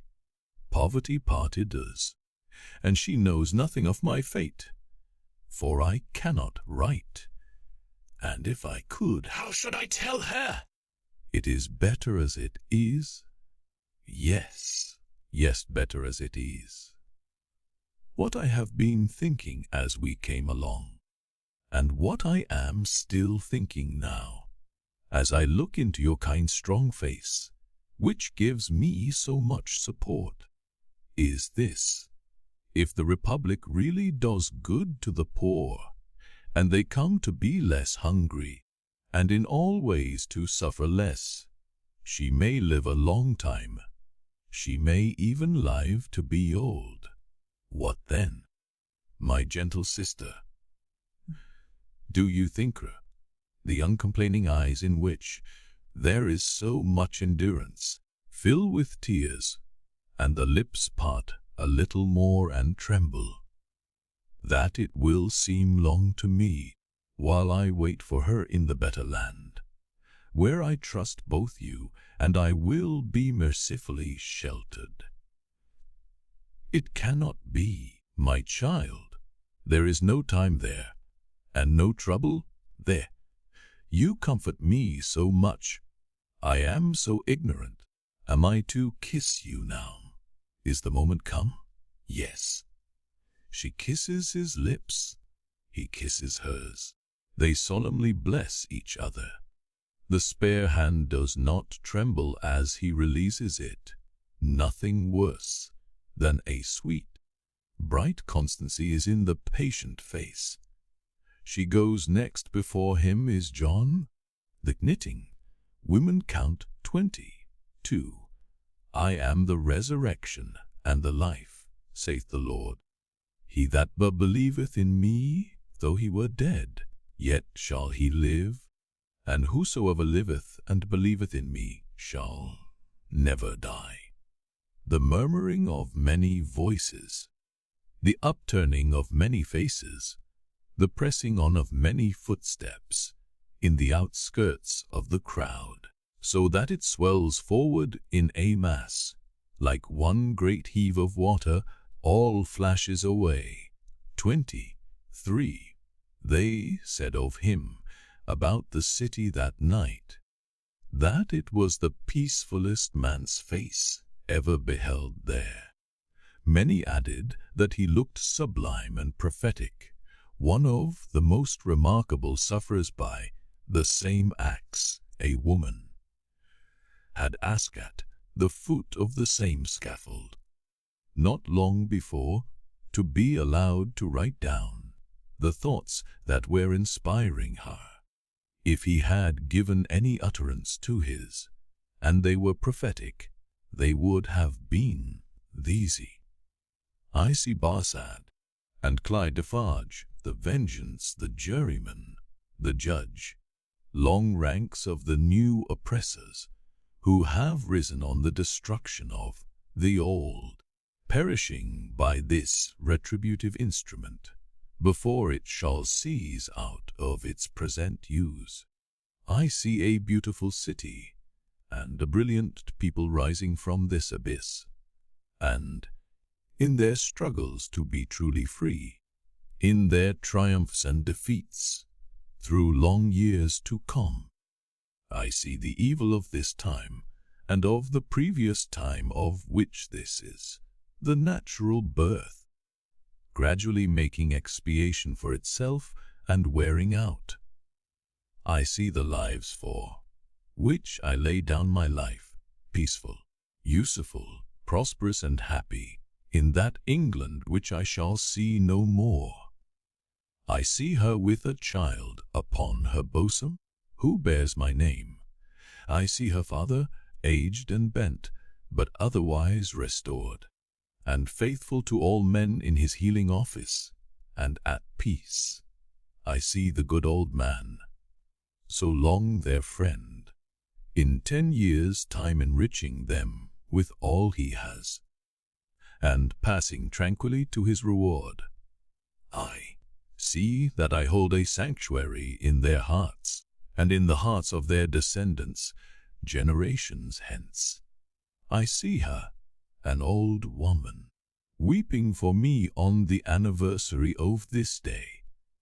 I see her and her husband, their course done, lying side by side in their last earthly bed, and I know that each was not more honored and held sacred in the other's soul than I was in the souls of both.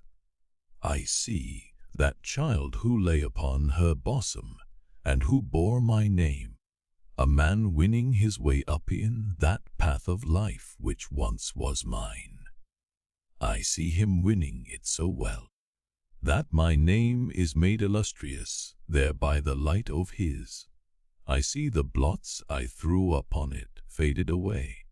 I see him, foremost of just judges and honored men, bringing a boy of my name, with a forehead that I know, and golden hair, to this place, then fair to look upon, with not a trace of this day's disfigurement.